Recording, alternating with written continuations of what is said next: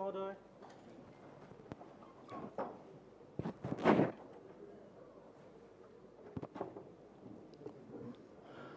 Question number 181. অধ্যক্ষ মহোদয়, প্ৰশ্নৰ উত্তৰ সদনৰ মজিয়াত ৰখা হৈছে। সন্মানীয় অধ্যক্ষ মহোদয়, মোৰ প্ৰশ্নখিনিৰ প্ৰথমে ইয়াত যিখিনি উত্তৰ দিয়া হৈছে, ইয়াত উত্তৰত লিখা হৈছে মানকাছাৰত এখন এফআৰইউ ইউনিট চলি আছে বা আছে আৰু সেইখন কাম চলি আছে। কিন্তু আমাৰ যিখন ষ্টেটিষ্টিক্স হেণ্ডবুক 2020 এইখনত দিয়া আছে মানকাছাৰত বা আমাৰ দক্ষিণ শালমাৰ কোনো ধৰণৰ এফআৰইউ ইউনিট নাই। এইটো সম্পৰ্কে জানিব বিচাৰিছোঁ আৰু লগতে আমি দেখিছোঁ যে আমাৰ দক্ষিণ শালমাৰা মানকাছাৰ জিলাৰ বহুতখিনি ডক্টৰ আৰু থাৰ্ড গ্ৰেড ফ'ৰ্থ গ্ৰেডৰ বহুতকেইটা পোষ্ট ধুবুৰী চিভিল হস্পিটেল, উত্তৰ গুৱাহাটীত আৰু আমাৰ গোলকগঞ্জ সমষ্টিত বিভিন্ন জেগাত তাৰ পোষ্টখিনি বিভিন্ন ঠাইত তাৰ পৰা চেলাৰী লৈ আছে, কিন্তু সেইখিনি মানুহ ছাৰ্ভিচটো বেলেগ ডিষ্ট্ৰিক্টত দি আছে। সেইখিনি ব্যৱস্থা ল'ব নেকি? Honorable Minister. মাননীয় অধ্যক্ষ মহোদয়, মানকাছাৰ যিখন আমাৰ জিলা, ইয়াত মই তেখেতক তথ্যখিনি দিছোঁ, কি আছে কি নাই। তেখেতসকলৰ আচলতে মানকাছাৰ জিলাৰ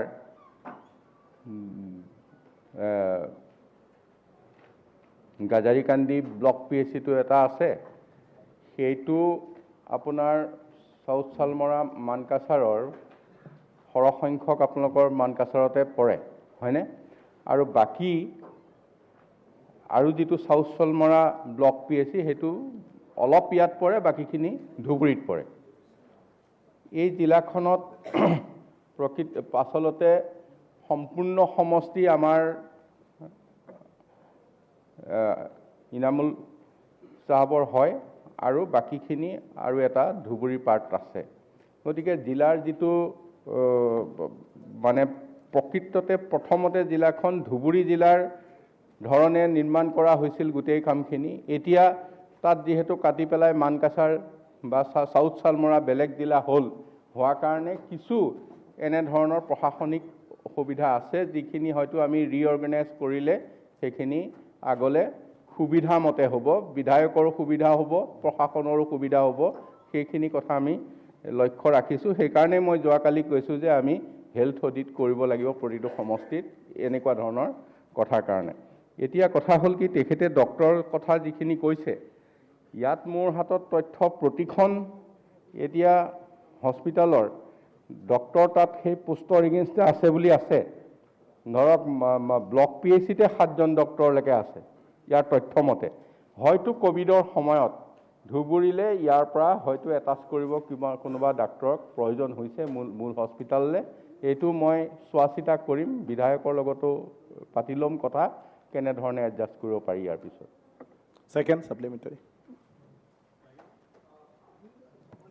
মাননীয় অধ্যক্ষ মহোদয়, আমি দেখিছোঁ যে সততেই আমাৰ অসমৰ বিভিন্ন চৰাঞ্চলবিলাকত এটা এনচাৰ পাই থাকোঁ যে আমাৰ তাত ডক্টৰ নাযায়। আলপতিতো সেনেকুৱা এক অৱস্থা, আমাৰ মাজেৰ চৰতো সেনেকুৱা আছে, আমাৰ ভাংনামাৰী চৰতো আছে, আমাৰ শুকচৰতো আছে, এনেকুৱা অসমৰ বিভিন্ন চৰবিলাকত ডক্টৰ নাযায়। এটা ছিষ্টেম কৰিব পৰা যায় নেকি যে আমাৰ দেখিছোঁ চৰ এৰিয়া ডেভেলপমেণ্টৰ কোটাত 2জনকৈ ডক্টৰ প্ৰতি বছৰে মেডিকেলত চান্স পায়। সেই যিবিলাক মানুহ যোৱা 10টা বছৰত চৰাঞ্চলৰ কোটাত মেডিকেল কমপ্লিট কৰিলে, তেখেতক গভৰ্ণমেণ্টৰ পৰা কম্পেল কৰি আমি চৰাঞ্চলত ছাৰ্ভিচটো ল'ব পাৰোঁ নেকি, এইটো এটা চিন্তা কৰিব লাগে। তেতিয়াহ'লে আমি চৰাঞ্চলৰ মানুহখিনিক এটা তেখেতসকলক এটা জাষ্টিছ দিয়া হ'ব, কাৰণ তেখেতসকলক কোটাত সেই মানুহখিনি ডক্টৰ হৈ আহিছে। লগতে মই আৰু এটা কথা ক'ব খুজিছোঁ খালি অধ্যক্ষ মহোদয়, সেইটো হ'ল যে মই ইয়াৰ আগতেও মেম্বাৰ্ছ আৱাৰ্ছত এই কথাটো উল্লেখ কৰিছিলোঁ যে আমাৰ দক্ষিণ শালমাৰা মানকাছাৰ জিলাখন যিহেতু একদম প্ৰান্তীয় অঞ্চল, মানে ৰোড কমিউনিকেশ্যনৰ ফালৰ পৰা বা একদম লাষ্ট পাৰ্ট, ঠিক মাজুলীত যেনেকুৱা ধৰণৰ স্পেচিয়েল পেকেজ ডাবল পইচা দিয়া হয়, কাৰ্বি আংলঙত দিয়া হয়, ঠিক তেনেকৈ মানকাছাৰখনো এখন বেকৱাৰ্ড অঞ্চল হিচাপে তাত আমাৰ সেই স্পেচিয়েল পেকেজটো দিয়া হ'ব নেকি এই কথাটো Honorable অনুৰোধ কৰি Minister. অধ্যক্ষ মহোদয়ৰ জৰিয়তে মই জানিব বিচাৰিছোঁ। প্ৰথম তেখেতে অধ্যক্ষ মহোদয়ে এটা বিষয় কৈছে ডক্টৰ তালৈ যোৱা কৰা লৈ এই কথাখিনি আমাৰ ইতিমধ্যে তেখেতৰ লগতো অলপ আলোচনা হৈছে। আমাৰ প্ৰিন্সিপাল ছেক্ৰেটাৰী MD সকলোৱে তেখেতৰ লগত পাতিছে, এনেকুৱা কথা ময়ো পাতিছোঁ। সেই কথাটো আমি চাবলৈ দিছোঁ যে যিসকল ডাক্তৰ তাত থাকিবলৈ অসুবিধা নাপায় বা যাবলৈও ইচ্ছা থকা থাকিব তেনেসকলক তালৈ নিয়াৰ কাৰণে আমি এটা কথা মানে ইতিমধ্যে আলোচনা কৰিছোঁ। আৰু দ্বিতীয় কথাটো হ'ল কি, তেখেতে যিটো পেকেজৰ কথা কৈছে এই পেকেজটো অৱশ্যে আমি স্বাস্থ্য বিভাগৰ তৰফৰ পৰা ক'ব পৰা বিষয় নহ'ব। এইটো মাননীয় মুখ্যমন্ত্ৰী ডাঙৰীয়াক আমি দৃষ্টিগোচৰ কৰিম, কাৰণ এই পেকেজ বুলি বেলেগ নহয়। এতিয়া PWD ধৰক ৰাস্তা বনাইছে, তাতে দূৰ হোৱাৰ কাৰণে হয়তো তাত অলপ এটা % বেছিকৈ যোগ হ'ব।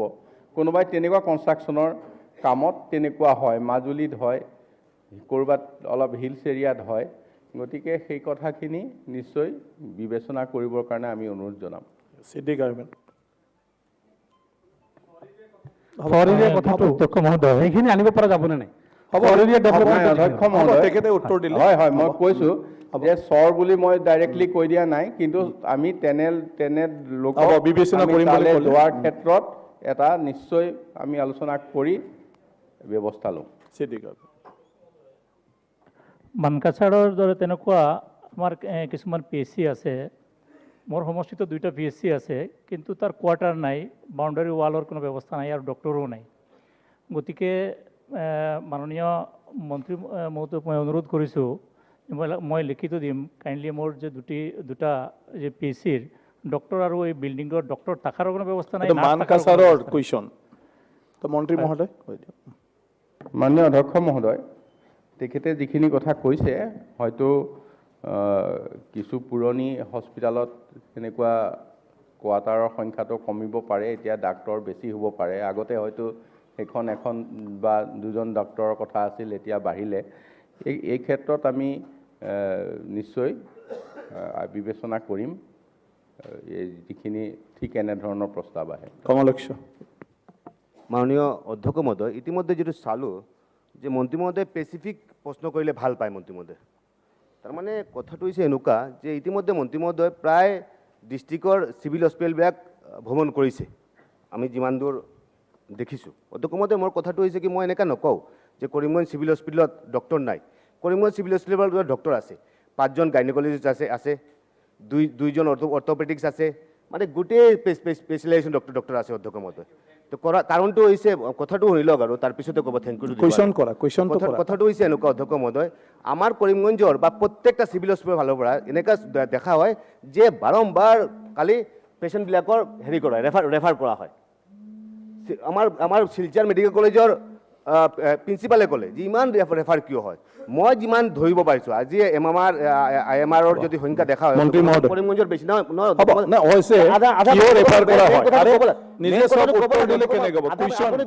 কৈ দিম বাৰু মই। মেইন কথাটো হৈছে অধ্যক্ষ মহোদয়, কৰিমগঞ্জ চিভিল হস্পিটেলৰ যে নাৰ্ছ কোৱাৰ্টাৰ আৰু ডক্টৰ্ছ কোৱাৰ্টাৰ, যে ডক্টৰ্ছ কোৱাৰ্টাৰ সুন্দৰকৈ বনোৱা হৈছে, তাতে ডক্টৰ নাথাকে অধ্যক্ষ মহোদয়, তাতে নাৰ্ছ নাথাকে, NHM ষ্টাফবিলাক থাকে। এইটো কাৰণে যেতিয়া মানুহ ৰাতি আহে, যেতিয়া ডক্টৰ নাপায়, স্পেচিয়েলাইজ ডক্টৰ যিবিলাক আছে সেইবিলাকৰ নাপায়। এইটো কাৰণে মই মন্ত্ৰী মহোদয়ৰ পৰা জানিব বিচাৰিছোঁ যে স্পেচিফিক মোৰ তাতে তথ্য আছে যে 10টা কোৱাৰ্টাৰৰ 1জনৰ ডক্টৰ নাই। এইটো কাৰণে এই যে গাইনকলজিষ্ট এজন, আমাৰ MD এজন, অৰ্থপেডিক এজন, অন্তত এই কোৱাৰ্টাৰবিলাক থাকিব লাগে, নহ'লে মানে একটা ভয়ংকৰ পৰিৱেশ সৃষ্টি হয়। লগতে অধ্যক্ষ মহোদয়, আমাৰ কৰিমগঞ্জৰ ফ্ৰী ভেকচিন দিয়া হৈছে। কৰিমগঞ্জৰ 5টা এনেকুৱা 3টা চেণ্টাৰ আছে য'ত নেকি 5 টকা 5টা কুপন হৈছে।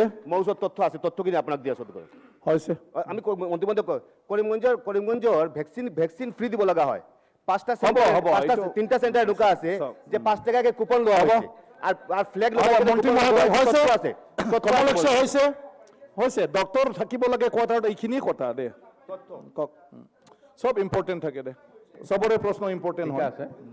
মাননীয়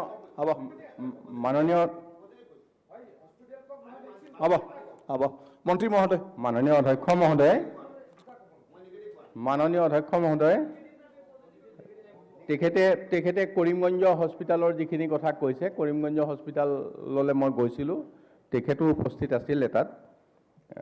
তেতিয়া আমি যিটো দেখিছোঁ ষ্টাফ আছে, সেই সময়ত মই কোৱাৰ্টাৰত ডক্টৰ নাই এই কথাটো তাতে গম পোৱা নাছিলোঁ, মানে সেই সময়ত তাত কোৱা নাছিল। যেতিয়া ভিজিট কৰিছিলোঁ তেনেকুৱা ধৰণৰ অভিযোগ তেতিয়া পোৱা নাছিলোঁ।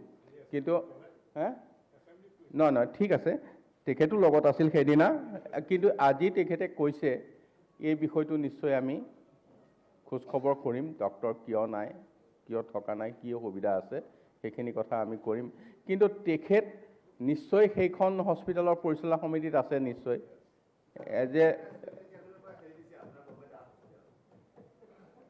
নাই আগৰ পৰাই নাই নহয় ডক্টৰটো? নহয় নাই, নিশ্চয় চেয়াৰমেন বিধায়ক হিচাপে হ'ব। Thank you. ঠিক আছে।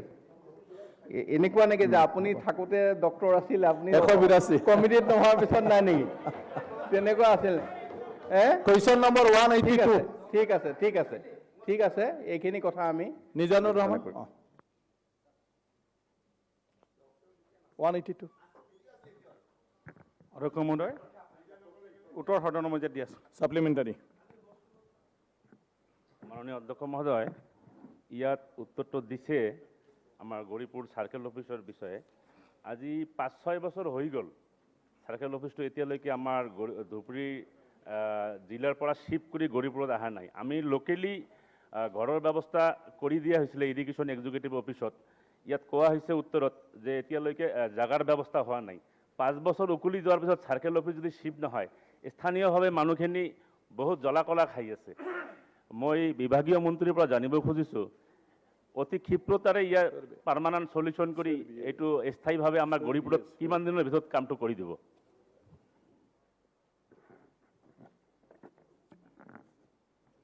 অধ্যক্ষ মহোদয়, ধুবুৰী জিলাৰ যি গৌৰীপুৰ ৰাজহ বিষয়ে সন্মানীয় বিধায়কজনে জানিবলৈ বিচাৰিছে। 2016 চনৰ নিৰ্বাচনৰ আগে আগে সেই সময়ত চৰকাৰে 13টা ৰেভিনিউ চাৰ্কুল চেংচন দিছিল। তাৰ ভিতৰত গৌৰীপুৰ ৰেভিনিউ চাৰ্কুলটো সন্নিৱিষ্ট আছে। আৰু ইতিমধ্যে ধুবুৰী জিলাৰ এই চাৰ্কুলটো ধুবুৰী চাৰ্কুলতে এটেচ কৰি সকলো কাম কাজবিলাক চলি আছে। আৰু এটা ৰেভিনিউ চাৰ্কুল নতুনকৈ এষ্টাব্লিছ কৰিবলৈ হ'লে বহুখিনি প্ৰক্ৰিয়াৰ মাজেদি যাবলগীয়া হয়। আৰু প্ৰথমে তাতে পোষ্টবিলাক চেংচন কৰিব লাগিব। CO হওক, LD, UD এনেকৈ ধৰণে যিমানখিনি প্ৰায় 10-12জন ষ্টাফ লাগে সেইখিনি চেংচন কৰিব লাগে। ইতিমধ্যে প্ৰচেছটো আমি DLR অফিচত দিয়া আছে, ফাইলটো চেংচনৰ প্ৰক্ৰিয়াত আছে। তাৰপিছত এটা অফিচত তেওঁলোকে টেম্পৰেৰী অফ কৰিম বুলি এটা ৰিপেয়াৰিং চলিছিলে, কিন্তু কামটো সম্পূৰ্ণ হৈ নুঠিল। কিন্তু এতিয়া কথা হ'ল, আৰু আমি এটা নতুনকৈ চাৰ্কুল অফিচ কনষ্ট্ৰাকশ্যন কৰিবলৈ হ'লে তাতে মাটিৰ প্ৰয়োজন। এতিয়া আমি তাতে তেওঁলোকৰ যি ডিচিৰ পৰা ৰিপৰ্ট অহাৰ মতে খুদিমাৰী 2 খণ্ডত প্ৰায় 10 লোচা মাটি তেওঁলোকে আবণ্টন এটা দিছে। মানে 10 লোচা মাটিত এটা চাৰ্কুল অফিচ আজি তাৰিখত হোৱাটো সম্ভৱ নহয়। মই ভাবিছোঁ এনে বিধায়কজনক অনুৰোধ কৰিছোঁ যাতে মাটি LSC বোৰ্ডত, আজিকালিতো প্ৰক্ৰিয়াটো উজু হৈ গ'ল, DCয়ে চৰকাৰী অফিচৰ কাৰণে মাটি তাতে এলটমেণ্ট দিব পাৰিব। প্ৰায় 1.5-2 বিঘা যদি মাটি হয়, আমি ভাল ধৰণে চাৰ্কুল অফিচ লাগিব, তাতে চাৰ্কুল অফিচাৰ কোৱাৰ্টাৰ লাগিব, 4th গ্ৰেডৰ লাগিব, এনেকৈ ধৰণে এটা ভাল এটা আমি অফিচ কৰিবলৈ গৈ আছোঁ। গতিকে মানে মাটিটো যদি 10 লোচা মাটি যিটো সম্ভৱ নহয়, অলপ তেওঁলোকে LSC বোৰ্ডত ভাল এটুকুৰা মাটি যদি বিচাৰি উলিয়ায়, আমাৰ এতিয়া প্ৰক্ৰিয়াটো আমি হয়তো এবাৰ 2-4টা অফিচ আমি নতুনকৈ আমি কনষ্ট্ৰাকশ্যন কৰিম, সেইখিনি চাব। গতিকেলৈ আপুনি, মই ভাবোঁ এইখিনি ক্ষেত্ৰত অকণমান নিজেও অকণমান বিধায়কজনো ছেকেণ্ড সাপ্লিমেণ্টাৰী। হয়, ঠিক আছে, জমিৰ ব্যৱস্থা আমি কৰি দিম। এইটো জমি লৈ একচুৱেলি প্ৰব্লেমটো হোৱা নাছিলে। তেনেকৈ মোৰ লগত আমি যোৱা বিধানসভাত টাইমত আমি যিখিনি কাম কৰিছোঁ DCৰ লগত মই যোগাযোগ কৰিছিলোঁ, কিন্তু লেণ্ড আমাৰ এভেইলেবল আছে, এইটো ব্যৱস্থা কৰি দিয়া যাব। মোৰ ছেকেণ্ড ছাপ্লিমেণ্টাৰীটো হৈছে মন্ত্ৰী মহোদয়ে যোৱাটো কাৰ্যকালত আমাক চিঠি দিছিলে চাৰ্কেল অফিচ বাইফাৰ্কেশ্যনৰ কাৰণে। তেতিয়া আমি প্ৰপ'জালবিলাক আমি ৱেবছাইটত আপলোড কৰিছিলোঁ। মোৰ এটা অঞ্চল পৰ্বতজোৰা চাব ডিভিশ্যন 90% এৰিয়া মোৰ সমষ্টিতে হয়, তাতে আমি 2টা চাৰ্কেল অফিচৰ কাৰণে প্ৰস্তাৱ প্ৰেৰণ কৰিছিলোঁ। এইখিনিৰ অগ্ৰগতি কিমান মই জানিব খুজিছোঁ। মন্ত্ৰী মহোদয়। অধ্যক্ষ মহোদয়, ইতিমধ্যে আমি যোৱাবাৰ চৰকাৰৰ দিনতেই প্ৰতিজন সন্মানীয় বিধায়কলৈ আমি চিঠি লিখিছিলোঁ যাতে ক'ৰবাত চাৰ্কুল অফিচ ক্ৰিয়েশ্যন হ'ব লাগে। এনেধৰণে তেওঁলোকৰ পৰা প্ৰপ'জেল আহিছে জিলা উপায়ুক্তৰ যোগেদি। ইতিমধ্যে প্ৰায় 42টামান প্ৰপ'জেল আহিছে। আমি গোটেইখিনি আমি DLR অফিচত জমা দিছোঁ আৰু ইয়াত এক্সামিন কৰি আছে গোটেই মানে প্ৰপ'জেলবিলাক। আৰু আমাৰ বহুত জিলা, অসমৰ বিভিন্ন জিলাৰ পৰা আহিছে, ক'ৰবাত এক্সটেনশ্যন হ'ব লাগে, নতুন ক্ৰিয়েশ্যন, এনেধৰণৰ। গতিকে আমি DLR লগত আমি সোনকালে যোৱাবাৰে নটিফিকেশ্যন হৈ যোৱাৰ কাৰণে আমি এইখিনি কৰিব নোৱাৰিলোঁ। এতিয়া আমি পৰিৱেশ অকণমান ভাললৈ আহিছে, আমি এছেম্বলিৰ পাছতেই আমি আকৌ বহিম, ক'ত ক'ত গাইডলাইনে ক'ব তেনেকুৱা ধৰণে আমি চাৰ্কুল অফিচ আকৌ নতুনকৈ ক্ৰিয়েট কৰা ব্যৱস্থা কৰিম।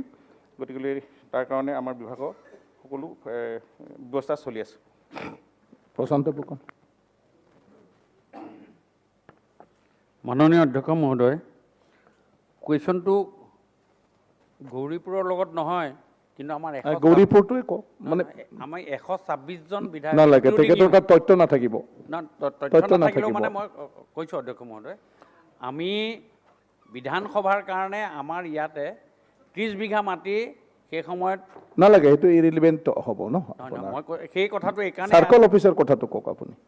চাৰ্কুল মই মানে এই কথাটো এইকাৰণে কৈছোঁ যে ৰেভিনিউ ৰিলেটেড কথা, আৰু আমাৰ নাই ৰেভিনিউ ৰিলেটেডটো ইয়াত মানে বহুত কথা আহি যাব। কুৱেশ্যনটো অনলি গৌৰীপুৰ চাৰ্কলৰ বিষয়, এইকাৰণে বেলেগ আহিব আকৌ ৰেভিনিউ, তাত আপুনি সুধিব পাৰিব। 126 নাই মই বুজি পাইছোঁ, সেইটো অন্য কিবাত আপুনি কৰিব। আজি এইটো গৌৰীপুৰ জাকিৰ নাই, মোৰ গৌৰীপুৰৰ নাই, এইটোলৈ ক'ব খুজিছোঁ, মানে অনলি গৌৰীপুৰৰ কুৱেশ্যন এইটো।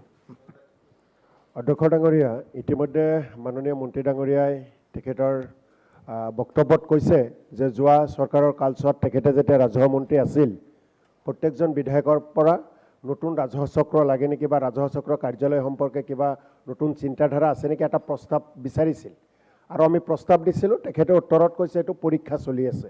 মই আপোনাৰ জৰিয়তে তেখেতৰ প্ৰতি অনুৰোধ জনাম যে যিহেতু বহুত হ'ল, প্ৰায় 2 বছৰ 3 বছৰত ভৰি দিব, গতিকে এই পৰীক্ষাৰ কাম কাজখিনি অতি নিয়াৰিকৈ কৰাৰ কাৰণে তেখেতে ব্যৱস্থা ল'ব লাগে। আৰু যিসমূহ সমষ্টিৰ পৰা এনেকুৱা প্ৰস্তাৱ আহিছে, সেইসকল সন্মানীয় বিধায়কসকলৰ লগত জড়িত কৰি এনেকুৱা প্ৰস্তাৱসমূহৰ বিবেচনা কৰাৰ কাৰণে বা পৰীক্ষা নিৰীক্ষা কৰাৰ কাৰণে যাতে ব্যৱস্থাটো বিভাগীয় অফিচাৰসকলক এটা নিৰ্দেশ দিয়ে, তাৰ কাৰণে আপোনাৰ জৰিয়তে মন্ত্ৰী মহোদয় ধন্যবাদ। আমি চাৰ্কল অফিচৰ প্ৰস্তাৱৰ কথা কৈছোঁ। প্ৰপ'জেলটো বিচাৰোঁতে বিধায়কৰ যোগেদি সেইকাৰণে বিচৰা হৈছে।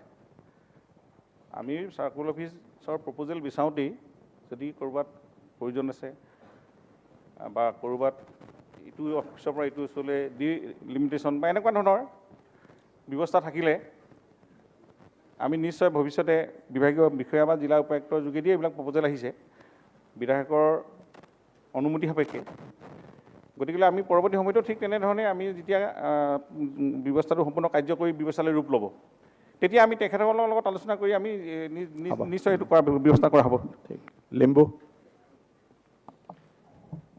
মাননীয় অধ্যক্ষ মহোদয়, মোৰ চাৰ্কুল অফিচৰ বিষয়ে মই ক'ব বিচাৰিছোঁ। আপোনাৰতো নক'ব, মানে এইটো গৌৰীপুৰ চাৰ্কল হয়। যদি আপোনাৰো প্ৰস্তাৱ আছিল সেইটো অলৰেডি অফিচৰ লগত 5খন চাৰ্কুল অফিচ মোৰ সমষ্টিত মই কাম কৰিব লগা হয়, কিন্তু এখনো চাৰ্কুল অফিচ মোৰ সমষ্টিত অন্তৰ্গত নহয়।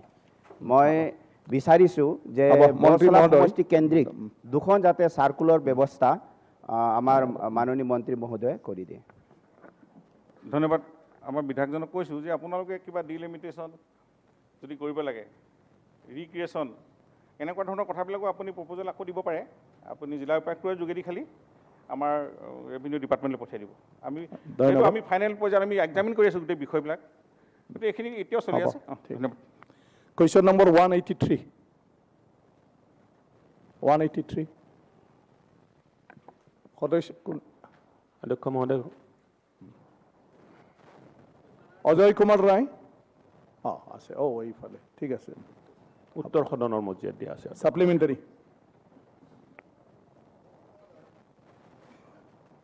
অধ্যক্ষ মহোদয়, মই পোনপ্ৰথমবাৰৰ বাবে অসম বিধানসভা পবিত্ৰ সদনত আহিছোঁ, আৰু আজি এই সুযোগ দিয়াৰ বাবে প্ৰথমতে আপোনাক ধন্যবাদ দিছোঁ।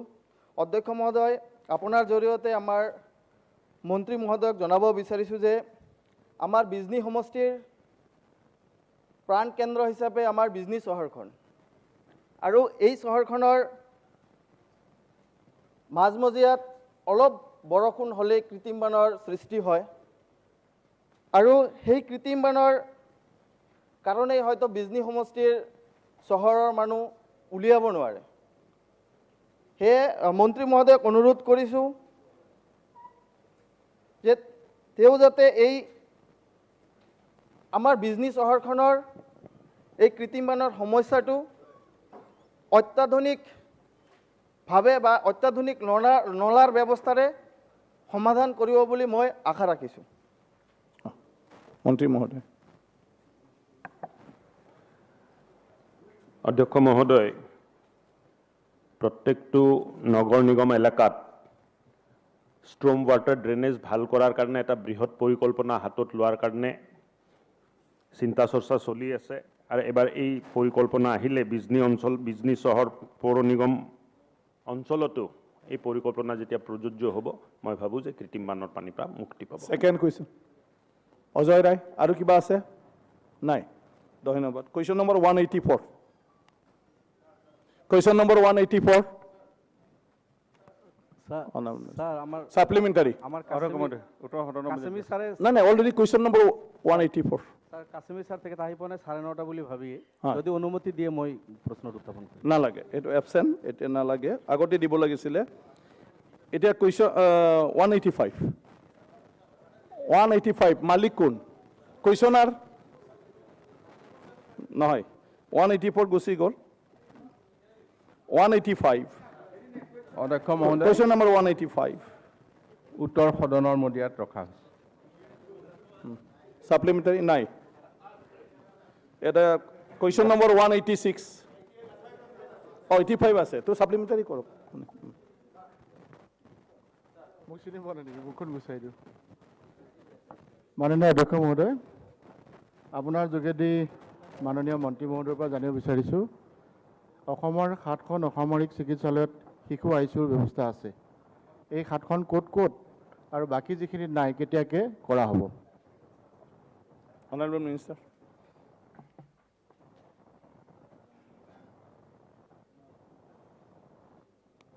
মাননীয় অধ্যক্ষ মহোদয়, তেখেতৰ যিটো প্ৰশ্ন আছিল সেইটোত আমি উত্তৰটো দিছোঁ, কিন্তু এতিয়া 7খন ক'ত ক'ত আছে মই কৈ দিছোঁ যে আমাৰ paediatric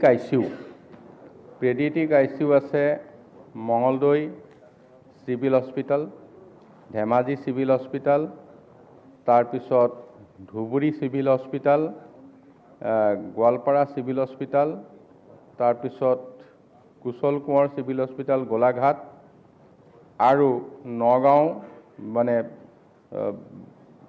Bhogeswari Phukanani civil hospital, তাৰপিছতে শিৱসাগৰ চিভিল হস্পিটেল।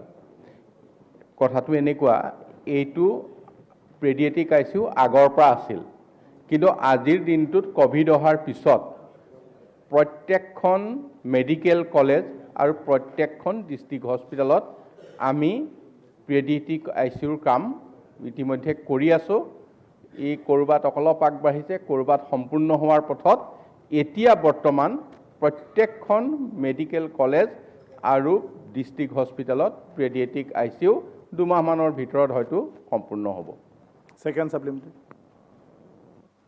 মাননীয় অধ্যক্ষ মহোদয়, মোৰ ভেকচিন সম্পৰ্কত এটা কুৱেশ্যন আছিলে। ভেকচিন এতিয়া যিবিলাক চাব চেণ্টাৰত দিছে তাতে আমাৰ মানুহৰ বহুত ভিৰ হয়। তাৰ কাৰণে যিহেতু আমাৰ পঞ্চায়ত বডিবিলাক আছে, 10টা ৱাৰ্ড থাকে এটা পঞ্চায়তত, 2টা ৱাৰ্ড মিলাই এটাকে যদি ভেকচিন চেণ্টাৰ দিব পাৰি তেতিয়াহ'লে যথেষ্ট সুবিধা হ'ব। তেনেকুৱা ব্যৱস্থা কৰিব নেকি? মন্ত্ৰী মহোদয়। অধ্যক্ষ মহোদয়, ভেকচিন চেণ্টাৰসমূহ আমি কিছু কথা চাই পেলাই দিছোঁ। ক'ৰবাত আমাৰ মিনি PHC আছে, ব্লক PHC আছে, ক'ৰবাত শিক্ষানুষ্ঠানত দিছোঁ, স্কুলত, আৰু গোটেইখিনি কথা তাত ৰাইজৰ সুবিধা মতে চাই চিতি দিয়া হৈছে। আৰু এনেকুৱা কথা নহয় যে আমি একে ঠাইতে দি থাকিলে তাতে হয়তো 2-3 দিনত ৰাইজৰ লোৱা হৈ যাব।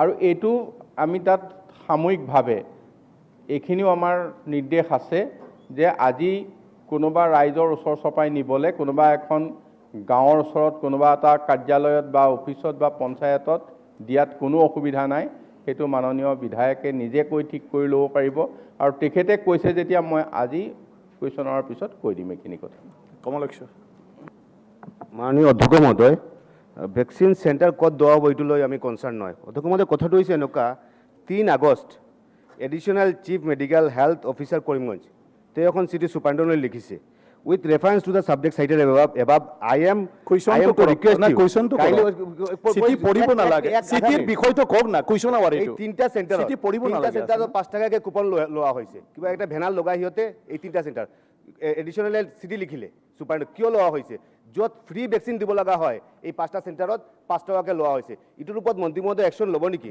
না ভেকচিন লোৱাৰ কাৰণে 5 টকাকে কালেকশ্যন কৰিব লগা হয় মই মন্ত্ৰী মহোদয়ৰ পৰা জানিব বিচাৰিছোঁ মাননীয় অধ্যক্ষ মহোদয় এই 5 টকাকে যিটো লৈছে আপুনি ক'ব পাৰিবনে এইটো চৰকাৰী কোনোবাই লৈছে নে কোনোবাই NGOৰ অৰ্গেনাইজেশ্যন লোৱা হয় বুলি কৈছে ঠিক আছে এতিয়া নিশ্চয় আপুনি যেহেতু দৃষ্টিগোচৰ কৰিছে ইয়াক আমি লগে লগে এনকুৱাৰী কৰিম আৰু কি ব্যৱস্থা ল'ব লাগে question number 186 honourable minister question number 186 মাননীয় অধ্যক্ষ মহোদয় প্ৰশ্নৰ উত্তৰ সদনৰ মজিয়াত দিয়া আছে সাপ্লিমেণ্টাৰী অধ্যক্ষ মহোদয় আপোনাৰ যোগেদি মই মন্ত্ৰী মহোদয়ৰ পৰা জানিব বিচাৰিম যে 2003 চনত সম্পাদিত BTC যে চুক্তি এই চুক্তিৰ আধাৰত চিৰাং জিলাৰ সদৰ স্থান কাজলগাঁৱত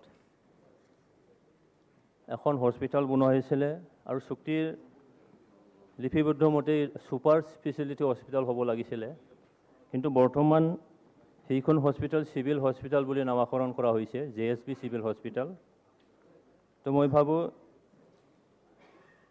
এই সিভিল হস্পিটাল আৰু সুপাৰ স্পেচিয়েলিটি হস্পিটাল তাৰ মাজত পাৰ্থক্যটো কি আৰু চুক্তিৰ যিটো সুপাৰ স্পেচিয়েলিটি হস্পিটাল হ'ব লাগিছিল চুক্তিটো স্পিৰিটটো ভংগ কৰা হৈছে নে হোৱা নাই সেইখিনি কথা মিনিষ্টাৰৰ পৰা জানিব বিচাৰিম তেখেত মোক লিখিতভাৱে দিয়া হৈছে আৰু এনেক্সাৰত তাত কিমান ডক্টৰ বা ষ্টাফ আছে তাকো দিয়া হৈছে কিন্তু তাৰে মই জনাত চিৰাং জিলাত 2টা মডেল হস্পিটাল আছে 2খন মডেল হস্পিটালৰ পৰা মানে ডক্টৰবিলাকক তাত মানে টেম্পৰাৰী তাত মানে অনা হৈছে আৰু সেই 2খন যিটো মডেল হস্পিটাল একেবাৰে আমাৰ অৱস্থা ডক্টৰ নাই ষ্টাফ নাই কাশীকোটৰা মডেল হস্পিটাল আছে এখন তাত এজনে মাত্ৰ ডক্টৰ আছে ডেপুটি সুপাৰিনটেণ্ডেণ্ট আৰু তেনেকৈ মডেল হস্পিটালকো তেনেকৈ ফাংচন কৰিব দিয়া হোৱা নাই আনফাইনেলি সুপাৰ স্পেচিয়েল হস্পিটালখনৰ যিটো চুক্তিৰ স্পিৰিট সেইখনো ৰখা হোৱা নাই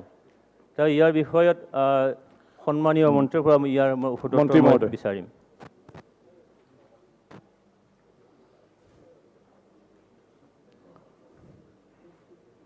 মাননীয় অধ্যক্ষ মহোদয় এই বিষয়টো BTCৰ যেতিয়া একৰ্ড হৈছিল তাত এখন সুপাৰ স্পেচিয়েলিটি হস্পিটাল চিৰাং ডিষ্ট্ৰিক্টৰ কাজলগাঁৱত হ'ব বুলি এটা সিদ্ধান্ত আছিলে গতিকে এতিয়ালৈকে হস্পিটালখন সুপাৰ স্পেচিয়েলিটি হস্পিটাল হৈ উঠা নাই কিন্তু এই ক্ষেত্ৰত আমাৰ চৰকাৰৰ তৰফৰ পৰা কিছু ব্যৱস্থা গ্ৰহণ কৰা হৈছে যদিও ইয়াত কিছু কথা বাকী আছে কাৰণ এইটো তেখেতসকলৰ ৰেকৰ্ডত আকৌ BTADৰ মানে বৰ্তমান BTR তাত কেনেকুৱা ৰোল হ'ব বা ষ্টেট গভৰ্ণমেণ্টৰ কি ৰোল হ'ব এই বিষয়টো অধ্যক্ষ মহোদয় আপুনিও ভালকৈ জানে এই বিষয়টোক অকণমান আলোচনাৰ প্ৰয়োজন আছে আৰু তেখেতসকলৰ লগত আলোচনা কৰিহে এই কথাখিনি আগবাঢ়িবলৈ সুবিধা হ'ব আৰু তেখেতসকলে সুপাৰ স্পেচিয়েলিটি যিটো কথা কৈছে সুপাৰ স্পেচিয়েলিটি হস্পিটাল আমাৰ ইয়াত ধৰক মেডিকেল কলেজত আমি আৰম্ভ কৰিছোঁ কিন্তু তাত যিমানখিনি স্পেচিয়েলিষ্টৰ আৰু যিমানখিনি তাত ইকুইপমেণ্টৰ প্ৰয়োজন হ'ব সেইটো কিন্তু যথেষ্টখিনি মানে এটা অঞ্চলত কৰাটো পটকৈ সম্ভৱ নহয় কিন্তু যদিও ইয়াত এটা বনবস্তি যিহেতু আছে সেইকাৰণে এই ক্ষেত্ৰত আমি আলোচনা কিছু কৰি ল'ম, কৰি লৈ পেলাই এই ক্ষেত্ৰত আমি আগবাঢ়িম। Second আৰু supplementary. যিকেইটা মডেল হস্পিটাল কথা কৈছে তাত আমি পোষ্টৰ কথা ইতিমধ্যে আমি খালী পোষ্টবিলাক আনিছোঁ, যেতিয়া এপইণ্টমেণ্ট হ'ব আপোনালোকে পাব। Second. মন্ত্ৰী মহোদয় ধন্যবাদ জনাইছোঁ আৰু তেখেতে কোৱাৰ দৰেই মই আশা কৰিম যে হস্পিটেলখন ভালকৈ চলিব। আৰু ছেকেণ্ড মোৰ কুৱেশ্যনটো হ'ল যে মোৰ চিডলি সমষ্টিত এটাই মাত্ৰ মিউনিচিপাল বৰ্ড আছে, সেইটো হ'ল বাসুগাঁও। তাত 2004 চনতেই এখন 30 বেডেড হস্পিটেল এটা মানে ঘৰ নিৰ্মাণ কৰা হৈছিলে। বোধহয় 2 বছৰ পিছতে ঘৰখন নিৰ্মাণ কৰা হৈছে, কিন্তু আজিলৈ সেইটো 30 বেডেড হস্পিটেল হৈ উঠা নাই। বাসুগাঁও চহৰত এটা মিনি PHC আছে, সেই PHCখনে আপগ্ৰেড কৰিব লাগিছিলে, কিন্তু চৰকাৰৰ নলেজৰ আছেনে নাই যে এই 30 বেডেড হস্পিটেলৰ কাৰণে এটা বিল্ডিং বনোৱা হৈছে বাসুগাঁৱত। তো ইয়াৰ বিষয়ে মই মন্ত্ৰী মহোদয়ৰ পৰা জানিব বিচাৰিম। অধ্যক্ষ মহোদয়, ইয়াত এটা বিল্ডিং আছে হস্পিটেলৰ, সেইখিনি চৰকাৰ অৱগত আৰু মিনি PHCখনৰ বিষয়েও কৈছে। গতিকে ইয়াত কথা হৈছে কি, যদি ডক্টৰ বা অন্যান্য মানে কৰ্মচাৰী বা হেল্থ ৱৰ্কাৰ নাই, তেতিয়াহ'লে আমি এইবাৰ সব খালী পোষ্টবিলাকৰ পৰা আমি ৰিকুৱাৰমেণ্টটো আনিছোঁ। আনি এতিয়া প্ৰায় 10,000 পোষ্টৰ আমি অতি সোনকালে ইণ্টাৰভিউ ল'ম। সেইবিলাক ক'ৰবাত যদি নাই হোৱা তেতিয়াহ'লে আপোনালোকৰ নিশ্চয় তাৰ পৰা আহিছে আৰু সেইখিনি আমি সেইমতে পূৰণ কৰিব পাৰিম। অজয় ৰায়। অধ্যক্ষ মহোদয়, চিৰাং জিলাৰ ভিতৰত মোৰ সমষ্টিটোও পৰে আৰু মোৰ সমষ্টিৰ ভেটাগাঁৱত 30 বেডেড হস্পিটেল এখন আছে, কিন্তু সেই হস্পিটেলখনত ক্লিনাৰ নাই। তাৰপিছত আৰু এখন মানে হস্পিটেল আছে, তাতে ডক্টৰৰ অভাৱ হৈ আছে। আমাৰ শিশুৰ ডক্টৰ নাই, আমাৰ গাইনী ডক্টৰ নাই। ঠিক তেনেকৈ আমাৰ হস্পিটেলখন যদিও আছে, এতিয়ালৈকে মানে মেন পাৱাৰৰ অভাৱ হৈ আছে। তো সেই ক্ষেত্ৰত যদি আমাৰ মন্ত্ৰী মহোদয় অলপমান হস্পিটেলৰ নাম এটা Bhetagaon 30 bedded hospital, honourable minister, যদি মন্ত্ৰী মহোদয় মানে এইটো মন্ত্ৰী মহোদয় চাই দিয়ে ভাল লাগিব। মন্ত্ৰী মহোদয়।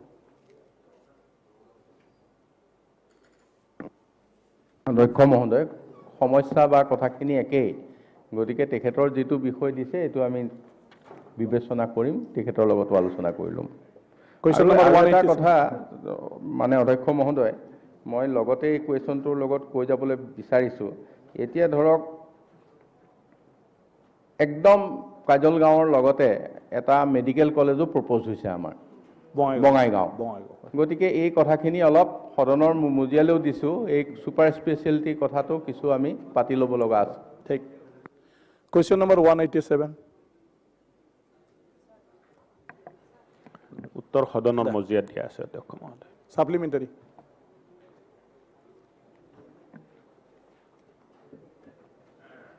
মাননীয় অধ্যক্ষ মহোদয়,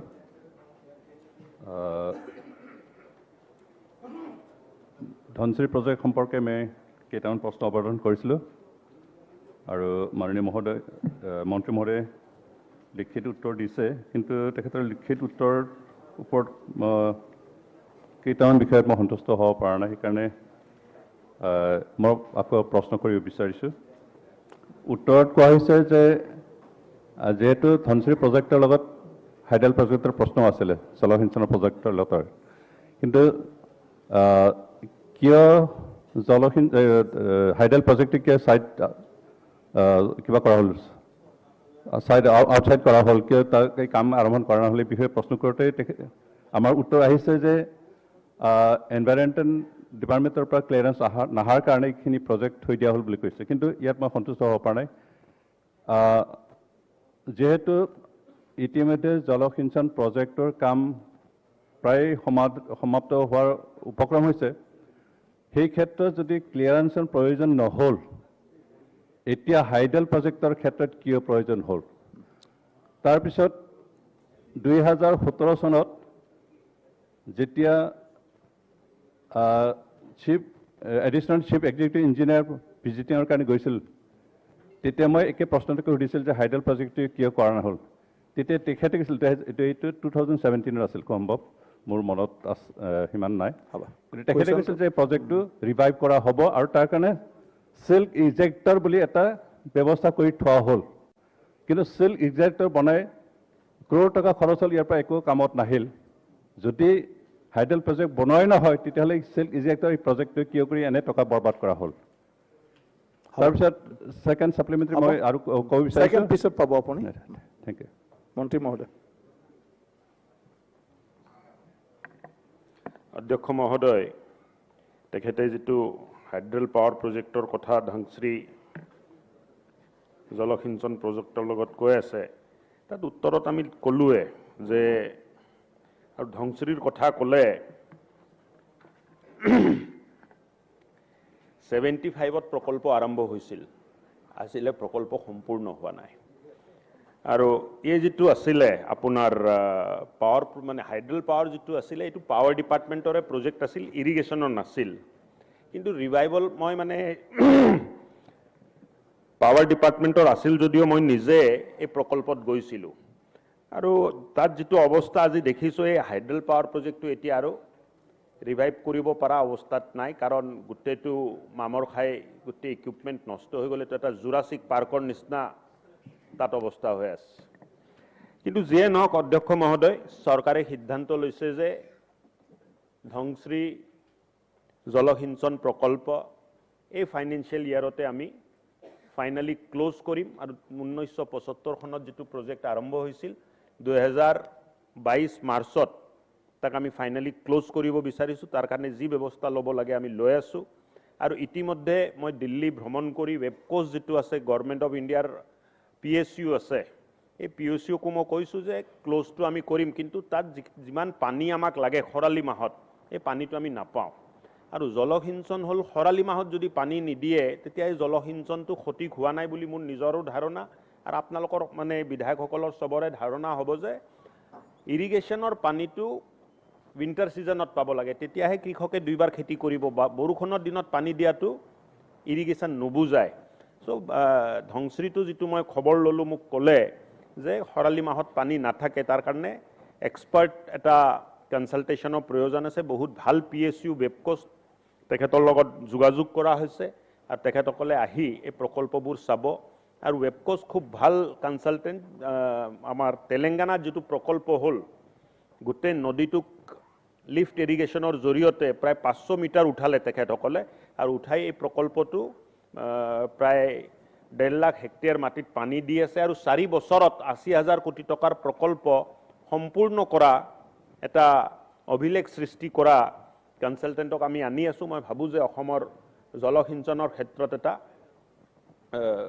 ব্যতিক্ৰমী এটা চিন্তাৰে মাননীয় মুখ্যমন্ত্ৰীৰ নিৰ্দেশ আৰু তেখেতৰ মাৰ্গদৰ্শনত আমি কাম কৰি আছোঁ মই ভাবোঁ যে ধংশ্ৰীৰ নিচিনা প্ৰকল্প আৰু অসমত নহওক যে 45 বছৰ চলাৰ পিছতো সম্পূৰ্ণ নহ'ল মানে আগন্তুক দিনবোৰত প্ৰকল্পবোৰ ভাল হ'ব লাগে খেতিয়কে পানী পাব লাগে অসমৰ কৃষি ভাল হ'ব লাগে গাঁও অঞ্চলত অৰ্থব্যৱস্থা ভাল হ'ব লাগে তাৰ কাৰণে আমি ব্যৱস্থা ল'ম ধন্যবাদ সেকেন্ড সাপ্লিমেন্টাৰী তেখেতৰ যিখিনি উত্তৰ বিশেষকৈ খৰালি পানী নাপায় বুলি কোৱাটো সঁচা নহয়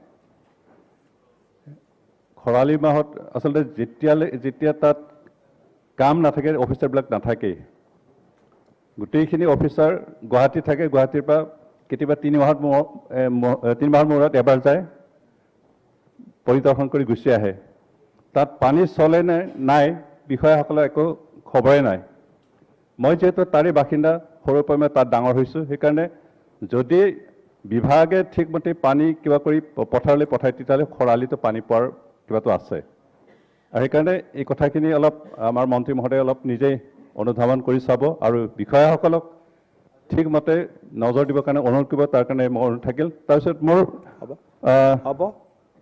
আৰু এটা কিবাটো প্ৰশ্নটো হ'ল বিশেষকৈ তেখেতে কৈছে যে কামটো 22 চনৰ মাৰ্চত কমপ্লিট হ'ব। কমপ্লিটটো হ'ব, কিন্তু বৰ্তমান যিখিনি কৰা হ'ল বহু কামত ক্ৰেক হোৱা দেখিছোঁ, সেইবিলাকৰ মেৰামতিৰ বিষয়টো কি চিন্তা কৰিব? মন্ত্ৰী মহোদয়।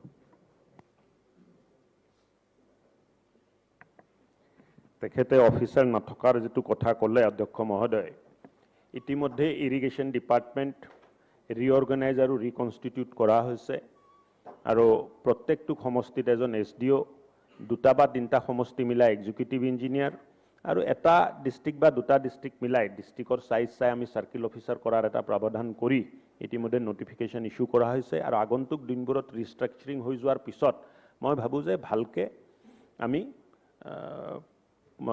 প্ৰজেক্টছবোৰ চলাব পাৰিম, নিয়ন্ত্ৰণ কৰিব পাৰিম আৰু লগতে য'ত ডাঙৰ প্ৰকল্প থাকিব তাত স্পেচিয়েলি অফিচাৰ নিয়োগ কৰা হ'ব, একাউণ্টেবল কৰা হ'ব যে প্ৰকল্পবোৰৰ আউটপুটক লৈ তেখেতসকলক দায়িত্ব দিয়া হ'ব আৰু যিখিনি ক্ৰেক হৈছে মেৰামতিৰ প্ৰয়োজন আছে, য'ত য'ত মেৰামতি প্ৰয়োজন হৈছে, য'ত য'ত ক্ৰেক আছে, যেতিয়া যেতিয়া ৰিপৰ্ট আহিব চৰকাৰে খৰচ কৰি প্ৰকল্পটো জীয়াই ৰখাৰ কাৰণে যি ব্যৱস্থা কৰিব লাগে এইটো আমি কৰিম।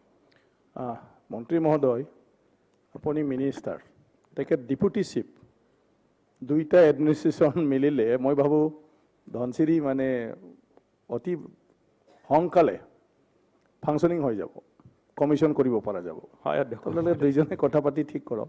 হ'ব দিয়ক। দুৰ্গা দাস বড়ো। অধ্যক্ষ মহোদয়ৰ হাউচ, শিশুৰ পৰা ডেকা, ডেকাৰ পৰা বুঢ়া আমি হ'লোঁ, এই স্কিমটো কমপ্লিট নহ'ল। এটা কমিউনিটি এই স্কিমটোৰ পৰা ধনী হ'ল ছাৰ, ঘৰ হ'ল, বিল্ডিং হ'ল।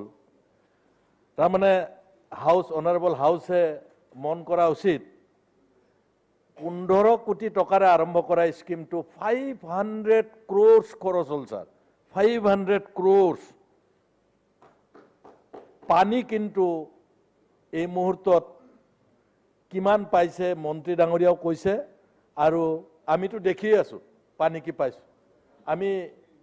আমি বহুত দিন যাওঁ, বছৰত বহুত দিন পিকনিক খাব যাওঁ, এনে ফুৰিবলৈ ভাল জেগাটো যাওঁ।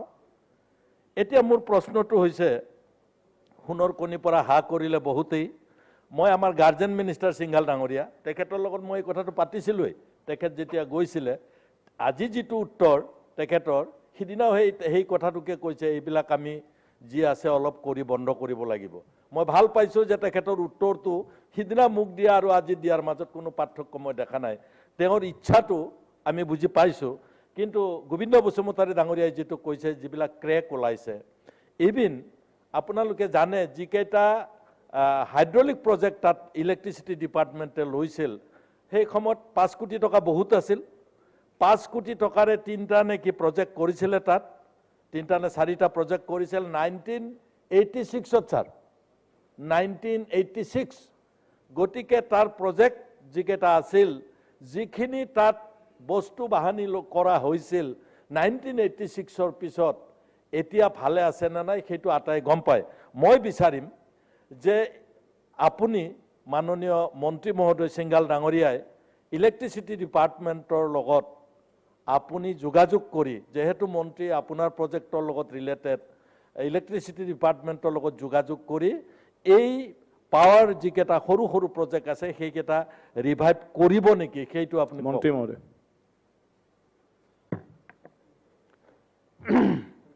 অধ্যক্ষ মহোদয়,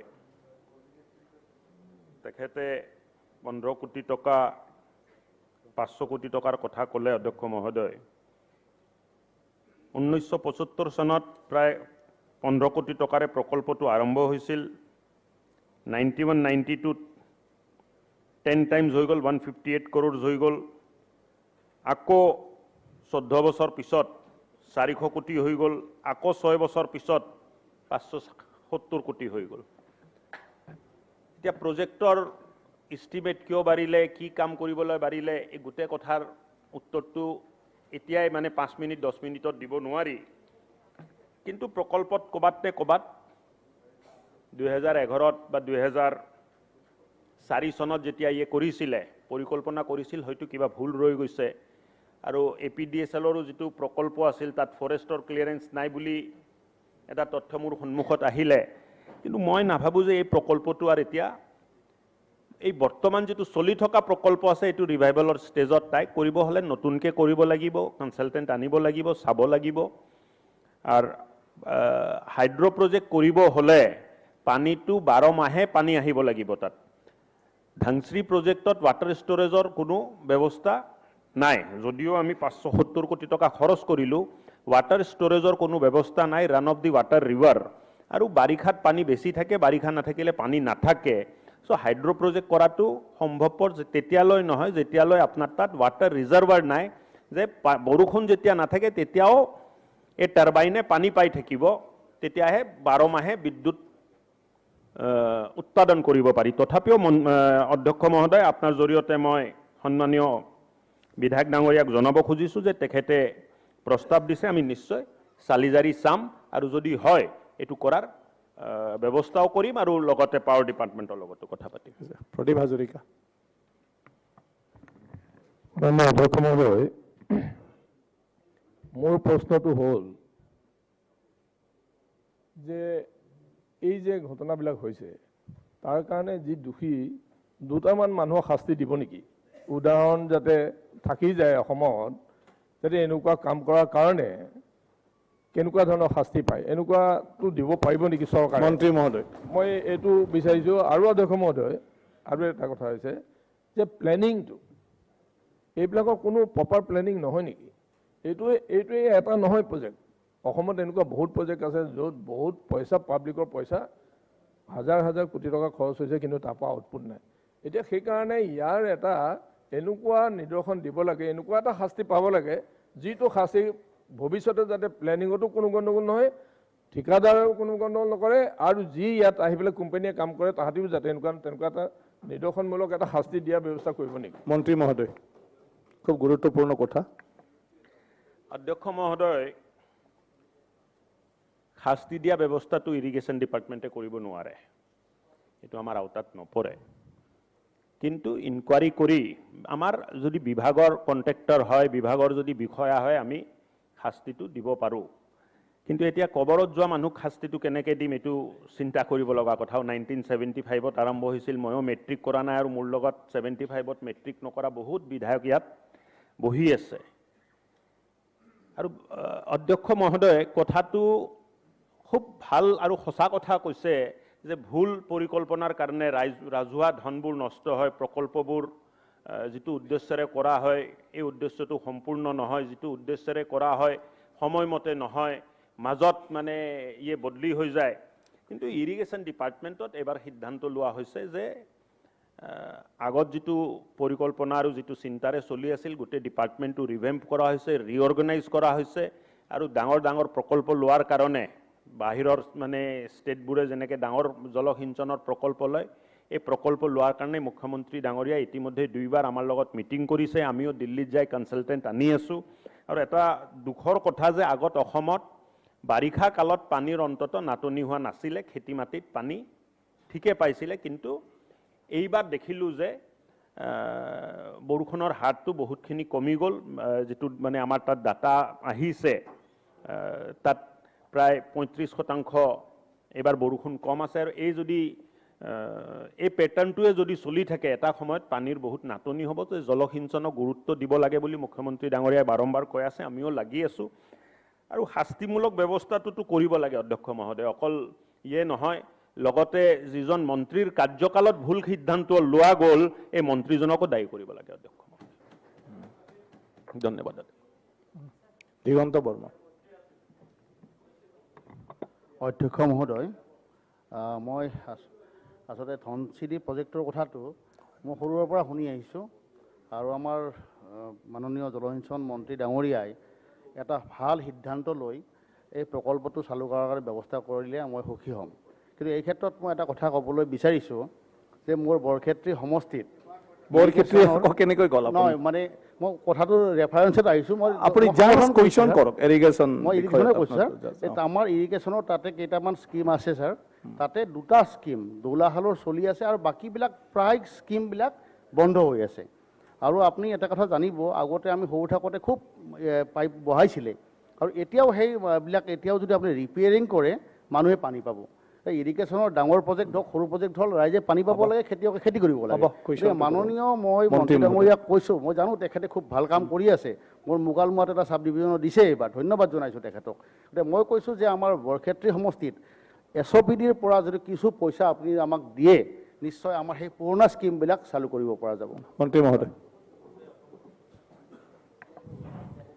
অধ্যক্ষ মহোদয় বিধায়ক ডাঙৰীয়াই যিটো প্ৰস্তাৱ দিছে চালি জাৰি চাই তাৰ ওপৰত কাম কৰাৰ আমি ব্যৱস্থা ল'ম আৰু লগতে মই আপোনাৰ জৰিয়তে সন্মানীয় বিধায়ক গোবিন্দ বসুমতাৰী ডাঙৰীয়াকো বহুত ধন্যবাদ দিব খুজিছোঁ যে এটা বহুত গুৰুত্বপূৰ্ণ বিষয় তেখেতে বিধানসভাৰ মজিয়াত প্ৰশ্নকালত আনিছে আৰু বহুত মানুহৰ এই চিন্তা আছিল যে ধংশ্ৰী প্ৰজেক্টটো কেতিয়া সম্পূৰ্ণ হ'ব কি হ'ব এই ধংশ্ৰী প্ৰকল্পটো কি প্ৰকল্প কিন্তু চৰকাৰে এটা সিদ্ধান্ত লৈছে মুখ্যমন্ত্ৰী ডাঙৰীয়াই নিৰ্দেশ দিছে যে এই ফাইনেন্সিয়েল ইয়াৰত প্ৰজেক্টটো ক্লোজ কৰিব লাগে আৰু তাৰ পিছত যদি কিবা কৰিব লগা আছে পিছত চিন্তা কৰিম কিন্তু একবাৰ ফাইনালি এই প্ৰজেক্টটো ক্লোজ হৈ গ'ল বুলি আমি ঘোষণা কৰিব লাগে কাৰণ প্ৰজেক্টটো ক্লোজ নহ'লে আপুনি ৰিপেয়াৰ মানে কামটো চলি আছে তাৰ পিছত ৰিপেয়াৰ মেইনটেনেন্সো চলি আছে কতো আপুনি বস্তুটো ধৰিব নোৱাৰে 600 কোটি টকা গ'ল 600 কোটি টকা আজিৰ পৰা নহয় 1975 চনৰ পৰা 600 কোটি গ'ল আজি যদি আপুনি হিচাপ কৰে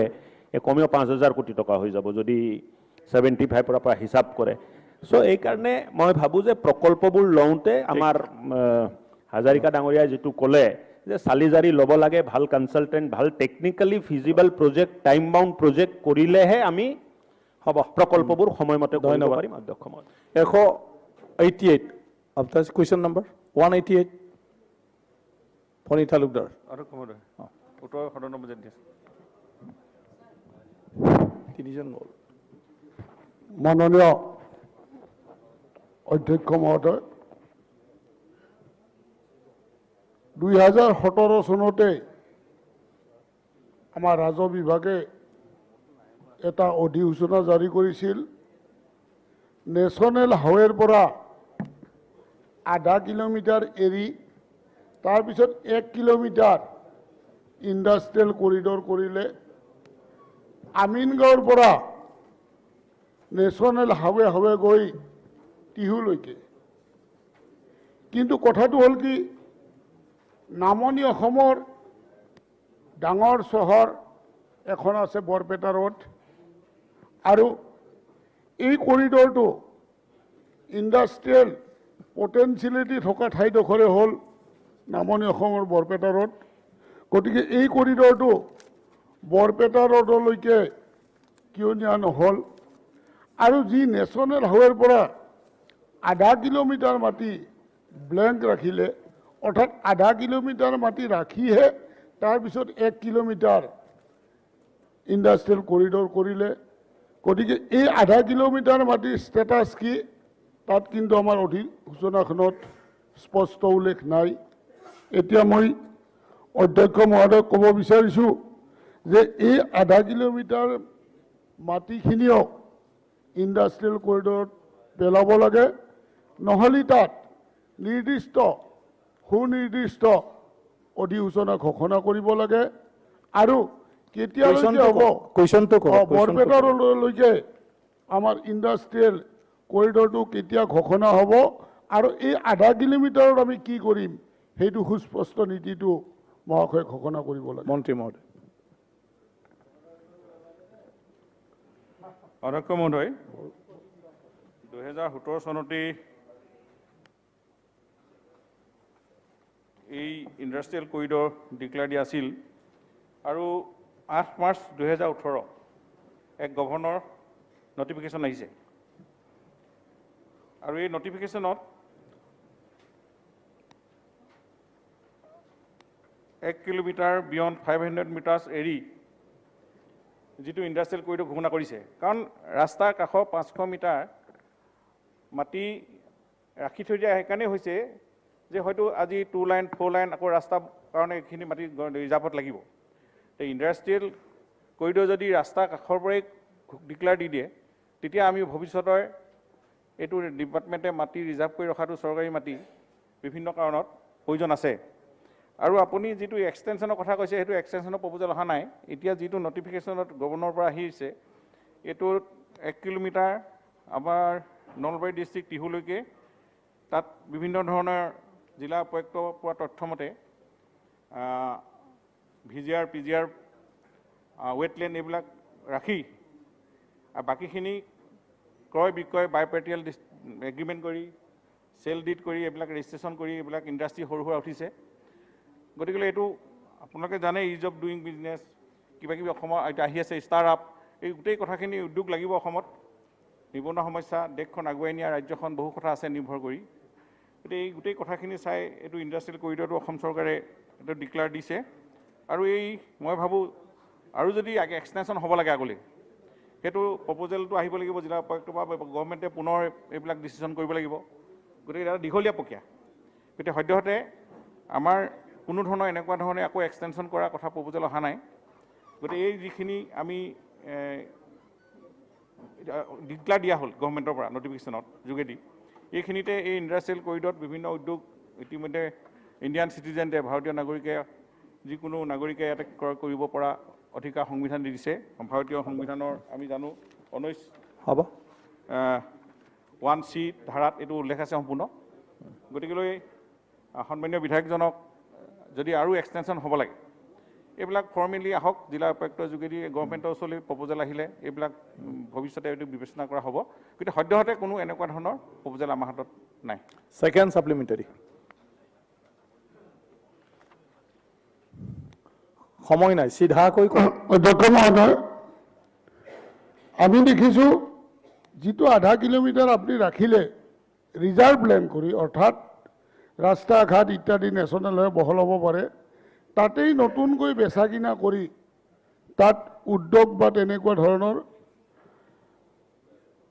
গঢ়ি উঠিছে এতিয়া সেইখিনি বন্ধ হ'ব নেকি 1 নম্বৰ 2 নম্বৰতে আটাইতকৈ ৰেভিনিউ অহা ডিপাৰ্টমেণ্টটোৱে এটা হ'ল লেণ্ড ৰেভিনিউ ৰেজিষ্টাৰ যোগেদি আহে কিন্তু কিছুমান অঞ্চলত মাটি বেচা কিনা আপোনালোকে এখন ফাৰ্মেৰৰ বা চৰকাৰী অৰ্ডাৰৰ যোগেদি বন্ধ আছে সেইখিনি কেতিয়া খোলা হ'ব যেনেকৈ সোণাপুৰ অঞ্চল এই বিষয়ে মই মন্ত্ৰী মহোদয়ৰ পৰা জানিব বিচাৰিছোঁ আৰু মহোদয় মাটি বেচা কিনাৰ ক্ষেত্ৰত নিশ্চয় গভৰ্ণমেণ্টৰ নিয়ম আছে 1886 পৰা আদি কৰি বহু পলিচি এমেণ্ডমেণ্ট হৈ আছে এক্ট 2019 লৈকে আমি কিছুমান মাটিত হাত দিব নোৱাৰোঁ আপোনাৰ নিশ্চয় জানেই ভিজিআৰ পিজিআৰ ৱেটলেণ্ডকে আদি কৰি ফৰেষ্ট যিটো লেণ্ড আৰু এতিয়া এনেকুৱা ধৰণৰ কিছুমান গভৰ্ণমেণ্টৰ ৰুল আমি এমেণ্ডমেণ্ট হৈছে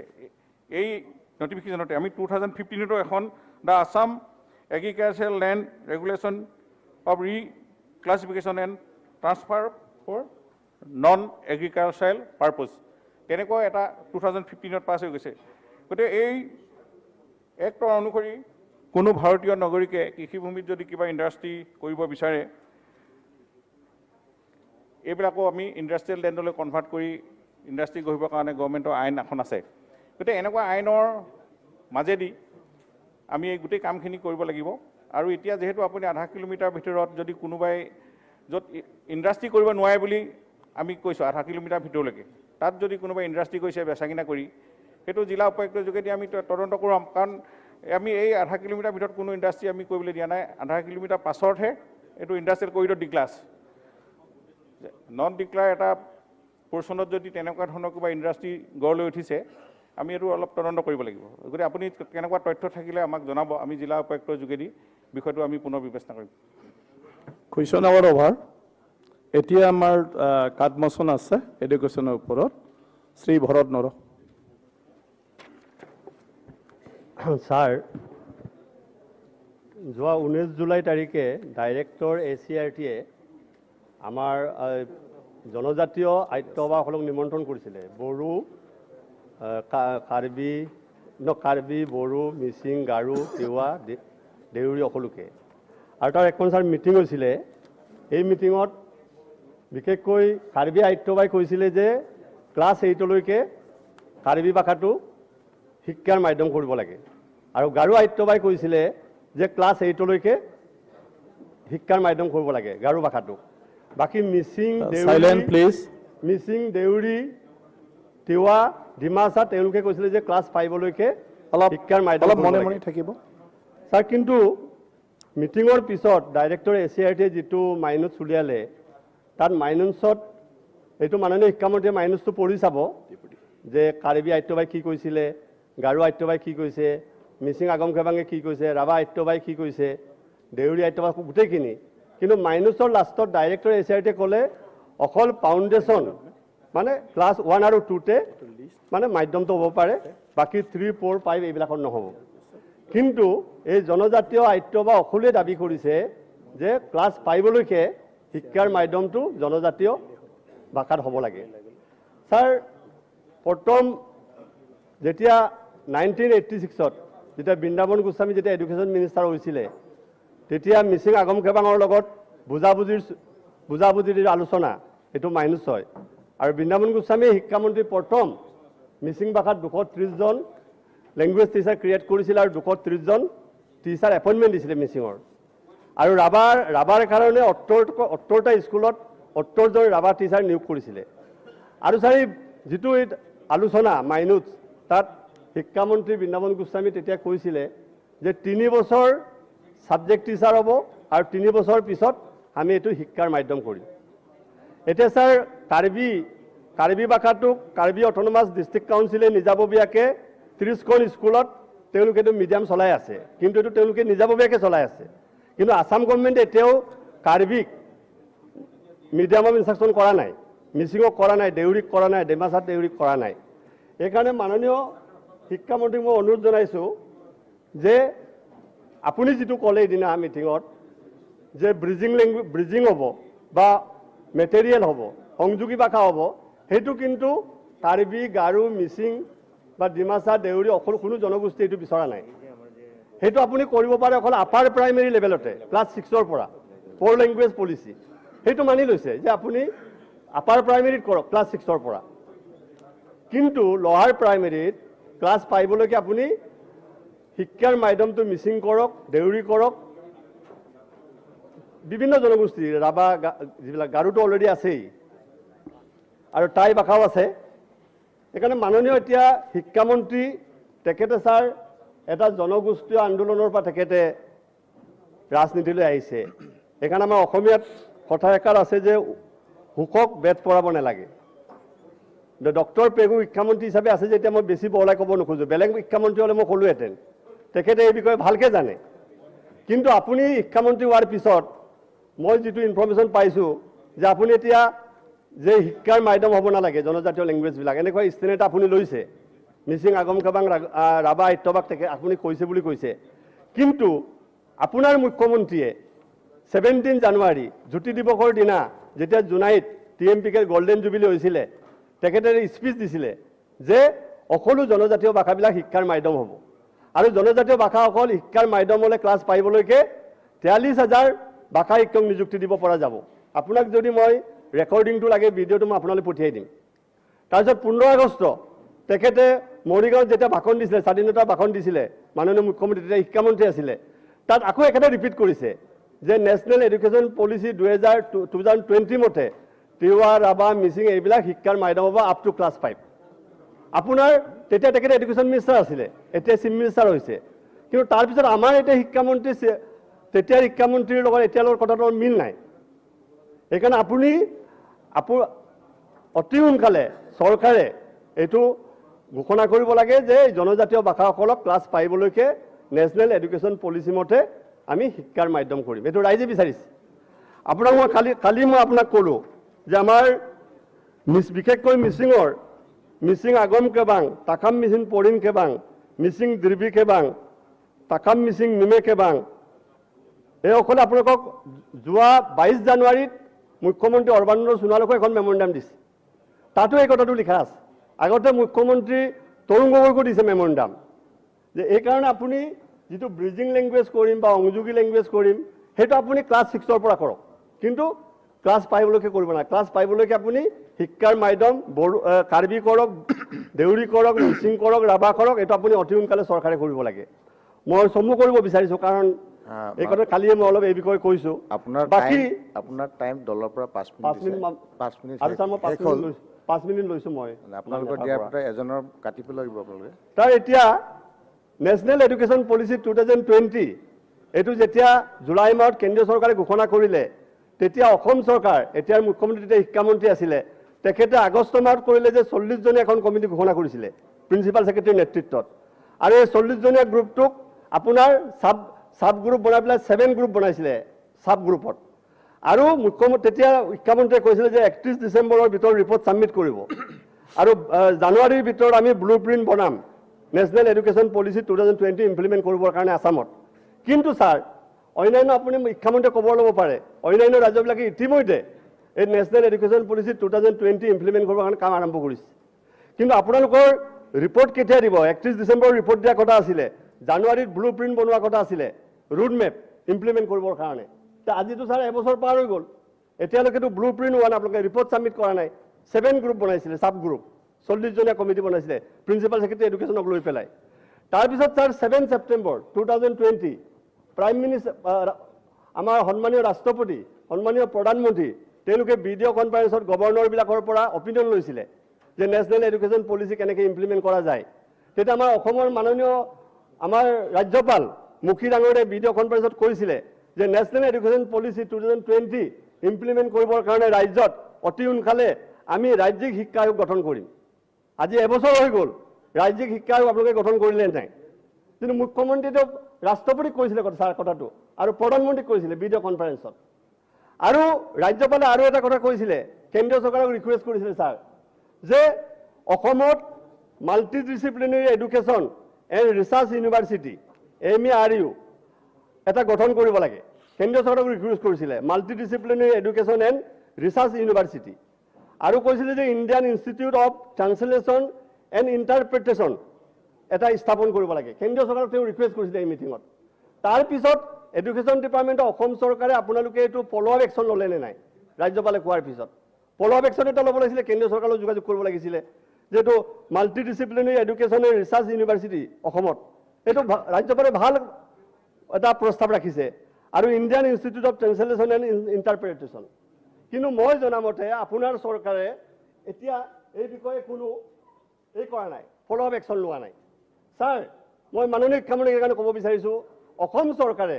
প্ৰত্যেক বছৰে যোৱা 5 বছৰ এইবাৰ 6 বছৰ হ'ব আটাইতকৈ বেছি আমাৰ টোটেল বাজেট এল'কেশ্যনৰ ফাইনেন্স মিনিষ্টাৰ আছে আটাইতকৈ বেছি পইচা এল'কেশ্যন দিছে এডুকেশ্যন ডিপাৰ্টমেণ্টক আপোনাক এইবাৰ কিমান দিছে 19% 3 তাৰপিছত PWক 9% হেল্থ ডিপাৰ্টমেণ্টক 7% এগ্ৰিকালচাৰক 5.4 ৰুৰেল ডেভেলপমেণ্টক 5.1 পুলিচ ডিপাৰ্টমেণ্টক 5.0% আটাইতকৈ বেছি এডুকেশ্যন ডিপাৰ্টমেণ্টক দিছে যোৱা 5 বছৰ আপোনাক 19% 17% মই পাহৰি গৈছোঁ 20% আটাইতকৈ বেছি দিছে আৰু ভাৰতৰ 30খন ৰাজ্যৰ ভিতৰত 30খন ৰাজ্যৰ আমি কম্পেয়াৰ কৰিছোঁ তেওঁলোকৰ বাজেট এডুকেশ্যনৰ বাজেট তেওঁলোকৰ পাৰ্চেণ্টেজ তেওঁলোকৰ টোটেল বাজেটৰ মাত্ৰ 15% এডুকেশ্যনৰ আটাইতকৈ বেছি পইচা দিয়া হৈছে কিন্তু এডুকেশ্যনৰ পইচা আটাইতকৈ বেছি পইচা দিয়াৰ পিছতো আমাৰ অলপ থ্যাংক ইউ ৰিকুৱেষ্ট কৰিছোঁ ছাৰ 1 মিনিট কিন্তু আপুনি যেতিয়া কেন্দ্ৰীয় চৰকাৰে যিটো গ্ৰেজিং লিষ্ট উলিয়াইছিলে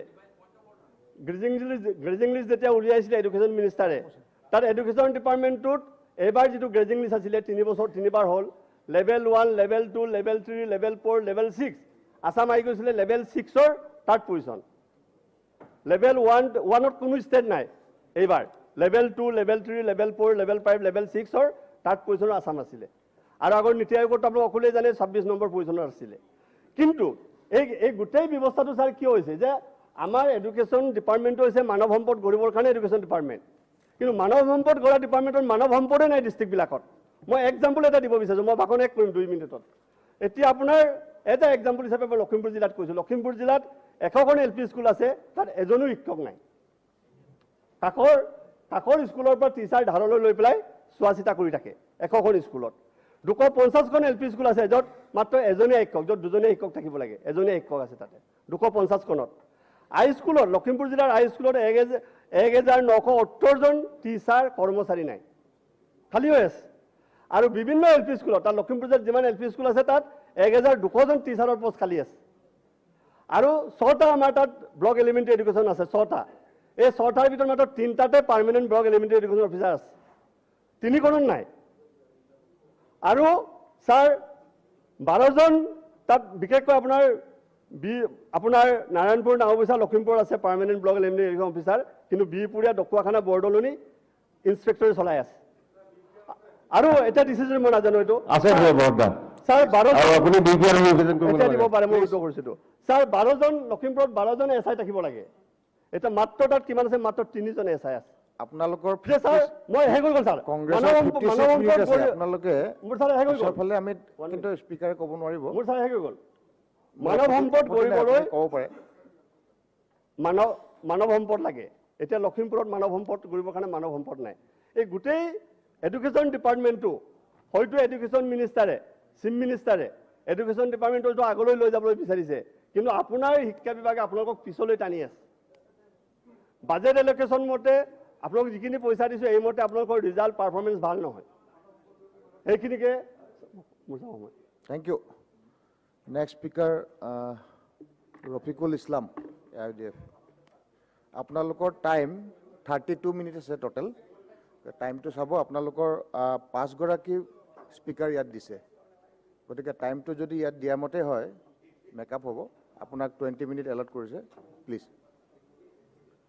মাননীয় উপাধ্যক্ষ মহোদয়,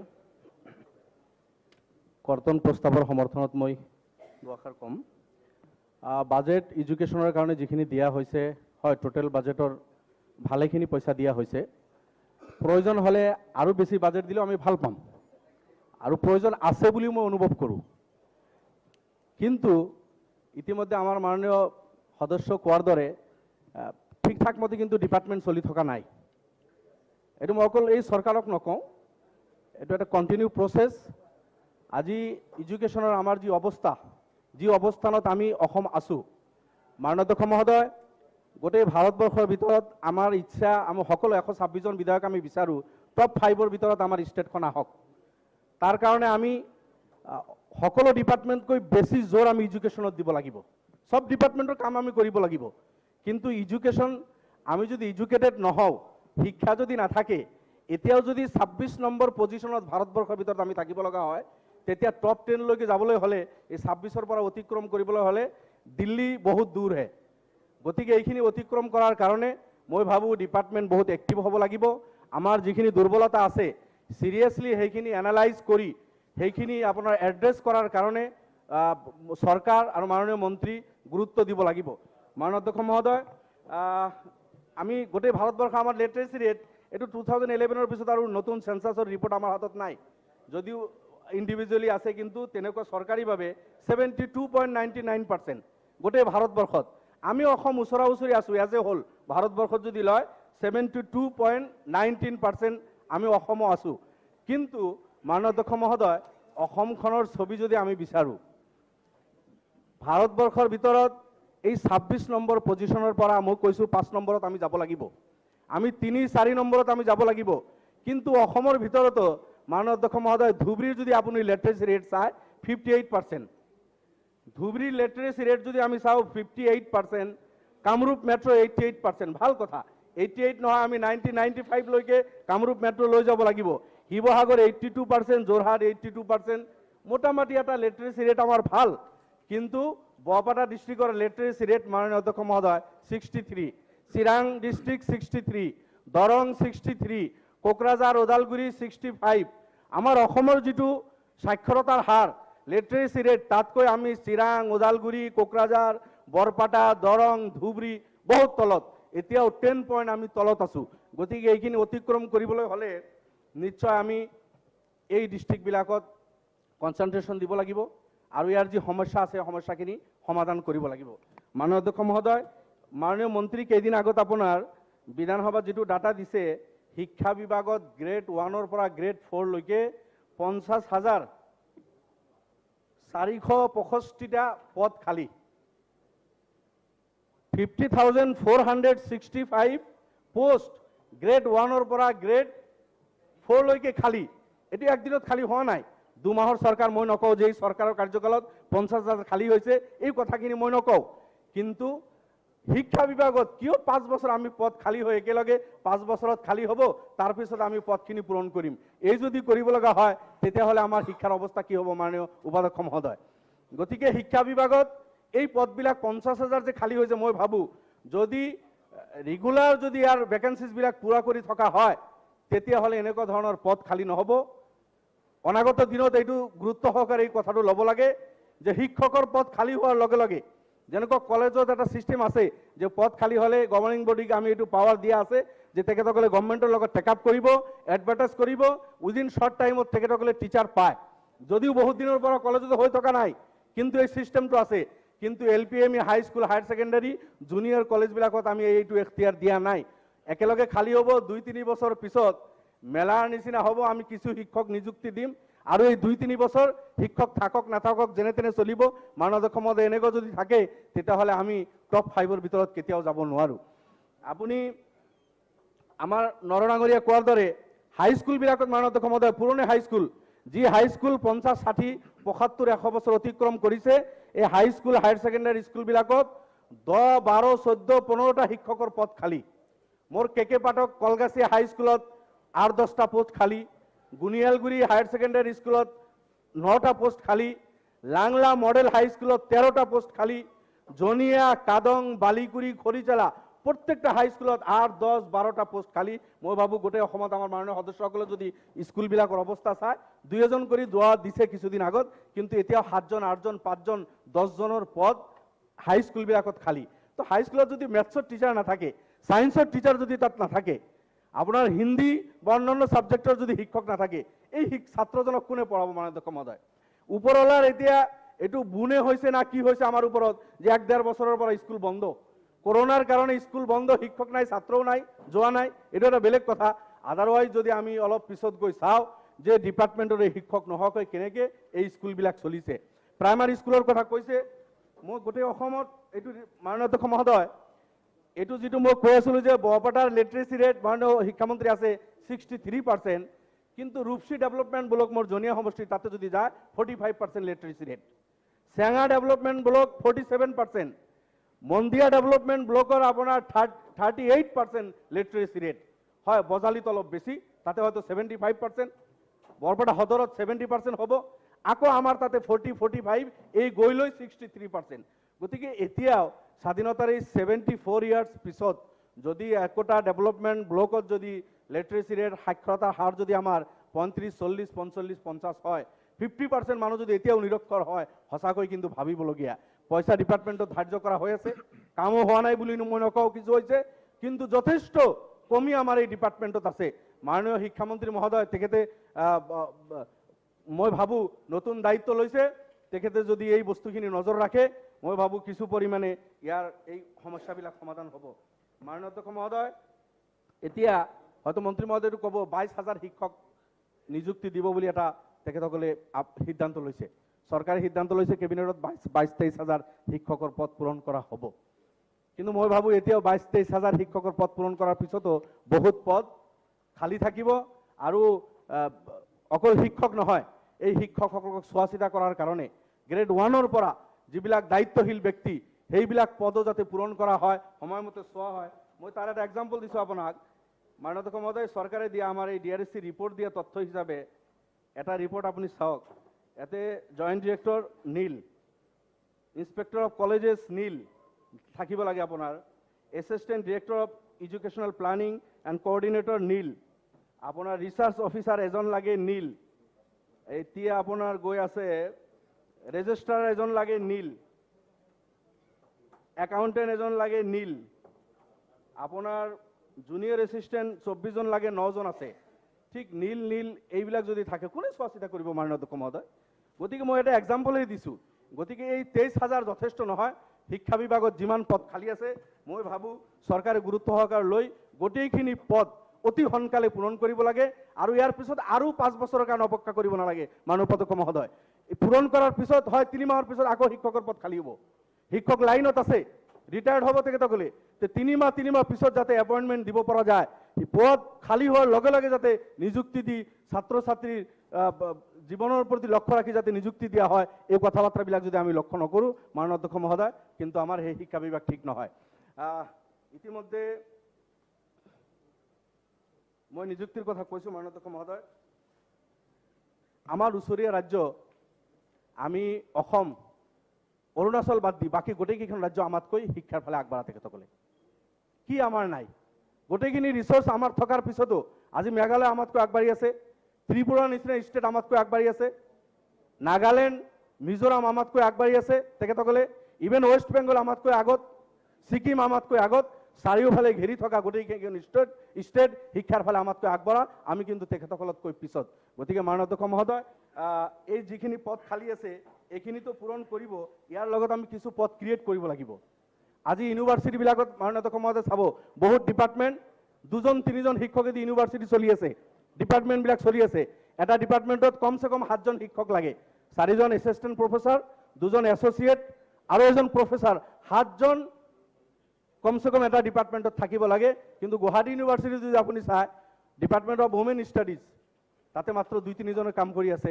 মাছ কমিউনিকেশ্যন নিচিনা ইম্পৰ্টেণ্ট ডিপাৰ্টমেণ্ট গুৱাহাটী ইউনিভাৰ্চিটি, তাতে 7জন নাই, 2-3জন তাতে কাম কৰি আছে। মাননীয় অধ্যক্ষ মহোদয়, সাইকোলজি আপুনি গুৱাহাটী ইউনিভাৰ্চিটি যদি ৰিপৰ্ট লয় আপুনি চাব 2-3জনে কাম কৰি আছে। পাৰ্চি, আৰবিক এইবিলাক ছাবজেক্টত 2-3জন শিক্ষক তাতে কাম কৰি আছে। আকৌ পাৰ্ট টাইম শিক্ষক যিসকল আছিল সেইসকলক মাননীয় ৰাজ্যপালে অৰ্ডাৰ দিলে, যেতিয়া পাৰ্ট টাইম কোনো শিক্ষক বা গেষ্ট লেকচাৰাৰ থাকিব নোৱাৰিব, এনেকুৱা এটা অৰ্ডাৰ দিয়া হ'ল। গতিকে ডিপাৰ্টমেণ্টবিলাকত 7জন শিক্ষক লাগে, তাতে যদি 3-4জন থাকে, ইউনিভাৰ্চিটি বাৰ বাৰ দেখি আছে যে পোষ্ট ক্ৰিয়েট কৰিব লাগে, কিন্তু নতুনকৈ ক্ৰিয়েট কৰা হোৱা নাই। খালী পদবিলাক হয়তো এতিয়া পূৰণ কৰা হ'ব, কিন্তু লগে লগে একোটা ডিপাৰ্টমেণ্টত যিমান পদ লাগে এইখিনি যাতে ক্ৰিয়েট কৰা হয়, ইয়াৰ কাৰণে মাননীয় অধ্যক্ষ মহোদয়, মন্ত্ৰী মহোদয়ক মই অনুৰোধ কৰিছোঁ। অকল গুৱাহাটী বিশ্ববিদ্যালয় নহয়, গুৱাহাটী বিশ্ববিদ্যালয়ত আমাৰ 42 ডিপাৰ্টমেণ্ট আছে, BSUত 140 ডিপাৰ্টমেণ্ট আছে, ডিউৰ আণ্ডাৰত মোৰ দেন 80 ডিপাৰ্টমেণ্ট আছে। গতিকে আমি শিক্ষামন্ত্ৰী মহোদয়ক অনুৰোধ কৰিছোঁ, বানাৰস হিন্দু বিশ্ববিদ্যালয়ত 140টা ডিপাৰ্টমেণ্ট আছে, আমি 40-42টা ডিপাৰ্টমেণ্ট অতদিনে লৈ আছোঁ, তথাপি আমাৰ ডিপাৰ্টমেণ্টৰ যি অৱস্থা, শিক্ষক নাই, ইনফ্ৰাষ্ট্ৰাকচাৰ যি লাগে সেইখিনি নাই। আৰু সময়ৰ লগত যুগৰ লগত মই ইয়াৰ আগতে কৈছোঁ, খাপ খুৱাই আমি এই ইউনিভাৰ্চিটিবিলাক ষ্টাডি কৰিব লাগে।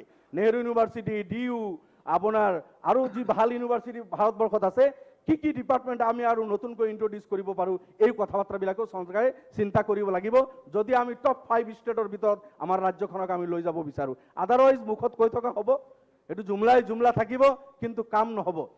মাননীয় অধ্যক্ষ মহোদয়, ডিব্ৰুগড় ইউনিভাৰ্চিটিৰ পৰা আৰম্ভ কৰি নতুন আমি কিছু ইউনিভাৰ্চিটি ঘোষণা কৰিলোঁ। ডিব্ৰুগড়টো পুৰণা, কটন বিশ্ববিদ্যালয়, কেইটা ডিপাৰ্টমেণ্ট তাতে আছে, গুৱাহাটী আৰু ডিব্ৰুগড়ৰ সমকক্ষ হিচাপে লৈ যোৱাৰ কাৰণে বাকী ডিপাৰ্টমেণ্টবিলাক যাতে তাতে ইন্ট্ৰডিউচ কৰা হয়, এইটোক চৰকাৰৰ ওচৰত মোৰ আবেদন থাকিল।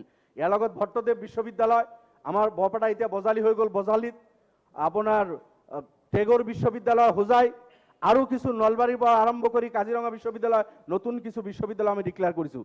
বিশ্ববিদ্যালয় ডিক্লেয়াৰ কৰি পইচা কিছু দি বাজেটত ধাৰ্য কৰি বিল্ডিংটো বনাই দিয়া যথেষ্ট নহয় মাননীয় অধ্যক্ষ মহোদয়।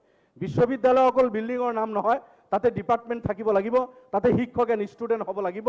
গতিকে আমাৰ এই নতুন ঘোষণা কৰা বিশ্ববিদ্যালয়বিলাকতো যাতে ডিপাৰ্টমেণ্টবিলাক তাতে খোলা হয়, পোষ্ট ক্ৰিয়েট কৰা হয়, ছাত্ৰ ছাত্ৰী সেই অঞ্চলৰ পঢ়াৰ যাতে এটা সুবিধা পায়। গতিকে নতুনকৈ ঘোষণা কৰি বিল্ডিং বনাই দিয়াটো যথেষ্ট নহয়, মইতো মাননীয় মন্ত্ৰী মহোদয়ক অনুৰোধ কৰিছোঁ এই বিষয়ে গুৰুত্ব দিব লাগে। ইয়াৰ লগত আমাৰ কলেজবিলাক, অসমৰ এই বিশ্ববিদ্যালয়ৰ আণ্ডাৰ যি ডিগ্ৰী কলেজ আছে, এই কলেজবিলাকত যদি আমি লক্ষ্য কৰোঁ, সেইকেইটা ডিপাৰ্টমেণ্টে আমাৰ, ইভেন জিঅ'গ্ৰাফি ডিপাৰ্টমেণ্ট ইমান ইম্পৰ্টেণ্ট, কেইখন কলেজত আমাৰ আছে। গুৱাহাটী ইউনিভাৰ্চিটিৰ আণ্ডাৰত বিচাৰি ফুৰিব লাগে, জিঅ'গ্ৰাফি যদি কোনো ষ্টুডেণ্ট পঢ়ে বুলি তুমি তাতে যোৱা, জিঅ'গ্ৰাফি ডিপাৰ্টমেণ্ট আমাৰ নাই। এনেকুৱা বহুত ডিপাৰ্টমেণ্ট আমাৰ হাতত নাই। মাননীয় অধ্যক্ষ মহোদয়, মই এটা এক্সাম্পল দিছোঁ। গতিকে আপোনাৰ সেই এছামিছ, ইংলিছ, হিন্দী, আপোনাৰ education, economics, political science, chemistry, biology, physics, botany, এইকেইটা মেথছ আৰু 2-এটা ছাবজেক্ট, এইখিনি ছাবজেক্টে আমাৰ কলেজবিলাকত আছে। গতিকে আমি বেলেগ যি টপ 5ত থকা ষ্টেটবিলাকৰ কলেজবিলাকত যি ডিপাৰ্টমেণ্ট চলে, সেইখিনি আমাৰ শিক্ষা বিভাগৰ বিষয়াসকলক তাতে পঠাই তাতে ষ্টাডি কৰি তেনেকুৱা ধৰণৰ মাননীয় মন্ত্ৰী মহোদয়ক মই অনুৰোধ কৰিছোঁ, আমাৰ কলেজবিলাকতো তেনেকুৱা পোষ্ট ইন্ট্ৰডিউচ কৰিব লাগে। দুখেৰে ক'ব লাগে, এই যুগত ছায়েন্স এণ্ড টেকনলজিৰ যুগ, কিন্তু কম্পিউটাৰ এডুকেশ্যন আমাৰ কি অৱস্থাত চলিছে। কলেজবিলাক, স্কুলত মাননীয় উপাধ্যক্ষ মহোদয়, আমাৰ হাইস্কুলবিলাকত temporary post, contractual basis, permanent নহয়, কণ্ট্ৰেকচুৱেল বেচিছ আমি কম্পিউটাৰ শিক্ষকক নিযুক্তি দিছিলোঁ, তথাপি এতিয়াও বহুত হাইস্কুলত সেই শিক্ষকসকলক আমি নিযুক্তি দিয়া নাই। কিছু শিক্ষক তেখেতসকলে কাম কৰিছিল, অৰ্হতাৰ ভিত্তিত তেখেতসকলক নিযুক্তি দিয়া হৈছে, আৰু কিছুমানৰ অৰ্হতা নাই বুলি আমি তেখেতসকলক নিযুক্তি দিয়া নাই। এতিয়া তেখেতে অৰ্হতা সম্পন্ন হৈছে, তেখেতে কোৱালিফাইড হৈছে তেখেতসকল। মই ভাবোঁ সেই শিক্ষকসকলকো নিযুক্তি দি কম্পিউটাৰ এডুকেশ্যনৰ প্ৰতি জোৰ দিব লাগে। আজি কেৰালাত যাওক, প্ৰাইমাৰী LP স্কুলত আপোনাৰ কম্পিউটাৰ এডুকেশ্যন ইন্ট্ৰডিউচ কৰিছে। আমাৰ অসমতো প্ৰাইভেট স্কুল যিবিলাক আছে, DPS, NPS বা ইত্যাদি ইত্যাদি, আৰু কিছুমান স্কুলত ক্লাছ 1ৰ পৰা তেখেতসকলে কম্পিউটাৰ পঢ়াই আছে। আৰু আমাৰ চৰকাৰী স্কুলত আমি হাই স্কুল কলেজতেই চিন্তাটো কৰিব পৰা নাই, যদিও আছে কিন্তু সেইখিনি আমি ঠিক ঠাক মতে এইখিনি আগুৱাই লৈ যাব পৰা নাই। গতিকে মন্ত্ৰী মহোদয়ৰ প্ৰতি মোৰ অনুৰোধ যে কলেজবিলাকত, স্কুলবিলাকত এই ছাবজেক্টবিলাকৰ প্ৰতি যাতে গুৰুত্ব দিয়া হয়, এইখিনি মোৰ অনুৰোধ থাকিল। শিক্ষা মাননীয় উপাধ্যক্ষ মহোদয়, এইখিনিতো স্কুলবিলাকৰ কথা মই কৈছোঁ 23,000 নিযুক্তি দিব। আমাৰ এই শিক্ষকসকল ট্ৰেইন হ'ব লাগে, তাৰ কাৰণে BEd কলেজ আমাৰ আছে, 10-12খন BEd কলেজ মাত্ৰ আছে। মাননীয় উপাধ্যক্ষ মহোদয়, গোৱালপাৰা BEd কলেজ শিক্ষকৰ অভাৱত ৰিকগনিশ্যন কেঞ্চেল কৰা হৈছে। দুখেৰে ক'ব লাগে মন্ত্ৰী মহোদয়, মই ভাবোঁ আপুনি এইটো অনুধাৱন কৰিব। আমাৰ মাত্ৰ 10-12খন BEd কলেজ আছে। এতিয়া কম্পালচাৰী কৰা হৈছে যে শিক্ষকসকল BEd ডিগ্ৰী ল'ব লাগিব তেখেতসকলে। কলেজ আমাৰ হাতত বেছি নাই, ষ্টুডেণ্ট বহুত, সেইসকল শিক্ষকসকলেও যায় তাতে ট্ৰেইনিং লোৱাৰ কাৰণে তেখেতসকলে লাইনত আছে, কিউত আছে। কিন্তু আমাৰ শিক্ষকৰ অভাৱত 2-3 বছৰৰ পৰা গোৱালপাৰা BEd কলেজ তাতে তলা লাগি আছে, আমি শিক্ষক নিযুক্তি দিব পৰা নাই। এই কথাটোৱে মই কৈছিলোঁ যে এভৰি 3 মান্থ যদি আমি ৰিভিউ কৰি ক'ত পদ খালী আছে এইবিলাক যদি আমি নিযুক্তি দিওঁ, আজি হয়তো গোৱালপাৰা BEd কলেজ বন্ধ নহ'লহেঁতেন। এইটো এটা লাজৰ কথা। কলেজ আমাৰ 126খন লাগে BEd কলেজ, য'ত 10-12খন আছে, তাতে শিক্ষকৰ অভাৱত ৰিকগনিশ্যন কেঞ্চেল হৈ বন্ধ হৈ আছে। এইটো লক্ষ্য কৰিব লাগে। লগতে যিহেতু BEd কম্পালচাৰী কৰা হৈছে, 126টা সমষ্টিত 126খন BEd কলেজ যাতে চৰকাৰে কৰাৰ ব্যৱস্থা কৰে, এইটো মোৰ ফালৰ পৰা মাননীয় উপাধ্যক্ষ মহোদয় মই পৰামৰ্শ দিলোঁ। চৰকাৰে কৈছিল হয় কলেজবিলাকত আপোনাৰ কলেজ যি আমাৰ ডিগ্ৰী কলেজ আছে তাতে এইটো BEd ইন্ট্ৰডিউচ কৰিব, তাতে আমাৰ ইনফ্ৰাষ্ট্ৰাকচাৰ আছে, যদি পাৰে তেনেকৈ কৰক। নতুনকৈ কলেজ পাতিবলৈ হ'লে বহুত টকা পইচাৰ প্ৰয়োজন, পোষ্ট ক্ৰিয়েট কৰিব লাগিব, কলেজতো পোষ্ট ক্ৰিয়েট কৰিব লাগিব। কিন্তু এটলিষ্ট আমাৰ ডিগ্ৰী কলেজবিলাকত ইনফ্ৰাষ্ট্ৰাকচাৰ আছে, তাতে যদি এই ডিপাৰ্টমেণ্টটো দিয়া হয়, ইনফ্ৰাষ্ট্ৰাকচাৰৰ কাৰণে পইচা দিব নালাগিব, পোষ্ট ক্ৰিয়েট কৰি পোষ্টকেইটা দিলেই তাতে আমি এই কামখিনি চলাব পাৰিম। ছায়েন্স কলেজৰ কথা মাননীয় অধ্যক্ষ মহোদয়, আমাৰ ভট্টাচাৰ্য ডাঙৰীয়া আছে, তেখেতে শিক্ষামন্ত্ৰী আছিল, সেই সময়ত ঘোষণা কৰিছিল, মই ভাবোঁ more than 50 ছায়েন্স কলেজ গোটেই অসমত ঘোষণা কৰা হৈছিল। কিন্তু সেই কলেজবিলাক কিন্তু ঘোষণাতে থাকি গ'ল বহুকেইখন কলেজ। ছায়েন্স ষ্ট্ৰীম সেইখিনি চলা নাই, ভাল সিদ্ধান্ত আছিল, তেখেতে ঘোষণা কৰিছিল। কিন্তু মই অনুৰোধ কৰিম চৰকাৰক এই যিখিনি ঘোষণা কৰা হৈছিল 56 কলেজেছ আৰু বাকী 126টা সমষ্টিতে 126টা ছায়েন্স ষ্ট্ৰীম ইন্ট্ৰডিউচ কৰাৰ কথা আছিল, সেইখিনিও যাতে চৰকাৰে গুৰুত্ব সহকাৰে লয়। মাননীয় মন্ত্ৰীৰ ওচৰত মোৰ আবেদন থাকিল যে ছায়েন্স ষ্ট্ৰীম গোটেই 126টা সমষ্টিতে 126 ঘোষণাখিনি কৰাটো ঠিকে আছে, বাকী থকা সমষ্টিবিলাকতো ছায়েন্স ষ্ট্ৰীম ডিক্লেয়াৰ কৰিব লাগে আৰু তাতে এই ছায়েন্সৰ শিক্ষাৰ কাৰণে ব্যৱস্থা কৰিব লাগে মাননীয় উপাধ্যক্ষ মহোদয়। ইয়াৰ পিছত মই যোৱাকালি আলোচনা হৈছিল, হয়তো আপুনি ৰুলিং দিব যে টাইম শেষ হ'ব গৈ আছে, ভেঞ্চাৰ স্কুলৰ কিছু কথা কম মাননীয় অধ্যক্ষ মহোদয়। আমাৰ যিটো এই ভেঞ্চাৰ ভাৰতবৰ্ষত ক'তো নাই, ভেঞ্চাৰ শিক্ষাৰ এইটো, কিন্তু অসমত এই শিক্ষকসকল বা আমাৰ ৰাইজে স্কুল পাতিছে, তেখেতসকলে নিজে মাটি দিছে, মূৰৰ ঘাম ভৰিত পেলাই তেখেতসকলে স্কুলবিলাক পাতি দিছে আৰু তেখেতসকলৰ ল'ৰা ছোৱালী শিক্ষা দিয়াৰ কাৰণে শিক্ষিত যুৱকসকল তাতে নিযুক্তি দিছে, তেখেতসকলে কৰিছে। এইটো 90sৰ পৰা চলি আছে, আগৰ পৰা চলিছে। স্কুলবিলাক টাইম টু টাইম প্ৰভিন্সিয়েলাইজড হৈছে, 96তো হৈছে, লং টাইম মাজত হোৱা নাছিল, আকৌ গৈ 2011ত কুচকাৱাজ আৰম্ভ কৰি 2013ত প্ৰভিন্সিয়েলাইজড হ'ল। আৰু তাৰপিছত আপোনাৰ লাষ্ট কিছু স্কুল কলেজ নহয়, এতিয়া পোষ্ট লাহে লাহে গৈ গৈ এতিয়া পোষ্ট প্ৰভিন্সিয়েলাইজড কৰা হ'ল, টিউটাৰ হিচাপে বা এনেকুৱা তেনেকুৱা কিছু নিযুক্তি দিয়া হ'ল। মাননীয় অধ্যক্ষ মহোদয়, আপুনি এই ভেঞ্চাৰ স্কুল কলেজ প্ৰাইমাৰীৰ পৰা আৰম্ভ কৰি ME, হায়াৰ ছেকেণ্ডাৰী, জুনিয়ৰ আৰু ডিগ্ৰী কলেজ যদি আপুনি লক্ষ্য কৰে, অলমষ্ট 50% তেখেতসকলে আমাৰ ল'ৰা ছোৱালীক প্ৰাইমাৰী, মই চালোঁ প্ৰাইমাৰী আৰু আপাৰ প্ৰাইমাৰীত আমাৰ প্ৰায় 30 লাখ ষ্টুডেণ্ট আমাৰ আছে। এই 50% এই ভেঞ্চাৰ স্কুল আজি নাই, আজি কমিছে, কিন্তু আপুনি যদি 90sৰ পৰা লয় 50% ভেঞ্চাৰ স্কুল তেখেতসকলে ছাৰ্ভিচ দি আহিছিল। আমাৰ ল'ৰা ছোৱালীক মাননীয় মন্ত্ৰীক মই অনুৰোধ কৰিম এইটো যাতে অলপ বহল মনেৰে এই কথা বাৰ্তাখিনি গুৰুত্ব দিয়ে, তেখেতসকলে এই ছাৰ্ভিচটো দি আহিছে, আমাৰ ল'ৰা ছোৱালীক শিক্ষা দিছে। মই নিজে ভেঞ্চাৰ স্কুলৰ ষ্টুডেণ্ট আছিলোঁ। আমাৰ হয়তো বহুত বিধায়ক হ'ব যিসকলে ভেঞ্চাৰ স্কুলত মাননীয় স্পীকাৰ কোৱাৰ দৰে যে বহুতে ভেঞ্চাৰ স্কুলত পঢ়াইছিল বা বহুতে ভেঞ্চাৰ স্কুলত পঢ়ি তাৰ পৰা আহি হয়তো আমি আজি বিদায় কৈছোঁ, কোনোবা আৰু কিবা পদত গৈ কলেজ ইউনিভাৰ্চিটিত শিক্ষকতা কৰি আছে, কিন্তু আমি সেই ষ্টেজৰ পৰা ওলাই আহিছোঁ। 50% আমাৰ ল'ৰা ছোৱালীক শিক্ষা দিয়া যিসকলৰ অৱদান আছে সেইসকলক যিভাৱে ট্ৰিট কৰিব লাগিছিল, মাননীয় উপাধ্যক্ষ মহোদয় দুখেৰে ক'ব লাগে, মই প্ৰত্যেক অকল এই চৰকাৰক কোৱা নাই, প্ৰত্যেক চৰকাৰে যেনেদৰে গুৰুত্ব সহকাৰে এই শিক্ষক বা ছাত্ৰ বা স্কুল ভেঞ্চাৰ স্কুলখিনিৰ সমস্যা এড্ৰেছ কৰিব লাগিছিল, তেনেকৈ কিন্তু কৰা নাই। টাইম টু টাইম কিছু কৰা হৈছে, ইয়াৰ পিছতো বহুত সমস্যা ৰৈ গৈছে। মই কেইটামান সমস্যাৰ কথাই মাননীয় শিক্ষামন্ত্ৰীক ক'ম। প্ৰাইমাৰী স্কুল কিছুমান জেনুইন স্কুল, তেখেতসকলে লং বেক তেখেতসকলে পঢ়াই আছে, কিন্তু অলপ ডাইচৰ প্ৰব্লেম। ডাইচ তেতিয়া ইমান ইম্পৰ্টেণ্ট নাছিল। ডাইচ কোডটো আপোনাৰ সেই বিঅ' অফিচৰ পৰা দিয়ে, কেতিয়াবা নিদিয়ে।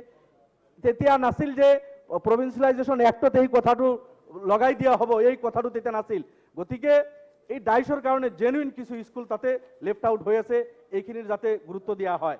এম ই স্কুল মাননীয় উপাধ্যক্ষ মহোদয়, শিক্ষামন্ত্ৰীক কম মই, এম ই স্কুল 1/1/2006 আগত প্ৰভিন্সিয়েলাইজেশ্যন এক্টৰ আওতাত আনিল। 1/1/2006 আগত যিখিনি ৰিকগনেশ্যন হৈছে, মন্ত্ৰী মহোদয়ক মই জনাইছোঁ যে 1/1/2006 আগত ৰিকগনেশ্যন হৈছে, কিন্তু এই ৰিকগনেশ্যন লেটাৰটো ইছ্যু কৰোঁতে 2007 হয়তো জানুৱাৰী বা ফেব্ৰুৱাৰীত কৰিছে। ৰিকগনেশ্যন 1/1/2006 আগতে হৈছে। মই ভাবোঁ আমাৰ মাননীয় সদস্যৰ সমষ্টিত এনেকৈ স্কুল আছে। আপোনাৰ সময়টো শেষ হৈ আছে, আপুনি কনক্লুড হয়, মই 2-4 মিনিটত শেষ কৰিম মাননীয় উপাধ্যক্ষ মহোদয়। যদি আপোনাৰ লিখা আছে সাবমিট কৰি দিলেও উই কেন একচেপ্ট ইট। তো ইস্যু ডেটৰ কাৰণে বহুত স্কুল মাননীয় অধ্যক্ষ মহোদয় এম ই স্কুল ইস্যু ডেটৰ কাৰণে সেইসকলক ইয়াৰ পৰা বঞ্চিত কৰা হ'ল। অথচ একে সময় ৰিকগনেশ্যন হৈছে, একে সময় স্কুল পাতিছে, ঠিক ঠাক মতে স্কুল চলিছে। জাষ্ট ৰিকগনেশ্যন লেটাৰটো অফিচৰ পৰা ইস্যু কৰোঁতে 1 মাহ 2 মাহ দেৰি হোৱাৰ কাৰণে এই শিক্ষকসকল কিছুমানে 25 বছৰ ৰিটায়াৰ্ড হ'ব, কিছুমানে 22 বছৰ 25 বছৰ 28 বছৰ পঢ়ালে, সেইসকলক বঞ্চিত কৰা হৈছে। মই ভাবোঁ চৰকাৰে এইটো পজিটিভলি লৈ এই সমস্যাটো যাতে এড্ৰেছ কৰে আৰু তেখেতসকলক কনচিডাৰত লয়। ইয়াৰ পিছত মাননীয় অধ্যক্ষ মহোদয় 2013 যেতিয়া স্কুল প্ৰভিন্সিয়েলাইজ কৰা হ'ল, এম ই স্কুলত মন্ত্ৰী মহোদয় তেতিয়া 5+ আৰু 6+ আছিল। এম ই স্কুলবিলাকত M E school 5+, M E মাদ্ৰাছাত আপোনাৰ 6+ শিক্ষক নিযুক্তি দিয়া হৈছিল। কিন্তু আকৌ যেতিয়া আমি লেটেষ্ট স্কুল ল'লোঁ, ইয়াতে 3+ আমি কৰিলোঁ। গতিকে আগত যিটো এই শিক্ষকসকলতো 2000 চনৰ আগৰ পৰা স্কুল পাতিছে, তেখেতসকলে 5+ আৰু 6+ হিচাপেই তেখেতসকলক আমি অনুমোদন দিছোঁ। সেই হিচাপে তেখেতসকলে এটা সময়ত ফাইনেন্সিয়েল এছিষ্টেণ্ট পাইছে। Thank you. আজি মানে 2 মিনিট মই শেষ কৰিছোঁ। আমাৰ টাইমৰ পৰাই ল'ব, আমাৰ টাইমৰ পৰাই ল'ব। আপোনাৰ বেলেগ স্পীকাৰৰ পৰা মই ঠিক আছে, কৰ্তন কৰিব কোনো কথা। তো এইসকলৰ এই ইস্যু ডেটৰ কাৰণে স্কুলখিনি বঞ্চিত হৈ আছে। এইখিনি আচ্ছা, মই 5+, 6+ কৈ আছিলোঁ। 5+ আৰু 6+ যিহেতু আগত লোৱা হৈছে 2013ত, সমানে এইসকল আহিছে। এতিয়া 3+ যিটো কৰা হ'ল, 2জন শিক্ষক বঞ্চিত হ'ল, 3জন শিক্ষক বঞ্চিত হ'ল। এইটো যাতে কনচিডাৰ কৰা হয় আৰু সেই 2013ত যেনেকুৱা আমি লৈছিলোঁ তেনেকুৱা যাতে লোৱা হয়। 2013ত আমি হিন্দী আৰু আৰবী শিক্ষকক লৈছিলোঁ, এইবাৰ আমি লোৱা নাই। হিন্দী আৰবী ছাবজেক্ট আমি বাদ দিছোঁ, অথচ হিন্দী কম্পালচাৰী, এম ই মাদ্ৰাছাত আৰবী কম্পালচাৰী, এইখিনি আছিল। গতিকে আৰবী আৰু হিন্দী এই 2জন শিক্ষকৰো যাতে নিযুক্তি দিয়া হয়। 5+, 6+ হ'লে এই সমস্যাটো মৰিব। মাননীয় উপাধ্যক্ষ মহোদয়, হাইস্কুল বা এম ই হাইস্কুলবিলাকত বিশেষভাৱে ছেকশ্যনেল টিচাৰ্ছ, এডিশ্যনেল টিচাৰ কৈ বহুত আপোনাৰ বাদ পৰিল। হায়াৰ ছেকেণ্ডাৰী স্কুলত আছে, জুনিয়ৰ কলেজত আছে। এটা সময়ত জুনিয়ৰ কলেজত আমি 8জন শিক্ষক ল'লোঁ, আকৌ এইবাৰ অলপ ব্যতিক্ৰম কৰিলোঁ। এতিয়াও বহুত ডিপাৰ্টমেণ্ট সেইসকল শিক্ষকে 20-25 বছৰৰ পৰা কাম কৰিছে। হাইস্কুল বা হায়াৰ ছেকেণ্ডাৰী বা জুনিয়ৰ কলেজত এডিশ্যনেল টিচাৰ সেইসকল হিন্দী আৰবীও আছে, সেইখিনিক আমি বাদ পেলালোঁ। এইখিনি অলপ গুৰুত্ব সহকাৰে এই মেটাৰটো ল'ব লাগে মাননীয় অধ্যক্ষ মহোদয়। আৰু এটা সমস্যা আছে আপোনাৰ, এটা সময়ত 8, 9, 10 হাইস্কুলত আছিল, কিন্তু 8 আমি যেতিয়া এম ই স্কুলত আনিলোঁ, তো পাৰ্মিশ্যন আৰু ৰিকগনেশ্যন এইটো প্ৰভিন্সিয়েলাইজেশ্যনৰ সময়ত মাননীয় অধ্যক্ষ মহোদয় এইটো লোৱা হৈছিল যে ফাৰ্ষ্ট ক্লাছটো পাৰ্মিশ্যন ৰিকগনেশ্যন হ'লে 1/1/2006 আগত সেই স্কুলটো লোৱা হ'ব। 8 ক্লাছ 1/1/2006 আগতে ৰিকগনেশ্যন পাৰ্মিশ্যন হৈছে, কিন্তু 8 যেতিয়া গুচি এম ই স্কুললৈ আহিল, এতিয়া 9 ক্লাছটো ফাৰ্ষ্ট ক্লাছ হৈ গ'ল। ইয়াৰ কাৰণে কিছুমান স্কুলত ক্লাছ 9 হয়তো 7ত ৰিকগনেশ্যন পাৰ্মিশ্যন হৈছে, যাৰ কাৰণে স্কুলখিনি বাদ পৰিল। অথচ এই স্কুলৰ 8 to 6 আগত ৰিকগনেশ্যন পাৰ্মিশ্যন হৈছে, যিখিনি হ'ব লাগিছিল। এনেকুৱাও বহুত স্কুল বাদ পৰিছে, ইয়াৰ প্ৰতি গুৰুত্ব দিব লাগে। এতিয়া আপোনাৰ জুনিয়ৰ কলেজৰ মই কথা ক'লোঁ, কলেজবিলাকত মাননীয় অধ্যক্ষ মহোদয় যিখিনি আমি প্ৰভিন্সিয়েলাইজ কৰিলোঁ, এখন কলেজত 12, 14, 15জন শিক্ষকৰ পদ হৈছে। 12, 14, 15জন শিক্ষকৰ পদ, বাকী পদ এতিয়ালৈকে হোৱা নাই। কলেজবিলাকতো চলি আছে, আমি চলাব দিছোঁ। ছাত্ৰবিলাকৰ যি লাইফ লৈ কি হৈ আছে, গতিকে সিদ্ধান্তত আমি আহিব লাগিব যে যদি এই শিক্ষকখিনি নলয়, যদি নহয় মই ৰিকুৱেষ্ট কৰিম এই শিক্ষকখিনি ল'ব লাগে। 20-25 বছৰৰ পৰা এই কলেজ শিক্ষকসকলে কাম কৰিছে। কিছুমান ডিপাৰ্টমেণ্ট হয়তো লেছ এনৰোলমেণ্টৰ কাৰণে লোৱা হোৱা নাই। 15 জন লাগে লাষ্ট ক্লাছত, 14 জন আছে ডিপাৰ্টমেণ্টটো বাদ পৰিছে, 13 জন আছে বাদ পৰিছে। এজন দুজনৰ কাৰণে আগতে এইটো এক্ট আমি যেতিয়া বনাইছো তাৰ আগতে এই কথাটো নাছিল। এই অকলটো 20 বছৰৰ পৰা পঢ়াই আছে, তেতিয়া এই কথাটো নাছিল তোমাৰ তাতে 12 জন হ'লে তোমাক ল নহ'ব। হয় আমি এটা এক্ট বনালো, ঠিকে আছে, আমি প্ৰভিন্সিয়েলাইজ কৰি এতিয়া ক'ব লাগে তোমাৰ পোষ্টটো ল'লো, অহা বছৰৰ পৰা যাতে 15 জনতকৈ কম তোমাৰ ইয়াতে ছাত্ৰ নহয় এইটো আমি দিব লাগে। কিন্তু সেই নকৰি 13 বা 14, 10 থকাৰ কাৰণে কিছুমান ডিপাৰ্টমেণ্ট কৈছোঁ জিঅ'গ্ৰাফি বা ইকনমিক্স, মেথছ, নেচাৰেলি ষ্টুডেণ্ট কম হয়, এই ডিপাৰ্টমেণ্টবিলাকো বাদ পৰিছে, শিক্ষকবিলাক পোৱা নাই। বা এতিয়া ডিপাৰ্টমেণ্ট কনকাৰেন্সৰ কথা আহিছে যে ডিপাৰ্টমেণ্ট কনকাৰেন্স নাথাকিলে সেই ডিপাৰ্টমেণ্টৰো এজন শিক্ষকৰ পদ লোৱা হোৱা নাই। আগতে এই কথাটো নাছিল। 2013ত আমি যেতিয়া প্ৰভিন্সিয়েলাইজ কৰিলোঁ তেতিয়া এই কণ্ডিশ্যনবিলাক নাছিল। তো মই অনুৰোধ কৰিম এটা থুলমূলভাৱে যে 2013ত যিটো প্ৰভিন্সিয়েলাইজেশ্যন এক্ট আমাৰ আছিল তাতে মোটামুটিভাৱে আমি শিক্ষকবিলাক সামৰি লৈছিলোঁ। কিন্তু 2017 যিটো এমেণ্ডেড 2018 কৰিলোঁ, ইয়াতে বহুত মানে আপোনাৰ কেনেকৈ শিক্ষকক বাদ দিব পৰা যায় এনেকুৱা এটা প্লান প্ৰগ্ৰাম হোৱা হেন অনুভৱ হয়। হয়তো কৰা নাই, কিন্তু তেনেকুৱা হ'ব নালাগে, যিহেতু এই শিক্ষকখিনি লং টাইমৰ পৰা তেখেতসকলে কাম কৰিছে, ছেক্ৰিফাইচ কৰিছে, আমাৰ ল'ৰা ছোৱালীক পাঠদান দি আহিছে তেখেতসকলে। মই হিউমেনিটিৰ গ্ৰাউণ্ডত নকওঁ, মই ভাবোঁ তেখেতসকলৰ মাননীয় উপাধ্যক্ষ মহোদয়, মাননীয় মন্ত্ৰীক কৈছোঁ অধিকাৰ আছে। আজি 20-25 বছৰ তেখেতসকলে ছাৰ্ভিচ দিছে, আমাৰ ল'ৰা ছোৱালীক পঢ়াইছে। 5 জন হ'লেও সেই স্কুলত আছিল, 7 জন স্কুল নহয় ডিপাৰ্টমেণ্ট মই কৈছোঁ কলেজত 5 জন বা 7 জন হ'লেই শিক্ষকজনটো আহিছে, ৰেগুলাৰ আহিছে তেখেতে। আমি যে 5 জন নল'ম, আমি আৰবী হিন্দী টিচাৰ নল'ম, আমি ইছ্যুডেট 2 দিন পিছত হ'লে নল'ম, আমি ডাইচ কোড এই চনৰ হ'লে নহ'ম, এই কথা বাৰ্তাবিলাক আমি একটা আনি পিছতহে ক'লোঁ 20 বছৰ পিছত। এই কথাখিনি যিদিনাখন স্কুল পাতিছিল, যিদিনাখন আমি পাৰ্মিশ্যন দিছোঁ ডিপাৰ্টমেণ্টত, টাইম টু টাইম আমি ইনস্পেকশ্যন কৰিছোঁ, এই শিক্ষকবিলাকক আমি চৰকাৰী বিভিন্ন কামত লগাইছোঁ। সেই সময়ত যদি আমি গাইডলাইন দিলোহেঁতেন যে তোমাৰ ডিপাৰ্টমেণ্টত ইমান ছাত্ৰ লাগিব, ইমান শিক্ষক লাগিব, এইখিনি হ'ব নোৱাৰিব, ইয়াৰ পিছত কোনোবা আহিলে সেইসকলৰ কাৰণে আমি নামাতিলোহেঁতেন। কিন্তু যিহেতু আমি তেতিয়া কোনো গাইডলাইন দিয়া নাছিলোঁ, আমি কোনো ইনষ্ট্ৰাকশ্যন দিয়া নাছিলোঁ, আমাৰ ল'ৰা ছোৱালীক পঢ়োৱাৰ স্বাৰ্থত আমি সহযোগ কৰি আহিছিলোঁ এই শিক্ষকসকলক, এই স্কুলবিলাকক। আৰু ন' ডাউট ছেক্ৰিফাইচ কৰিছে, লেণ্ড দিছে, টাইম দিছে, লাইফৰ প্ৰেচাছ টাইম তেখেতসকলক দি দিছে। এতিয়া চাকৰি বয়স নাই, এতিয়া 55-60 বছৰ এই শিক্ষকবিলাকৰ প্ৰায় বয়স হৈ গৈছে, এতিয়া দিলেও তেখেতসকলে যাব।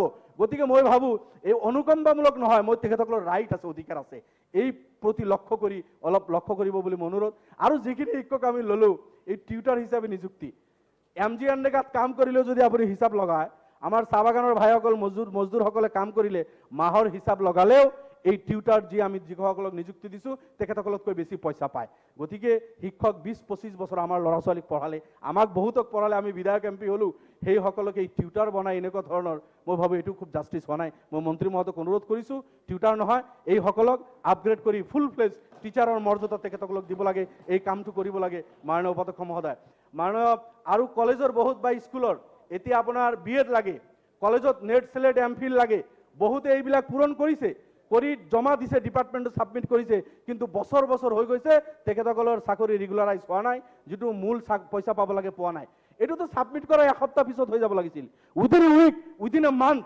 ইমান কষ্ট কৰি কোনোবা PhD কৰিছে, নেট কোৱালিফাইড হৈছে, স্লেট কৰিছে, BEd কৰিছে, ইয়াৰ পিছত টিউটাৰ হৈ আছিল, লগে লগে দিয়াৰ পিছতো মই ভাবোঁ 10-15 দিনত এই কামখিনি এতিয়া সৰলীকৰণ বহুত কাম আপোনালোকে কৰিছে, কেবিনেটত সিদ্ধান্ত হওক বা মন্ত্ৰী মহোদয় নিজে হওক, এনেকুৱা এটা সৰলীকৰণ কৰি কোনোবা ছাবমিট কৰাৰ 10-15 দিনৰ পিছত যাতে এই কামখিনি শেষ হৈ তেখেতসকলৰ মৰ্যাদা আৰু ৰাইটটো পায়, ইয়াৰ কাৰণে ব্যৱস্থা লোৱাৰ কাৰণে মই অনুৰোধ কৰিলোঁ মাননীয় অধ্যক্ষ মহোদয়।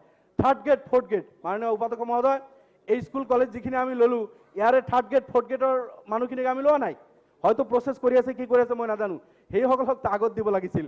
স্কুলটো আহি তলা খোলে, চাফ কৰে, কিমান কষ্ট কৰে, সেই মানুহখিনি গোটেইখিনি ইমান কোৱালিফাইডো নহয়, তেখেতসকলৰ পদখিনি কিন্তু এতিয়ালৈকে আমি নল'লোঁ, টিউটাৰ হিচাপেও নিযুক্তি নিদিলোঁ। গতিকে সেইখিনিও যাতে অতি সোনকালে এই সমস্যাটো সমাধান কৰা হয়, লাইব্ৰেৰিয়ানৰ পৰা আৰম্ভ কৰি 3rd গ্ৰেড 4th গ্ৰেড এইসকলৰ প্ৰতিও যাতে দৃষ্টি দিয়া হয়। মেনচাৰ স্কুল আৰু যিখিনি প্ৰভিন্সিয়েলাইজড স্কুল, চৰকাৰী স্কুল, তাতেও বহুত এই পদবিলাক খালী, নিশ্চয় 22-23 হাজাৰৰ ভিতৰত সেইবিলাক আছে, সেইখিনিও যাতে অতি সোনকালে নিযুক্তি দি এইখিনি পূৰা কৰা হয়। আমাৰ অধ্যক্ষ মহোদয়, 3rd grade 4th grade librarian বা ক্লাৰ্ক এইসকলৰতো কোনো নেট স্লেট PhD নালাগে, এইসকলৰতো 50% মাৰ্ক নালাগে। গতিকে যিটো ৰুল RT Act হিচাপে বা UGCৰ নৰ্মছ হিচাপে কলেজৰ পৰা প্ৰাইমাৰী স্কুললৈকে এইসকলক নিযুক্তি দিলে ফুল যি দৰমহা পাব লাগে এইসকল পাব লাগে, মই ভাবোঁ এইসকলৰ প্ৰাপ্য ৰাইট অধিকাৰ এইটো, কিন্তু সেইটো নিদিয়ে এইসকলক টিউটাৰ কেনেকৈ কৰিব? ইয়াততো 50%ৰ অভাৱ নাই, নেট চেলেটৰ কণ্ডিশ্যন নাই, একো নাই এইখেতসকলৰ। কিন্তু হয়তো আপুনি এইটো ক'ব পাৰে যে শিক্ষকৰ দৰমহা 8,000, এইসকলক কেনেকৈ 16,000 দিম, শিক্ষকজনক 8,000-ৰ পৰা 22,000 আমি কেনেকৈ দিব পাৰোঁ, তেনেকুৱা পৰিকল্পনা চৰকাৰে যদি ইচ্ছা কৰে নিশ্চয় কৰিব পাৰিব। আৰু আপোনাৰ এই কলেজবিলাকত এটা সময়ত আছিল আপোনাৰ, মই যদি ভুল কোৱা নাই, 96 या 98 এনেকুৱা আছিল, ইয়াৰ আগত নেট স্লেট PhD কম্পালচাৰী নাছিল। মষ্ট প্ৰবাবলি 2004লৈকে BEd এইবিলাক কম্পালচাৰী নাছিল। গতিকে এই ভেঞ্চাৰ স্কুলৰ শিক্ষক যিসকল 2004ৰ আগত নিযুক্তি কাম কৰি আছে বা 2000-ৰ আগত যিসকল স্কুলৰ কলেজ টিচাৰ যিসকল কাম কৰি আছে, সেইসকলৰ কাৰণে মই ভাবোঁ 50%-ৰ কণ্ডিশ্যন হ'ব নালাগে। BEd বা নেট স্লেট কলেজলৈকে এই কণ্ডিশ্যনবিলাক বা এই থাকিবতো নালাগে, যিহেতু আগত নাছিল। 2000-ৰ আগত যি স্কুল আমি শিক্ষক নিযুক্তি দিছিলোঁ তেতিয়া আমি BEd বিচৰা নাছিলোঁ, বা 98-ৰ আগত কলেজক নিযুক্তি দিয়া নেট স্লেট PhD আমি বিচৰা নাছিলোঁ। গতিকে তাৰ আগত যিখিনি শিক্ষক আছে, এতিয়া 58 ইয়াৰ্ছ হ'ল, 2 বছৰ বাকী আছে, এই মানুহজন কেনেকৈ গৈ BEd কৰিব? BEd কৰিব নোৱাৰে শিক্ষকজন 8,000 দৰমহা লৈ টিউটাৰ হিচাপে তেখেতে ৰিটায়াৰ্ড হ'ব আৰু ফুল ফ্লেজড হিচাপে তেখেতসকলৰ নিযুক্তি নাপাব। গতিকে এই মেটাৰটো যাতে মাননীয় মন্ত্ৰী মহোদয়ে অলপ গুৰুত্ব দিয়ে, তাৰ কাৰণে মই অনুৰোধ ৰাখিলোঁ। আৰু আপোনাৰ আমাৰ মাননীয় সদস্য কৈ আছে 5 গ্ৰাম কাগজ কল, এইটো ৰিলেটেড নহয়, মই সেই বিষয়ে নকওঁ। কাগজ কলটো আমি জিন্দা কৰিব নোৱাৰিলোঁ বহুত প্ৰতিশ্ৰুতি থকাৰ পিছত, কিন্তু তাতে এটা চেণ্ট্ৰেল স্কুল আছিল মাননীয় অধ্যক্ষ মহোদয়। সেই কৰ্মচাৰীসকলৰ ল'ৰা ছোৱালী তাতে পঢ়িছিল। কলটো বন্ধ হৈছে কিন্তু মানুহখিনিতো তাতে আছে। সেইসকলৰ ল'ৰা ছোৱালী পঢ়াৰ কাৰণে এই বিদ্যালয়খন সুবিধা আছিল, কিন্তু বিদ্যালয়খন আজি বন্ধ। মই মন্ত্ৰী মহোদয়ক অনুৰোধ কৰিছোঁ 5 গ্ৰাম যিটো চেণ্ট্ৰেল স্কুল আছিল, এই স্কুলটো খোলাৰ যাতে ব্যৱস্থা কৰে। যদি দিল্লীৰ লগত যোগাযোগ কৰিব লগা হয়, যিহেতু মানুহখিনি আছে, শিক্ষাটো এইটো মৌলিক অধিকাৰ মাননীয় অধ্যক্ষ মহোদয়। এটা নিৰ্বাচিত চৰকাৰৰ prime duty, first and foremost duty to teach all. Please sit down. Maintain the decorum. মাননীয় অধ্যক্ষ মহোদয়, মই Silence please. ধন্যবাদ। 5 গ্ৰাম স্কুলে এইটো সমস্যা আছে। আৰু মই ছায়েন্স কলেজৰ কথা কৈছোঁ, আমাৰ গৌৰীপুৰৰ বিধায়কো কৈছিল, তেখেতৰ তাতে এটা ঘোষণা কৰিছিল ছায়েন্স কলেজ, কিন্তু এতিয়াও তাতে আৰম্ভ হোৱা নাই। আৰু বহুত সমষ্টিত, মাননীয় সদস্যৰ সমষ্টিত হ'ব, ছায়েন্স ষ্ট্ৰীম ডিক্লেয়াৰ কৰা হৈছিল, এতিয়ালৈকে আৰম্ভ হোৱা নাই। BEd কলেজৰ কথা ডিক্লেয়াৰ কৰা হৈছিল, হোৱা নাই। এইখিনি কোৱাৰ পিছত মাননীয় অধ্যক্ষ মহোদয়, চাহ বাগান আৰু সংখ্যালঘু অধ্যুষিত অঞ্চল, টাইমৰ অভাৱত হয়তো মই গোটেইখিনি ভিতৰত যাব নোৱাৰিলোঁ। আপোনালোকৰ দলৰ 1 মিনিট আছে, আপুনি পুৰা চাহ বাগান অঞ্চলত যদি যায়, চৰতকৈ ব্যতিক্ৰম নহয়। তাতেও মালিকবিলাকে যিবিলাক স্কুল চলাই, যি টিচাৰ যেনেকৈ দিছে, চৰকাৰে যেনেকৈ হয় কিছু স্কুল পাতিছে, বিল্ডিং বনাইছে, অকল আগতে কৈছোঁ বিল্ডিং যথেষ্ট নহয়, টিচাৰ দিব লাগিব, ইনফ্ৰাষ্ট্ৰাকচাৰ দিব লাগিব। বাগান অঞ্চলবিলাক আৰু চৰ অঞ্চল যিবিলাক, অসমৰ লিটাৰেচি ৰেট 72, ইয়াৰ পৰা আমি 80, 85, 90 যাবলৈ হ'লে আজি এই ষ্ট্ৰীট ৰাইট, ওদালগুৰি, কোকৰাঝাৰ, বঙাইগাঁও, চিৰাং, ধুবুৰী, গোৱালপাৰা, বৰপেটা, এই চৰ চাপৰিবিলাক আমি উঠুৱাই লৈ আহিব লাগিব।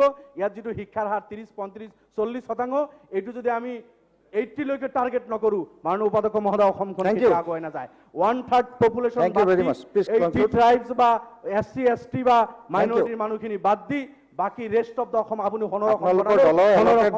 গতিকে আমি গোটেই অসমক সমানভাৱে গুৰুত্ব দি সবকা সাথ সবকা বিকাশ যিটো শ্লোগান, ইয়াৰ প্ৰতি লক্ষ্য ৰাখি মাননীয় মন্ত্ৰী মহোদয়ক অনুৰোধ কৰিছোঁ যাতে এই অঞ্চলৰ প্ৰতি বিশেষ দৃষ্টি দিয়া হয়। এইখিনি কৈ মাননীয় সদস্য মৃণাল শইকীয়া ডাঙৰীয়া।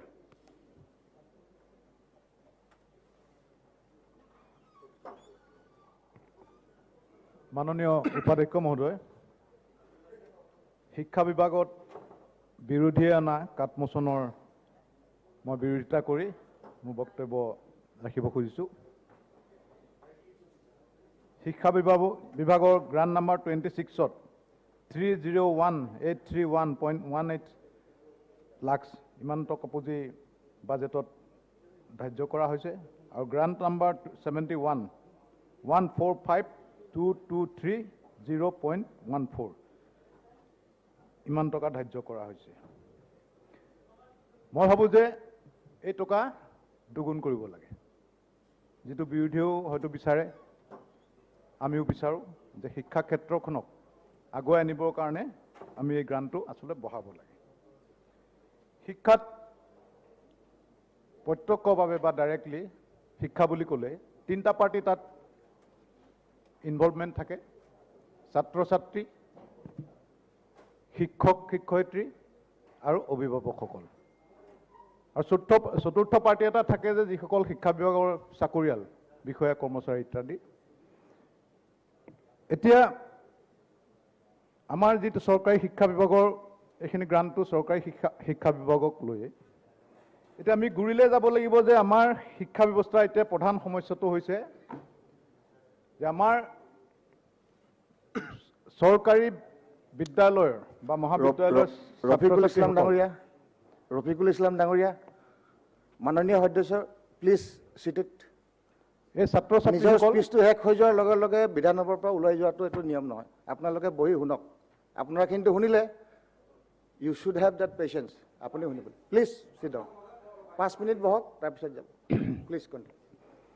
আমাৰ এতিয়া মূল সমস্যা দেখা গৈছে যে আমাৰ চৰকাৰী শিক্ষা আমাৰ হাইস্কুলেই হওক কলেজেই হওক সেইবিলাকৰ প্ৰতি ছাত্ৰ ছাত্ৰীসকলৰ অনুৰাগটো কমিছে। তেওঁলোকে যিটো ব্যক্তিগত খণ্ডৰ বিদ্যালয় মহাবিদ্যালয় স্থাপন হৈছে তালৈ ৰাওনা হৈছে। আমাৰ আচলতে চৰকাৰী স্কুলৰ মই দৃষ্টিত যিটো দেখিছোঁ 80 চন মানৰ পৰা 80, 81, 82 যেতিয়া আমাৰ অসম আন্দোলন আৰম্ভ হৈছিল তেতিয়াৰ পৰা আমাৰ অলপ এই চৰকাৰী খণ্ডৰ স্কুলবিলাকৰ মৰ্যাদাটো কমি আহিছিল। যিটো আগৰ গৌৰৱ আছিল সেইটো কমি আহিলে। আমাৰ আজি ইয়াত যিমানজন বিধায়ক আছে খুব সম্ভৱ 2-এজন নতুনকৈ অহা বিধায়কৰ কথা নাজানো, বাকী সকলোৱে আমি কিন্তু চৰকাৰী স্কুলতে পঢ়ি আহিছোঁ। আমাৰ অলপ আগতে বিৰোধী বিধায়ক এজনে কৈছে যে কি বহু লোকে ভেঞ্চাৰ স্কুলতো পঢ়ি আছে, সত্য কথা। আৰু তেতিয়া স্কুলৰ ইমানেই ধুনীয়া মৰ্যাদা আছিল যে এখন প্ৰাইমেৰী স্কুলত যদি সোমাই যোৱা হয় বাউণ্ডেৰীত সোমাওঁতে এটা মৌ মাখিৰ নিচিনা গুণগুণনি শব্দ শুনি 300, 400, 200 এনেকুৱা ছাত্ৰ ছাত্ৰী আছিল।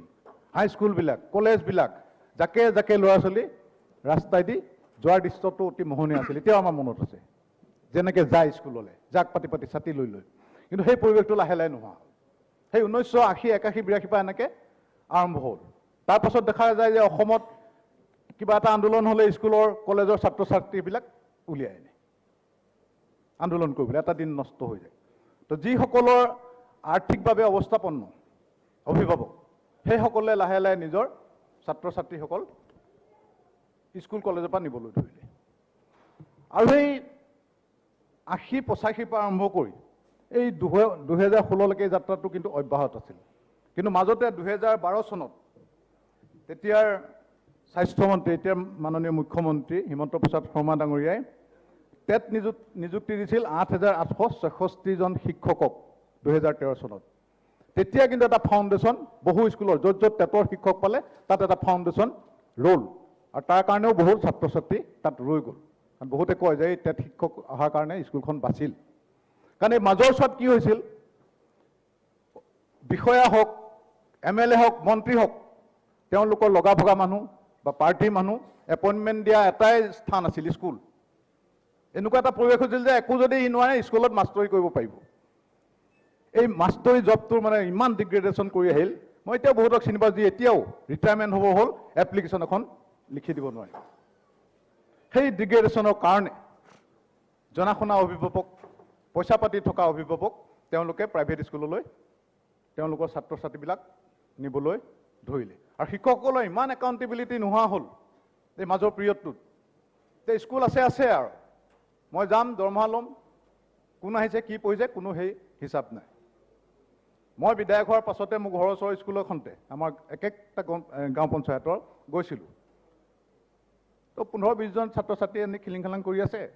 মই সোমাই যোৱাৰ লগে লগে শিক্ষকজনে মোক মাতিব পৰা নাই, বাহিৰলৈ খৰখেদাকে গৈছে। ইমান গালমান তামোলৰ পিক ৰঙা পিক বাৰাণ্ডাৰ পৰা তলত পেলাইছে, পেলাই আহি গৈছে ছাৰ আহিলে। মানে স্কুলৰ অৱস্থা এনেকুৱাকৈ হৈছিলগৈ। কিন্তু এই টেট শিক্ষাৰ পৰা অলপ অলপ বাঢ়ি বাঢ়ি আমাৰ যি 2016 চনত গুণোৎসৱ এটা আমাৰ মাননীয় শিক্ষামন্ত্ৰীয়ে গুণোৎসৱ এটা উদ্ভাৱন কৰিলে। সেই গুণোৎসৱত কিন্তু স্কুলবিলাকৰ আকৌ সেই পুনৰ মৰ্যাদাৰ ফালে অন্তত গতিটো আৰম্ভ কৰিলে। স্কুল চাফ চিকুণ হ'ল, ফুল চুল ৰুলে, একাউণ্টেবিলিটি আহিলে শিক্ষকসকলৰ। সেই তেতিয়াৰ পৰা আকৌ এই যাত্ৰা উভতনি আকৌ আগৰ সেই আমি পঢ়া দিনৰ মৰ্যাদাৰ যাত্ৰালৈ আৰম্ভ হৈছে। কিন্তু এই মাজৰ চোৱাত এনেকুৱা এটা ব্যৱস্থা হ'ল যে ছাত্ৰ ছাত্ৰী নিজৰ ল'ৰা ছোৱালী পঢ়াওঁগৈ বুলি গাঁৱৰ মানুহ বহুতো টাউনত গৈ ভাড়াঘৰ কৰি থাকিবলৈ ল'লে। বহুতে এইটো সুবিধা হিচাপেও ল'লে যে ঘৰত শাহু সৰু এইবিলাকৰ লগত জঞ্জালত থকাতকৈ মহিলাগৰাকীয়ে ক'লে যে আমি ইয়াক পঢ়াব লাগে, টাউনত যাম। সেইখিনি গ'ল। আৰু স্কুলৰ যিবিলাক শিক্ষক তেওঁলোকতো অৱস্থাপন্ন মানুহ, তেওঁলোকে নিজৰ ল'ৰাটোক 9টা বজাত স্কুলত থ'বলৈ যাব, এঘণ্টা দেৰিকৈ নিজে য'ৰ পৰা পইচা দৰমহা পায় এঘণ্টা দেৰিকৈ আহিব। স্কুল ছুটিৰ এঘণ্টাৰ আগতে আকৌ যাব যে ল'ৰাটো স্কুলৰ পৰা আনিব লাগে। এনেকুৱা ধৰণে চলিবলৈ ধৰিলে। এতিয়াও মই কওঁ যে এটা আইন কৰিব লাগে। যদি গাঁৱৰ শিক্ষকজন, ওচৰৰ শিক্ষকে যদি কোনোবা স্কুলত কাম কৰিছে, তেওঁ ল'ৰা ছোৱালীখিনি সেই স্কুলতে পঢ়াব লাগে। নহ'লে সেই স্কুলৰ মূল্য কি যদি নিজৰ ল'ৰা ছোৱালীটো মই গৈ বাহিৰত পঢ়াওঁ আৰু ইয়াত ল'ৰা ছোৱালীখিনিক মই পঢ়াওঁ, সেইটো আমি কি পাৰ্থক্য বা কি আমি নমুনা দেখুৱাইছোঁ। সেইকাৰণে গাঁওবিলাকত এনেকুৱা হ'ল যে দুখীয়া ছাত্ৰ বহুত পিছ পৰি গ'ল এই মাজৰ সময়ছোৱাত 15 বছৰ মানত। কাৰণ বেচৰকাৰী বিদ্যালয়লৈ তেওঁলোক যাব নোৱাৰে,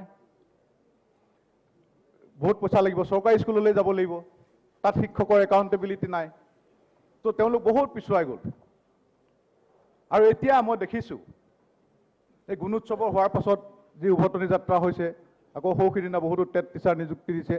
ইয়াৰ পাছত কিন্তু এতিয়া প্ৰাইভেট স্কুলৰ পৰা কিছুমান ফেন চিটাৰ আছে যে অলপ চলপ পইচা দি যেনে তেনে পঢ়াই আছিল ছাত্ৰ ছাত্ৰীক প্ৰাইভেট স্কুলত, তেওঁলোকক কিন্তু আকৌ উভতাই এই চৰকাৰী স্কুললৈ অনা আৰম্ভ কৰিছে। মোক এইবিলাক শিক্ষকবিলাক মই কথা পাতোঁ যে কেনেকুৱা বোলে নাই, এইবাৰ অলপ ছাত্ৰ ছাত্ৰী আমাৰ চৰকাৰী স্কুলৰ খণ্ডৰ স্কুলৰ পৰা বেচৰকাৰী খণ্ডৰ পৰা চৰকাৰী স্কুললৈ আহিছে। আৰু সেইকাৰণে আমাৰ যি ভগ্ন গৈছিল শিক্ষা ব্যৱস্থাটো, তাক উন্নত মানদণ্ড কৰিবৰ কাৰণেই আমাক আচলতে আৰু পুঁজিৰ প্ৰয়োজন আছে, বহুত প্ৰয়োজন আছে। আমাৰ বৰ্তমানৰ চৰকাৰে যোৱাটো টাৰ্মত বাগানবিলাকত একোখনকৈ মডেল হাইস্কুল বনাবৰ কাৰণে সিদ্ধান্ত লৈছিল। 119খন নে কেইখন আছিল। মোৰ সমষ্টিত মই 2খন পাইছিলোঁ, আৰু সেই 2খন, এখনটো সম্পূৰ্ণভাৱে কমপ্লিট হ'ল আৰু এখন কমপ্লিট হওঁ। আমাৰ চৰকাৰে 5খন সৈনিক স্কুল অসমত বনাম বুলি তেওঁলোকে ধাৰ্য কৰিছে। আৰু মোৰ এখন সৈনিক স্কুল আগতে ধৰা আছে উত্তৰণ স্কীমত। মই সেইদিনা মাননীয় আমাৰ শিক্ষামন্ত্ৰীকো কৈছোঁ যে কিহৰ MOAটো সোনকালে চাইন কৰি পেলাই এই সৈনিক স্কুলবিলাক আৰম্ভ কৰিব লাগে। কাৰণ সৈনিক স্কুল পাব্লিক স্কুল হয় আৰু গোটেই অসমতে এটা শিক্ষাৰ নতুন এটা পৰিৱেশ আনি দিব। আমাৰ যিবিলাক বিদ্যালয়ত এতিয়াও শিক্ষক নাই, শিক্ষয়িত্ৰী নাই, তেওঁলোকক টেট শিক্ষাৰ পৰা, টেট শিক্ষকসকলৰ মাজৰ পৰা, টেট চিলেক্টেড সকলৰ মাজৰ পৰা অনতিপলমে নিযুক্তি দিব লাগে। আৰু CTET এটা চেণ্ট্ৰেল যিটো টেট আছে, মই ভাবোঁ যে সেই চেণ্ট্ৰেল টেটৰ উত্তীৰ্ণ হৈ থকা আমাৰ ল'ৰা ছোৱালীবিলাককো আমাৰ ষ্টেটত চাকৰিৰ কাৰণে এপ্লাই কৰিবৰ কাৰণে সুবিধাটো দিব লাগে। আমি কলেজবিলাক নতুনকৈ কলেজ চেংচন হ'ল, বহুত প্ৰভিঞ্চিয়েলাইজ হ'ল পোষ্ট। তাত দেখা গ'ল যে যদি 15টা ষ্টুডেণ্ট আছে তেনে 3rd পোষ্ট এটা তাত দিয়া হৈছে, চেংচন কৰা হৈছে। কিন্তু 4th পোষ্টটোৰ কাৰণে আকৌ ধাৰ্য কৰিছে 150জন ষ্টুডেণ্ট। সেইটো কিন্তু মই সম্ভৱ নহয় যে আমি যেতিয়া BA পঢ়ি আছিলোঁ তেতিয়াও আমাৰ 150জন ষ্টুডেণ্ট নাছিল। সেইকাৰণে মই ভাবোঁ যে 30জন, 15 ডাবল 30 হয়, 30জন কৰি এই 4th যিটো পোষ্ট সেইটো চেংচন কৰিব লাগে। কিয়নো এজন ষ্টুডেণ্টক পঢ়িবলৈ যিমান টিচাৰৰ প্ৰয়োজন, সকলো ছাবজেক্ট পঢ়াব লাগিব, তো 20জনক পঢ়াবলৈও কিন্তু এজনেই, 20জনক এজন লাগিলে এজনকো এজনেই লাগিব টিচাৰ। সেইটো কিন্তু এটা অতি গুৰুত্বপূৰ্ণ বিষয়। কাৰণ এই যিসকল তাত আছে কলেজত, এইসকলে নিজে কলেজ ভেঞ্চাৰ কলেজ পাতি তেওঁলোকে তাত পঢ়ুৱাই থকা নাই, তেওঁলোকক গভৰ্ণিং বডিয়ে মাতি আনি পেলাই তাত পঢ়ুৱাবলৈ দিছে, কিবা এটা কলেজৰ পৰাই দি পেলাই। সেইকাৰণে 4th পোষ্টটো মই ভাবোঁ যে 30জন যদি ছাত্ৰ ছাত্ৰী থাকে এই পোষ্টটো ল'ব লাগে। আৰু আমাৰ উপৰোক্ত বক্তা এজনে কৈছে, আমাৰ সন্মানীয় বিধায়ক এজনে, যে BEd কলেজ হ'ব লাগে। হয়, প্ৰত্যেক ডিষ্ট্ৰিক্টতে এখন এখন BEd কলেজ হ'লে ভাল, কিয়নো আজিকালি স্কুল কলেজৰ চাকৰিত BEdটো আমাৰ বহুত প্ৰয়োজন আছে। আৰু এই প্ৰাইভেট স্কুল মই আগতে কৈ গৈছোঁ যে সেই আমাৰ মাজৰ এটা পিৰিয়ডত প্ৰাইভেট স্কুলবিলাকে ইমান আগবাঢ়ি আহিল যে তেওঁলোকে গুৰু গোসাঁই নমনা হ'ল, তেওঁলোকৰ ডিমাণ্ড ইমান আহিল যে তেওঁলোকে যিকোনো মূল্য লগাবলৈ ধৰিলে। Like our hospitals, private hospitals, nursing হোমবিলাকে মানুহ মৰাৰ পাছতো 20 লাখ 25 লাখ বিল কৰে। কোভিডতে 50 লাখ বিল দিয়ালৈকে মানুহ পাইছোঁ। কোভিডত মৃত্যু হ'ল, কিন্তু 20 লাখ 25 লাখ এনেকুৱা 50 লাখলৈকে বিল হৈছে। সেইবিলাক চৰকাৰৰ কোনো তাত কণ্ট্ৰল নাই। সেইকাৰণে প্ৰাইভেট স্কুলবিলাকতো খুলিছে, কাৰণ চৰকাৰৰ তাত চৰকাৰী যে ষ্টেক হোল্ডাৰ, কিয়নো চৰকাৰ পাৰ্মিশ্যন লৈ স্কুল এখন খুলিছে, তাত কিন্তু এটা ফিজৰ ওপৰত চৰকাৰে চকু দিব লাগে। সেইটো এটা পলিচি বনায় যে তেওঁলোকে নিজ ইচ্ছাৰে যাতে যিকোনো ফিজ ছাত্ৰৰ পৰা ল'ব নোৱাৰে, সেই ব্যৱস্থাটো কৰিব লাগে। আৰু লাহে লাহে গৈ এনেকুৱা এটা ব্যৱস্থা হ'ব লাগে যে কোনো ছাত্ৰ ছাত্ৰী যাতে এই প্ৰাইভেট স্কুললৈ যাবলগীয়া ব্যৱস্থাটোৱে নাথাকে। এইটো এটা ক্লাছৰো সৃষ্টি কৰিলে। আগতে আমাৰ দিনত যেতিয়া পঢ়ি আছিলোঁ, ধনী দুখীয়া এটা ক্লাছটো নাছিল। গাঁওখনৰ আটাইতকৈ ধনী মানুহৰ ছাত্ৰজনো ল'ৰাজনেও একে স্কুলত পঢ়ে, আটাইতকৈ দুখীয়াজনৰ ল'ৰা ছোৱালীও একে স্কুলত পঢ়ে। কিন্তু এতিয়া ধনীকেইজন ৰাতিপুৱাই দেখিব ধুনীয়া ধুনীয়া ড্ৰেছ কৰি বাহিৰৰ ফালে গুচি গৈছে বাইক গাড়ীত উঠি, দুখীয়াজনে হাৱাই চেণ্ডেল নোহোৱাকৈ এই গাঁৱৰ স্কুললৈ আহি আছে। সেই ক্লাছ ডিফাৰেঞ্চ এটা তাৰ পৰাই আহিব যে ধনী দুখীয়া। সেই আগৰ কিন্তু আমাৰ বন্ধু বান্ধৱ সকলোৱে একেলগে স্কুলত পঢ়ি থাকোঁতে যেতিয়া কোন কাৰ দেউতাকে কি কৰে সেই বিচাৰ নাছিলে, সকলো একেলগে আমি পঢ়িছিলোঁ। সেইকাৰণে এই প্ৰাইভেট যিবিলাক ইনষ্টিটিউশ্যন স্কুল আছে তেওঁলোকৰ ওপৰত অলপ লাগাম লগাব লাগে। কিন্তু পাৰ্মানেণ্ট লাগাম এইটোৱে হ'ব যে আমি যদি প্ৰাইভেট আমাৰ চৰকাৰী স্কুলবিলাকক উন্নত মানদণ্ডৰ কৰোঁ, তেন্তে এই প্ৰাইভেট স্কুলবিলাক এনে নোহোৱা হৈ যাব। যিটো মই কৈছোঁ যে আজিকালি ছাত্ৰ ছাত্ৰী লাহে লাহে আমাৰ চৰকাৰী স্কুলত আহিবলৈ লৈছে। সেইকাৰণে মাননীয় উপাধ্যক্ষ মহোদয়, মই কাটমোচনৰ বিৰোধিতা কৰোঁ আৰু বিৰোধীলৈ ধন্যবাদ জনাইছোঁ যে শিক্ষা বিভাগত কাটমোচন আনিলে আৰু তাৰ কাৰণে মই এইখিনি কথা ক'ব পাৰিলোঁ।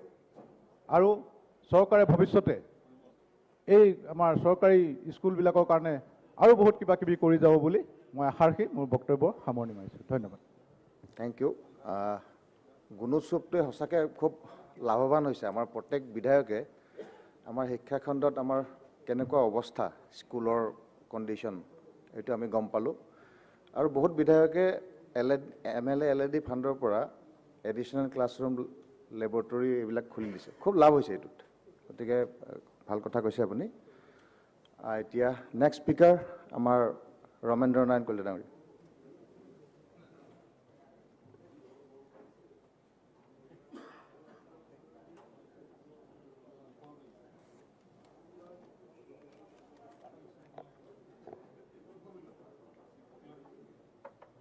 মাননীয় উপাধ্যক্ষ ডাঙৰীয়া, আমাৰ বিৰোধী দলে শিক্ষা বিভাগৰ ওপৰত যি কৰ্তন প্ৰস্তাৱ আনিছে তাৰ বিৰোধিতা কৰি মই শিক্ষা বিভাগৰ কিছু কথা আপোনাৰ জৰিয়তে মই মাননীয় শিক্ষামন্ত্ৰীৰ দৃষ্টিগোচৰ কৰিব বিচাৰিছোঁ। মাননীয় উপাধ্যক্ষ ডাঙৰীয়া, আমাক শিক্ষা লাগিব, কাৰণ শিক্ষাই জ্ঞান দিয়ে আৰু জ্ঞানে পোহৰ দিয়ে। গতিকে শিক্ষাটো হৈছে আটাইতকৈ এটা গুৰুত্বপূৰ্ণ বিভাগ। গতিকে এই বিভাগটো বিশেষভাৱে বিভিন্ন সমস্যাৰে জৰ্জৰিত হৈ আছে। আজি আমাৰ বিশেষকৈ নিম্ন প্ৰাইমাৰীৰ পৰা একেবাৰে উচ্চ ইউনিভাৰ্চিটিলৈকে আমাৰ বিভিন্ন সমস্যা আছে আৰু এই সমস্যাবিলাক একেদিনতে সমাধান কৰা সমস্যা নহয়। কাৰণ এই সমস্যাবিলাক বহু বছৰৰ পৰাই স্থূপীকৃত হৈ আহিছে। গতিকে এই সমস্যাবিলাক সমাধান কৰিবলৈ বিশেষকৈ চৰকাৰখনৰ আন্তৰিকতা আছেনে নাই, এই কথাটো প্ৰথমতে আমি চাব লাগিব। কিন্তু আমি দেখিছোঁ যে বিগত 5.5 বছৰত বিশেষভাৱে বিজেপিৰ নেতৃত্বত মিত্ৰজোঁটৰ চৰকাৰ অহাৰ পিছত আমি কিন্তু সেই আন্তৰিকতাটো দেখিছোঁ। কাৰণ শিক্ষা বিভাগটো হৈছে এটা মহাসাগৰ গতিকে এই সমস্যাবিলাক সমাধান কৰিবলৈ যাওঁতে আমাৰ চৰকাৰখনৰ পৰিকল্পনা আছে নে নাই, আৰু সেই পৰিকল্পনা অনুযায়ী সেই ধৰণে কাৰ্যব্যৱস্থা সময়ত লৈছে নে নাই, এইটো হৈছে মূল কথা। আৰু বিশেষভাৱে আমি লক্ষ্য কৰিছোঁ বিগত দিনত যে আমাৰ কিছুমান ভুল নীতিৰ কাৰণে আমাৰ শিক্ষা বিভাগটোই যথেষ্ট আহুকালৰ সন্মুখীন হ'ব লগা হৈছিল। বিভিন্ন ক্ষেত্ৰত নীতি নিৰ্ধাৰণ কৰোঁতে হয়তো কিছু নীতি বহিৰ্ভূত কাম কৰাৰ কাৰণেও আজি বহু সন্থা বহু শিক্ষকে গৈ উচ্চ ন্যায়ালয়ত হাজিৰ হ'ব লগা হৈছে। আৰু যাৰ কাৰণে যিটো সময়ত সুস্থিৰ সিদ্ধান্ত ল'ব লাগে সেই সময়টোত উচ্চ ন্যায়ালয়ত যিহেতু গোচৰ ৰুজু কৰা থাকে, গতিকে সেই সময়ত সেই সিদ্ধান্তবিলাক গ্ৰহণ কৰিব নোৱাৰে। আৰু সেইকাৰণেই আমি লক্ষ্য ৰাখিছোঁ যে ইতিমধ্যে আমাৰ এগৰাকী মাননীয় সদস্য মৃণাল শইকীয়াই কৈছে যে গুণোৎসৱৰ জৰিয়তে আজি আমি যথেষ্টভাৱে উপকৃত হৈছোঁ। আজি আমাৰ যিবিলাক শিক্ষানুষ্ঠান আছে সেই শিক্ষানুষ্ঠানসমূহৰো আন্তঃগাঁথনি আৰু গুণগত শিক্ষাৰ মানদণ্ড যথেষ্ট উন্নত হৈছে। আৰু বিশেষভাৱে আমাৰ 2016 চনৰ পিছত আৰু তাৰ আগতো 2013 চনত আমাৰ টেট পৰীক্ষা অনুষ্ঠিত কৰিছিল। আৰু সেই সময়ত আমাৰ 2013 চনত 8,813 গৰাকী শিক্ষক নিযুক্তি দিয়া হৈছিল। কিন্তু তাৰ পৰৱৰ্তী সময়তো এই 8,813 গৰাকীকে টেটৰ জৰিয়তে যে শিক্ষক নিযুক্তি দিছিল এনে নহয়, তাৰ পিছতো 15,000তকৈও অধিক টেট শিক্ষকক আজি নিযুক্তি দিয়া হৈছে। মই ভাল পাইছোঁ যে যিসকল শিক্ষকক নিযুক্তি দিয়া হৈছে সেইসকলৰ হস্তক্ষেপ কাৰো চলা নাই।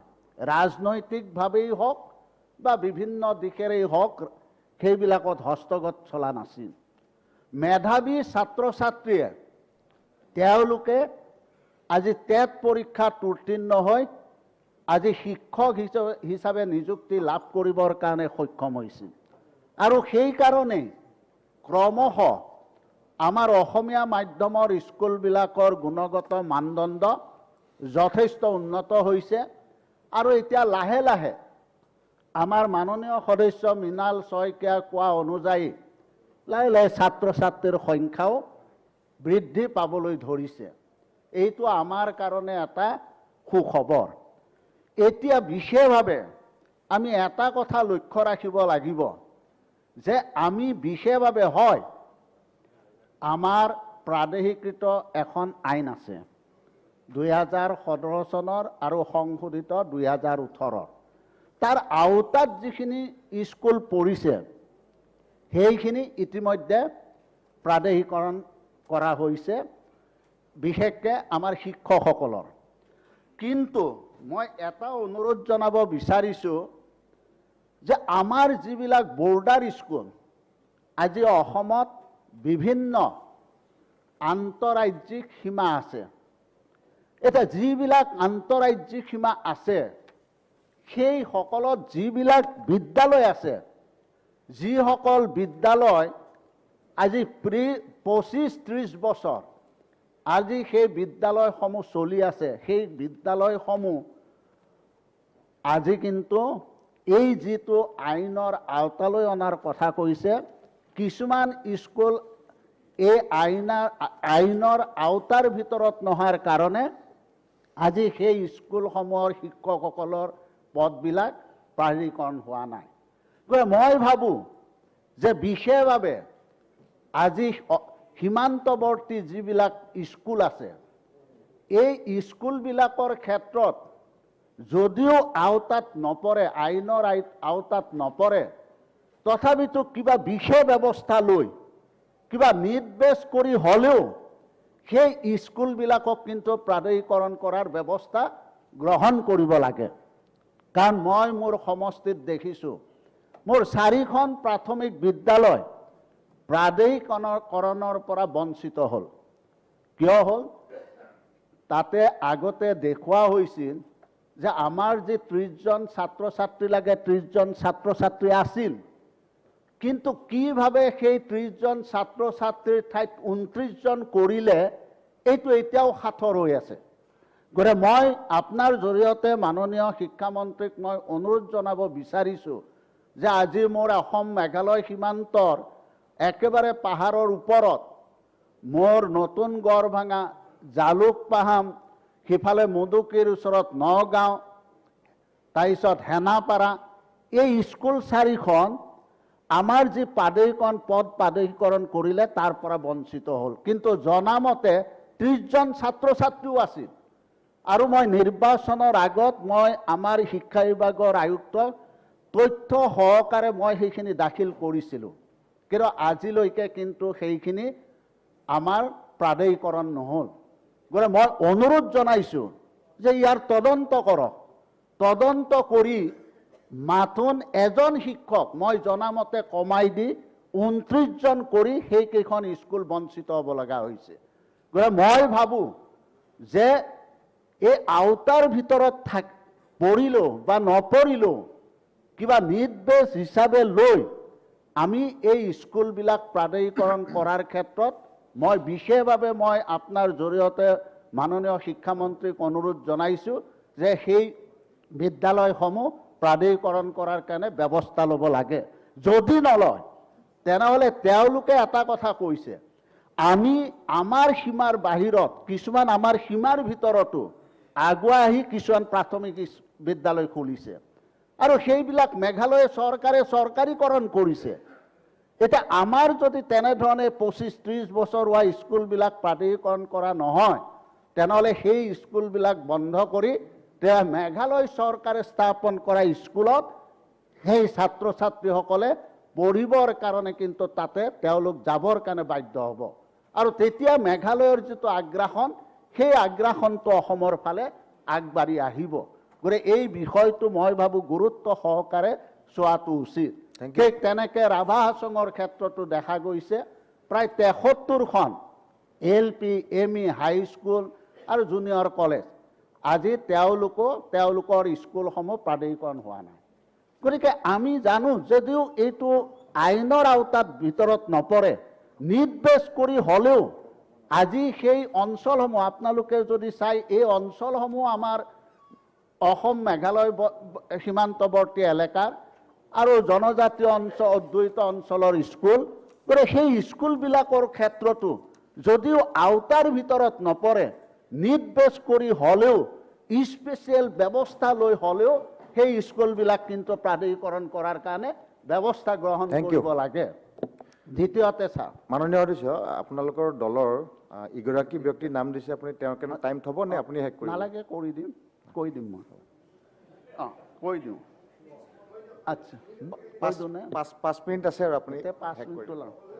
ছাৰ মোৰ 1 মিনিট সময় এই জয়ন্ত মল্ল বৰুৱাই হেৰি কৰি দিছে, অপচয় কৰিছে। আপুনি সময় বঢ়াই দিব। আপুনি এতিয়া যদি আমি চাওঁ আমাৰ 2017-18 চনত আমাৰ বিশেষভাৱে আজিৰ মাননীয় মুখ্যমন্ত্ৰী সেই সময়ত শিক্ষামন্ত্ৰী আছিল আৰু সেই সময়তে মই জনাত আমাৰ সেই সময়ত বিত্তমন্ত্ৰীও আছিল। তেওঁ সেই সময়ত যিটো আমাৰ BEd কলেজৰ কথা কোৱা হৈছে, সেই সময়ত 10খন BEd মহাবিদ্যালয় আমাৰ নিৰ্মাণৰ কাম আৰম্ভ কৰা বুলি আমি জানিব পাৰিছোঁ। যদি 10খন BEd কলেজ নতুনকৈ স্থাপিত হয়, তেনেহ'লে নিশ্চয় আমাৰ শিক্ষক শিক্ষয়িত্ৰীসকলে প্ৰশিক্ষণ লোৱাৰ ক্ষেত্ৰত যথেষ্ট সুবিধা হ'ব। এতিয়া একেলগে যিটো আমাৰ এটা মাননীয় সদস্য, এগৰাকী মাননীয় সদস্যই প্ৰস্তাৱ দিছে যে প্ৰত্যেকটো সমষ্টিতে এখন BEd কলেজ হ'ব লাগে, সেইটো পৰ্যায়ক্ৰমে হ'ব। আজি 10খন হৈছে, অহাকালি আৰু 10খন হ'ব। তেনেকৈ হয়তো প্ৰত্যেকটো সমষ্টিতে তেনেধৰণৰ হয়তো BEd কলেজ স্থাপনৰ কথাও মই ভাবোঁ যে মাননীয় শিক্ষামন্ত্ৰীয়ে এই ক্ষেত্ৰত পৰিকল্পনা প্ৰস্তুত কৰিছে। ঠিক সেইধৰণে 4খন নতুন ডায়েট আমাৰ ডায়েটৰ বাবেও 192টা পদ, 10খন নতুন BEd মহাবিদ্যালয়ৰ কাৰণে 390টা পদ আৰু 2খন institute of advance studies in এডুকেশ্যনৰ বাবে 32টা পদ সৃষ্টিৰ বাবেও ব্যৱস্থা গ্ৰহণ কৰিছে। তাৰোপৰি ছাৰ মই দেখিছোঁ যে এইবাৰৰ বাজেটত আমাৰ প্ৰায় 28,000তকৈও অধিক আমাৰ যি খালী পদ আছে নতুন পদ সৃষ্টিৰে 28,000 পদ পূৰণ কৰাৰ ক্ষেত্ৰতো এইবাৰ চৰকাৰে আমাৰ 2021-22 চনৰ যে 1 লাখ পদ সৃষ্টি কৰিব তাত অন্তৰ্ভুক্ত কৰা হৈছে। মই এটা মাননীয় উপাধ্যক্ষ ডাঙৰীয়া আপোনাৰ জৰিয়তে শিক্ষামন্ত্ৰীৰ দৃষ্টি আকৰ্ষণ কৰিব বিচাৰিছোঁ যে আমাৰ এতিয়া বহু মহাবিদ্যালয়ত বহু ভুৱা জালিয়াতিৰে PhD ডিগ্ৰী লৈছে আৰু তাৰ কাৰণে বিগত বিধানসভাতো মই এই কথা উত্থাপন কৰিছিলোঁ আৰু সেই সময়ত এটা তদন্তও হৈছিল, 2জনমান অধ্যক্ষ নিলম্বিতও হৈছিল আৰু তাৰ বাবে সেই সময়ত ৰাজ্য চৰকাৰে ঘোষণা কৰিছিল যে এখন তদন্ত কমিটি গঠন কৰা হ'ব আৰু সেই কমিটিয়ে গোটেইটো তদন্ত কৰি যিবিলাকে ভুৱা PhD লৈছিল সেইসকলৰ ক্ষেত্ৰত ব্যৱস্থা লোৱাৰ কথা সেই সময়ত আনুষ্ঠানিকভাৱে কৈছিল।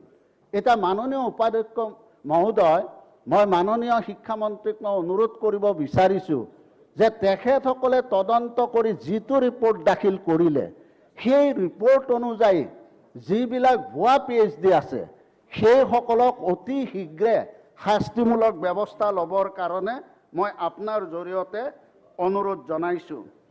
আৰু ঠিক তেনেকৈ আমাৰ বিশেষভাৱে আমাৰ আইডলৰ এটা কেলেংকাৰী সংঘটিত হৈছে ছাৰ।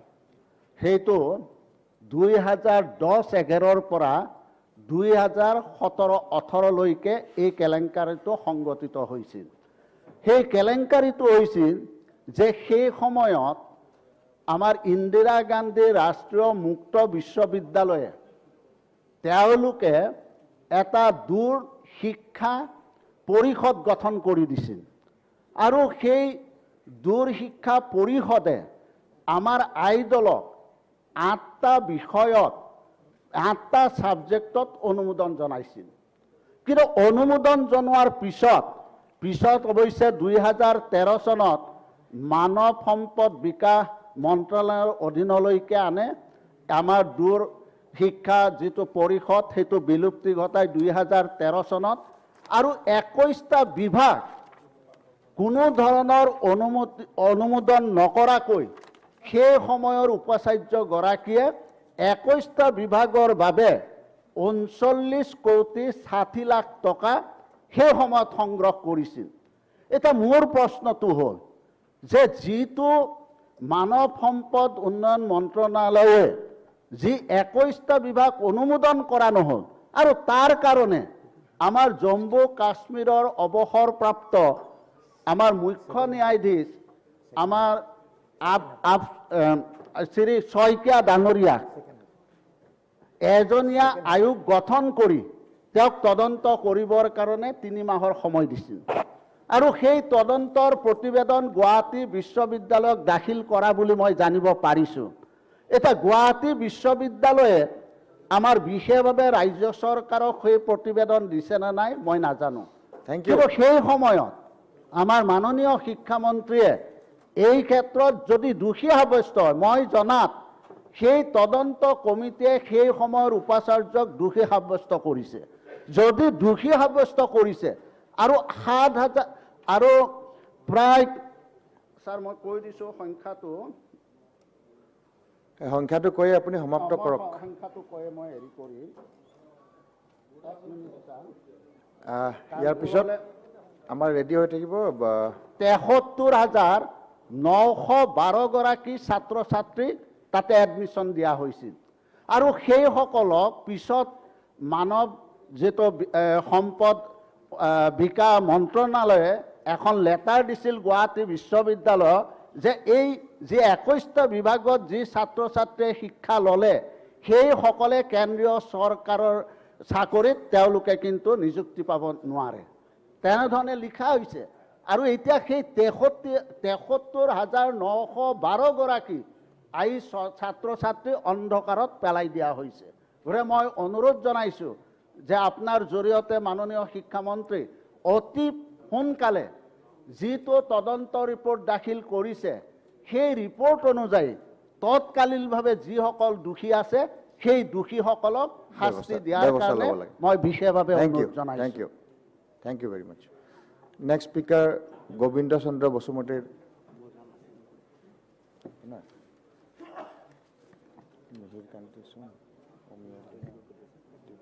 মাননীয় উপাধ্যক্ষ মহোদয়, আজি সদনত বিৰোধী পক্ষৰ পৰা যি কৰ্তন প্ৰস্তাৱ আনিছে তাৰ বিৰুদ্ধে কেইখনমান কৈ আৰু আমাৰ অসমৰ শিক্ষা বিভাগত যিখিনি সমস্যা আছে বিশেষকৈ আমাৰ BTR অঞ্চলত সেই সম্পৰ্কে মই মাননীয় শিক্ষামন্ত্ৰী মহোদয়ৰ দৃষ্টিগোচৰ কৰিব বিচাৰিছোঁ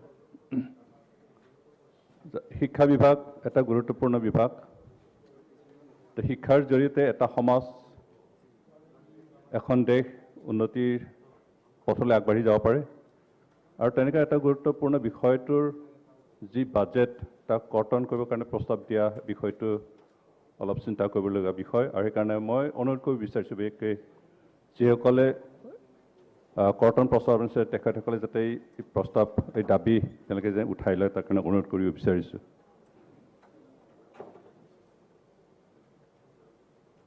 আমি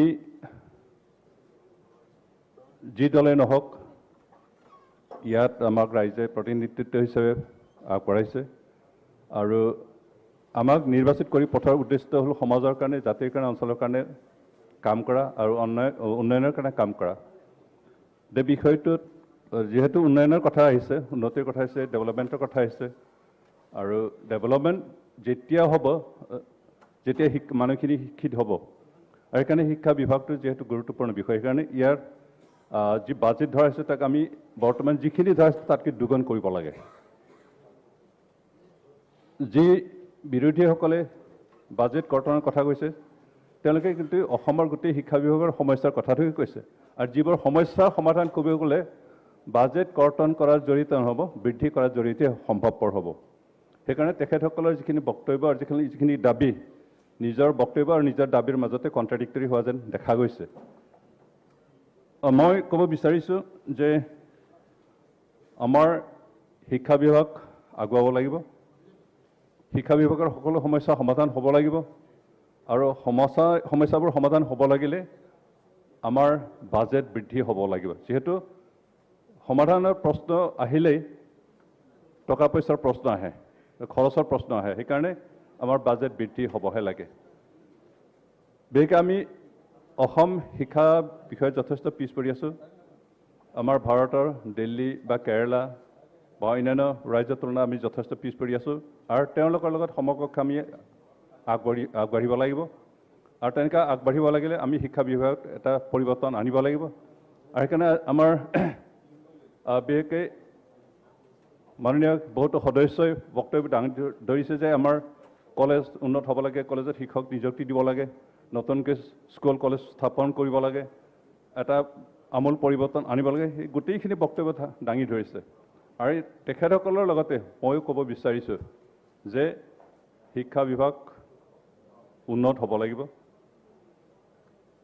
আমাৰ বহুতো সমস্যা আছে বিশেষকৈ মই BTR অঞ্চলৰ কথাটোকে ক'ব বিচাৰিছোঁ যে আমাৰ BTR অঞ্চল এটা বৃহৎ অঞ্চল হিচাপে এৰিয়া হিচাপে বহুত বৃহৎ আমাৰ জনসংখ্যা বহুত আছে কিন্তু সেই হিচাপে আমাৰ অঞ্চলত যিখিনি শিক্ষাৰ অনুষ্ঠান থাকিব লাগিছিল সেইখিনি আমি আমাৰ অঞ্চলত বিচাৰি পোৱা নাই মই সেইকাৰণে এটা সংক্ষিপ্ত তুলনা ছবি দাঙি ধৰিব বিচাৰিছোঁ বিশেষকৈ ভাৰতৰ খুব উন্নত জেগাৰ নহয় আমাৰ নিচিনা পিছপৰা এটা অঞ্চলৰ লগত আমাৰ পজিশ্যন যে তুলনা কৰিব পৰা নাযায় সেই বিষয়টোকে মই অলপমান সংক্ষেপে দাঙি ধৰিব বিচাৰিছোঁ। তো পণ্ডিচেৰী দিল্লী বা চণ্ডীগড়ৰ নিচিনা খুব উন্নত নহয়, অলপ পিছপৰা হয়, কিন্তু তথাপি তাৰ লগতে আমি সমকক্ষ হ'ব পৰা নাই এই ছবিটোকে দাঙি ধৰিব বিচাৰিছোঁ। পণ্ডিচেৰী হ'ল এটা কেন্দ্ৰীয় শাসিত অঞ্চল আৰু খুব ক্ষুদ্ৰ অঞ্চল। তেওঁলোকৰ এৰিয়া মাত্ৰ 483 স্কোয়াৰ কিলোমিটাৰ। আমাৰ বিটিএটি অঞ্চলে কিন্তু 27,212 স্কোয়াৰ কিলোমিটাৰ এৰিয়া হিসাবে তেওঁলোকৰ তুলনা আমি বহুত ডাঙৰ। তেওঁলোকৰ পপুলেশ্যন হৈছে 9,50,000 আৰু আমি আছো বিটিআৰ অঞ্চলত 31,51,51,000 আৰু সামথিং। কিন্তু তেওঁলোকৰ লগত আমাৰ তুলনামূলক যেতিয়া শিক্ষা অনুষ্ঠানৰ কথা হিচাপ দাঙি ধৰিব বিচাৰোঁ তেতিয়াহ'লে আপোনালোকে দেখা পাব আমি ক'ত আছোঁ। তেওঁলোকৰ ইউনিভাৰ্চিটি আছে 7খন, আমাৰ বিটিআৰত মাত্ৰ এখনেই ইউনিভাৰ্চিটি আছে, তাকো ভালকৈ চলা নাই, মাত্ৰ কেইটামান বিভাগ আছে, গোটেই বিভাগ নাই, বহুত শিক্ষক নাই, এটা পূৰ্ণ পৰ্যায়ৰ ইউনিভাৰ্চিটি পৰ্যায়ত আহিব পৰা নাই। তেতিয়াহ'লে আমি কেনেকৈ শিক্ষাত আগবাঢ়িব পাৰিম যদি আমাৰ ইমান জনসংখ্যা থকা ইমান এটা বৃহৎ অঞ্চলত যদি মাত্ৰ এটাই ইউনিভাৰ্চিটি তাকো ঠিকমতে নচলে, আমি শিক্ষা বিভাগত আমি কেনেকৈ উন্নতিৰ কথা ক'ম। এতিয়া সেইকাৰণে আমাক এই বিষয়টোত এটা উন্নয়নৰ ব্যৱস্থা কৰিব লাগে। আমাৰ শিক্ষা বিভাগত দৃষ্টি আকৰ্ষণ কৰিছোঁ যে এই বিশ্ববিদ্যালয় যাতে পূৰ্ণাংগ পৰ্যায়ত এটা বিশ্ববিদ্যালয়ত তেনেকৈ ৰূপ হয়। তাৰপিছত পণ্ডিচেৰীত আছে 6খন মেডিকেল কলেজ, সৰু অঞ্চল, খুব কম জনসংখ্যক এৰিয়া, কিন্তু 6খন তেওঁলোকে মেডিকেল কলেজ আছে। আমি বৃহৎ অঞ্চল এটা বিটিআৰ, মাত্ৰ এতিয়ালৈকে আমাৰ মেডিকেল কলেজ নাই, মাত্ৰ 2খন মেডিকেল কলেজ গঠন কৰা হ'ব বুলি প্ৰস্তাৱ হৈছে, এটা কনষ্ট্ৰাকশ্যন চলি আছে, কিন্তু এতিয়ালৈকে এটাও নাই। তাৰপিছত তেওঁলোকৰ ইঞ্জিনিয়াৰিং কলেজ 12খন আছে, সৰু অঞ্চল, কিন্তু তাত 12খন ইঞ্জিনিয়াৰিং কলেজ আছে। আমাৰ বিটিআৰ অঞ্চলত এতিয়ালৈকে 2খন আছে, তাকো BB ব্ৰহ্ম ইঞ্জিনিয়াৰিং কলেজ আৰু এটা হ'ল CIT অৱশ্যে ঠিকমতে চলি আছে, কিন্তু BB ব্ৰহ্ম ইঞ্জিনিয়াৰিং কলেজ মাত্ৰ 4টা নে কিমানহে ডিপাৰ্টমেণ্ট আছে, তাকো ষ্টাফ নাই। তেনেকৈ যদি হয় আমি কেনেকৈ উন্নতি হ'ম এই কথাখিনি অলপ চিন্তা কৰিবৰ কাৰণে আৰু সেইখিনি সমস্যা সমাধান কৰাৰ কাৰণে আমাৰ বিভাগীয় মন্ত্ৰী মহোদয়ক মই অনুৰোধ কৰিছোঁ। তাৰপিছত লিটাৰেচাৰীৰ ক্ষেত্ৰত তেওঁলোক পণ্ডিচেৰীৰ লিটাৰেচি ৰেট হৈছে 85.23%। অৱশ্যে আমি অসমতো গৌৰৱ কৰিব লাগিব। 2021ৰ যিখিনি সমীক্ষা, এইটো অৱশ্যে চৰকাৰী সমীক্ষা নহয়, বেচৰকাৰী সমীক্ষা সেইমতে আমি অসম কিন্তু লিটাৰেচি ৰেটত ভাৰতৰ 5th পজিশ্যনত আছোঁ। 85.9% লিটাৰেচি বৰ্তমান অসমৰ, এইটো বেচৰকাৰী সমীক্ষা মতে।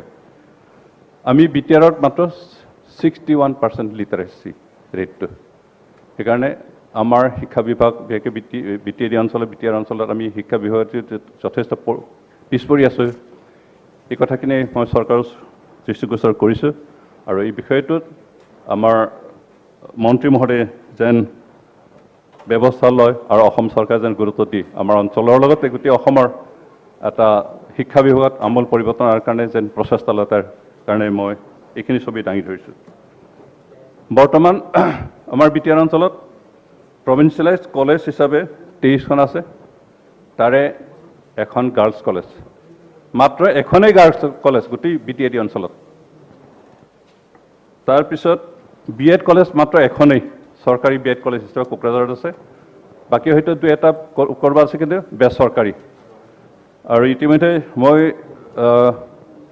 জনামতে 2টা BEd কলেজ কনষ্ট্ৰাকশ্যন চলি আছে, বিশেষকৈ 2017ত অসম চৰকাৰে যিখিনি ঘোষণা কৰিছিল SRT আণ্ডাৰত BEd কলেজ গঠন কৰিবৰ কাৰণে সেইমতে চিৰাং জিলাৰ এখন আৰু বাক্সা জিলাৰ এখন BEd কলেজ কনষ্ট্ৰাকশ্যন চলি আছে কিন্তু এটা বৃহৎ অঞ্চলত মাত্ৰ 3টা BEd কলেজৰ অৰিহণে যথেষ্ট নহ'ব আমাক আৰু লাগিব তাৰপিছত আমাৰ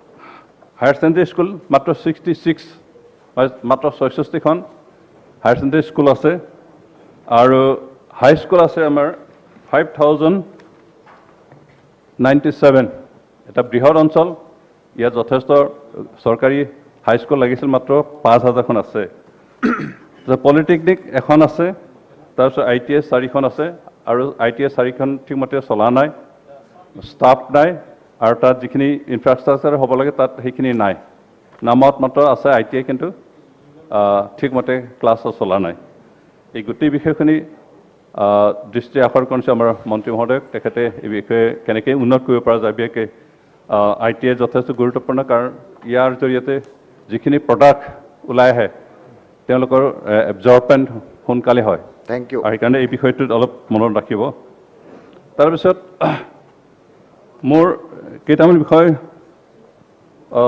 আমাৰ মাননীয় শিক্ষামন্ত্ৰী মহোদয়ৰ দৃষ্টি আকৰ্ষণ কৰিব বিচাৰিছোঁ যে ৰাইট টু এডুকেশ্যন 2009ত গঠন কৰা হ'ল আনা হ'ল কিন্তু ৰাইট টু এডুকেশ্যনৰ জৰিয়তে যিখিনি শিক্ষা ব্যৱস্থা পাব লাগিছিল সুযোগ পাব লাগিছিল আমাৰ শিশুসকলে তেওঁলোকে পোৱা নাই যিহেতু বিশেষকৈ বড়ো আৰু আদিবাসীসকল ফৰেষ্ট এলেকাত বসবাস কৰে আৰু ফৰেষ্ট এলেকাত বসবাস কৰা গোটেই অঞ্চলটোত এতিয়ালৈকে শিক্ষানুষ্ঠান গঠন কৰিবলৈ সুযোগ দিয়া হোৱা নাই আৰু কাৰণে আজি ৰাইট টু এডুকেশ্যন দিয়া স্বত্তেও আমাৰ আদিবাসী আৰু বড়োসকল শিক্ষাৰ পৰা বঞ্চিত হৈ আছে ৰাইট টু এডুকেশ্যন মতে পানীৰ তলত থাকিলেও আকাশত থাকিলে শিক্ষাৰ সুবিধা পাব লাগে আমাৰ ছাত্ৰ ছাত্ৰীসকলে শিশুসকলে কিন্তু অসম চৰকাৰে সেই ব্যৱস্থাখিনি কৰি দিয়া নাই সেইকাৰণে মোৰ অনুৰোধ যে আমাৰ ৰমেন কলিতা ডাঙৰীয়াই তেখেতৰ বক্তব্যত কৈছে যে সীমান্ত অঞ্চলত থকা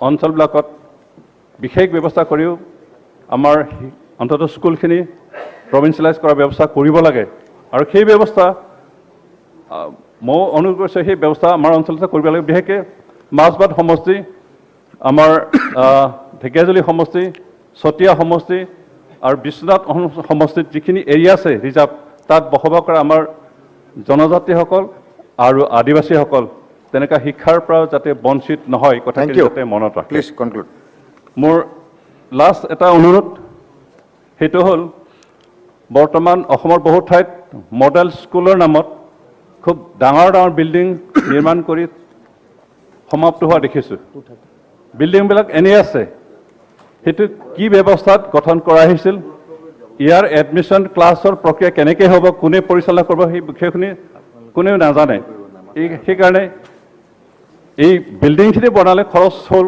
কিন্তু খালী পৰি আছে আজি 3-4 বছৰে সেইখিনি কেতিয়া ইউটিলাইজ হ'ব সেইখিনি ইউটিলাইজ কৰাৰ জৰিয়তে আমাৰ জনসাধাৰণে যাতে ইয়াৰ দ্বাৰা উপকৃত হয় এই ব্যৱস্থাখিনি যাতে কৰে সেইখিনি অনুৰোধ থাকিল আজি এইখিনি বক্তব্যৰে আমাৰ বিৰোধী পক্ষই যিখিনি মঞ্জুৰী কৰ্তনৰ এটা প্ৰস্তাৱ আনিছে তাৰ বিৰুদ্ধে মই মোৰ বক্তব্য আনিছোঁ ধন্যবাদ থেংক ইউ সদনৰ যদি কনচেনচাছ আছে আমি 10-12 মিনিটমান টাইম এক্সটেণ্ড কৰিব পাৰি নেকি তেখেতসকলে অনুৰোধ কৰিছে বক্তাৰ দি পেলাই যাব 10 মিনিটমান আমি এক্সট্ৰা কৰিব লৈছোঁ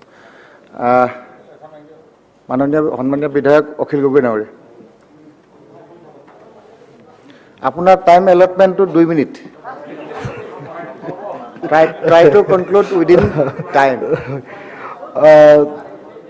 শ্ৰদ্ধেয় উপাধ্যক্ষ মহোদয় মই আচলতে যিখিনি কথা কম সেইখিনি আচলতে আমাৰ সন্মানীয় বিধায়ক গোবিন্দ বসুমতাৰীৰ দ্বাৰা আৰু সন্মানীয় বিধায়ক ৰফিকুল ইছলাম এই দুইজনে ইতিমধ্যে দি যোৱা যিটা ভাষণ সেই দুটাৰ এক্সটেনশ্যন মাত্ৰ মই তেখেতসকলৰ দুইটা ভাষণ হোল হাৰ্টেডলি ছাপোৰ্ট কৰিছোঁ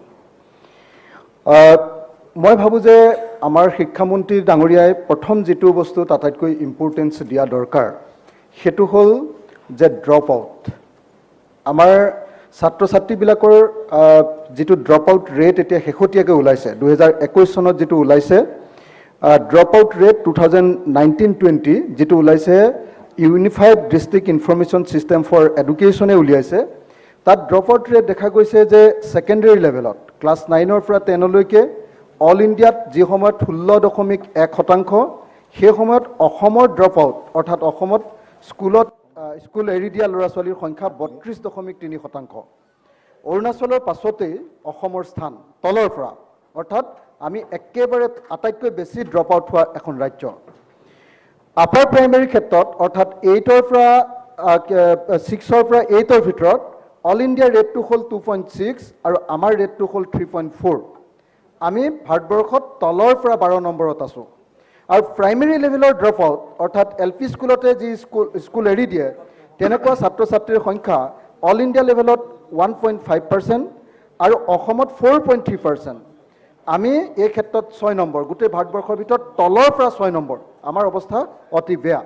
মই ভাবোঁ যে মাননীয় শিক্ষামন্ত্ৰী মহোদয় শিক্ষা বিভাগৰ জৰিয়তে আমাৰ এই ড্ৰপ আউট ৰেটটো যাতে ইমান বেয়া নহয়, আমাৰ যাতে কোনো ল'ৰা ছোৱালীয়ে আধাতে স্কুল এৰিবলগীয়া নহয়, তাৰ কাৰণে যি ইনফ্ৰাষ্ট্ৰাকচাৰ তৈয়াৰ কৰিব লাগে, তাৰ কাৰণে শিক্ষক নিযুক্তিকে ধৰি বা অন্যান্য যিবিলাক প্ৰগ্ৰেম আছে সেই প্ৰগ্ৰেমবিলাকৰ সফল ৰূপায়ণ কৰিব লাগে, সেই ক্ষেত্ৰত গুৰুত্ব দিব লাগে। দ্বিতীয়তে মই আপোনালোকক ক'ব খুজিছোঁ যে অধ্যক্ষ মহোদয় যে এইবাৰ HSLC আৰু হায়াৰ ছেকেণ্ডেৰীৰ যিটো ৰিজাল্ট হ'ল 93%লৈকে পাছ কৰিছে, তাৰ পাছত আচলতে এইবাৰ ল'ৰা ছোৱালীবিলাকে কেনেকৈ স্কুলত কলেজত স্থান পাব, নামভৰ্তিৰ কাৰণে কোনো ঠাই আচলতে সাংঘাতিক ধৰণৰ ঠাইৰ অভাৱ ঘটিব। গতিকে এই সম্পৰ্কত শিক্ষা বিভাগে একদম যুদ্ধকালীন তৎপৰতাৰে ব্যৱস্থা ল'ব লাগে, যাতে আকৌ ড্ৰপ আউট হ'বলগীয়া নহয়, যাতে ল'ৰা ছোৱালীবিলাকে যিবিলাকে পাছ কৰিছে সকলোৱে কলেজত পঢ়াৰ চান্স পায় বা ডিগ্ৰীত পঢ়াৰ চান্স পায়, তাৰ কাৰণে ব্যৱস্থা গ্ৰহণ কৰিব লাগে। মই শিক্ষামন্ত্ৰী মহোদয়ক এই ক্ষেত্ৰত আগভাগ ল'বৰ কাৰণে আহ্বান জনাইছোঁ। 3 নম্বৰ মোৰ ক'বলগীয়া কথাটো হ'ল যে নতুন শিক্ষানীতি 2020 এইটো এটা ট্ৰেনজিশ্যনেল পিৰিয়ড। আমি নতুন শিক্ষানীতি গ্ৰহণ কৰিবলৈ গৈ আছোঁ, ইমপ্লিমেণ্ট কৰিবলৈ গৈ আছোঁ।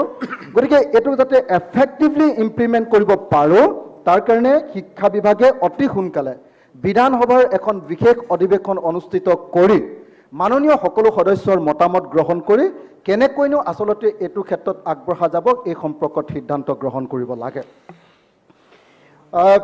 নতুন শিক্ষানীতিত স্পৰ্টছক ক্ৰীড়াক অত্যন্ত গুৰুত্ব আৰোপ কৰা হৈছে। ইয়াত কোৱা হৈছে যে শিক্ষানীতিৰ এটা ইণ্টিগ্ৰেল পাৰ্ট হ'ব ক্ৰীড়া। গতিকে ক্ৰীড়াৰ আন্তঃগাঁথনি নিৰ্মাণৰ কাৰণে ব্যৱস্থা গ্ৰহণ কৰিবৰ কাৰণে মই ভাবোঁ যে শিক্ষা বিভাগে যথেষ্ট গুৰুত্ব প্ৰদান কৰা উচিত।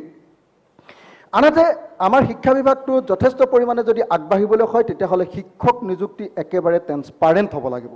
কোনো পধ্যে স্বজন তোষণ বা এনেকুৱা ধৰণে ঘোষ দি বা অন্য ধৰণে যাতে কোনো পধ্যে শিক্ষক নিযুক্তি হ'ব নোৱাৰে। সেইকাৰণে মই ভাবোঁ যে শিক্ষা বিভাগে এই ক্ষেত্ৰত সদায় যাতে এই নিয়ম পালন কৰা হয়, তাৰ কাৰণে এটা পলিচি, নিযুক্তিৰ এটা পলিচি তেওঁলোকে তৈয়াৰ কৰিব লাগে আৰু অসম বিধানসভাত এই পলিচি পাছ কৰোৱাব লাগে। শিক্ষকসকলৰ প্ৰশিক্ষণ, মই ভাবোঁ যে শিক্ষা বিভাগটো যদি সঁচাকৈয়ে ভাল কৰিব লাগে তেতিয়াহ'লে LP স্কুলৰ পৰা ইউনিভাৰ্চিটি পৰ্যন্ত সকলো শিক্ষকৰ প্ৰশিক্ষণ খুব প্ৰয়োজন। আৰু সেইকাৰণে শিক্ষা বিভাগে এই ক্ষেত্ৰত এখন আঁচনি গ্ৰহণ কৰিব লাগে যাতে আমি গুণগত শিক্ষা লাভ কৰিব পাৰোঁ। গগৈদেৱৰী আপুনি লিখি পেলাই আনিছে নেকি? মই ছাবমিট কৰি দিয়ক, আমি এড কৰি দিম। আৰু এটা পইণ্ট দুটা পইণ্ট কৈ লে কৰি দিওঁ। Try to conclude. হয়, লকডাউনৰ পাছত COVID-19 আৰু লকডাউনৰ পাছত আমাৰ শিক্ষা বিভাগটো ডিজিটেল লাৰ্ণিঙৰ পিনে গুচি গৈছে। গতিকে এই ক্ষেত্ৰত মই ভাবোঁ যে শিক্ষা বিভাগে অসমত ইনফ্ৰাষ্ট্ৰাকচাৰ গঢ়ি তুলিবৰ কাৰণে আৰু বিশেষকৈ ছাত্ৰ ছাত্ৰীসকলৰ মোবাইল ফোন পৰ্যন্ত নাই, এই ক্ষেত্ৰত ব্যৱস্থা গ্ৰহণ কৰিবৰ কাৰণে অনুৰোধ জনাইছোঁ। আৰু প্ৰত্যেকটো ব্লকতে পাৰিলেতো গাঁৱে গাঁৱে আমাৰ IITৰ কথা কোৱা নাই দেই, মই ITI স্থাপন কৰিব লাগে যাতে আমাৰ প্ৰত্যেকজন ল'ৰা ছোৱালীয়ে নিজকে নিয়োজিত কৰিবৰ কাৰণে ব্যৱস্থা গ্ৰহণ কৰিব পাৰে। শেষত মই ক'ব খুজিছোঁ যে যিহেতু আমাৰ শিক্ষাৰ এতিয়া প্ৰধান উদ্দেশ্যটো হ'ল নিযুক্তি, গতিকে নিযুক্তিৰ ক্ষেত্ৰত 100% যাতে শিক্ষিত নিবনুৱাক আমি নিযুক্তি দিব পাৰোঁ, তাৰ কাৰণে আমি এই বিষয়ৰ ওপৰত এটা আলোচনা হ'ব লাগে। ভেঞ্চাৰ স্কুলৰ বিষয়ে ইতিমধ্যে ৰফিকুল ইছলাম ডাঙৰীয়াই ক'লে, আৰু কণ্টেক্সুৱেল টিচাৰ গোটেই বিদ্যালয়বিলাকত কণ্টেক্সুৱেল শিক্ষকবিলাকক দিয়া হৈছে, তেওঁলোকক অতি সোনকালে কৰিবলৈ মই এইটো লে কৰি দিছোঁ। বাকীখিনি কথা মই আশা কৰিছোঁ। কমলাক্ষ দেৱ পুৰকাষ্ট।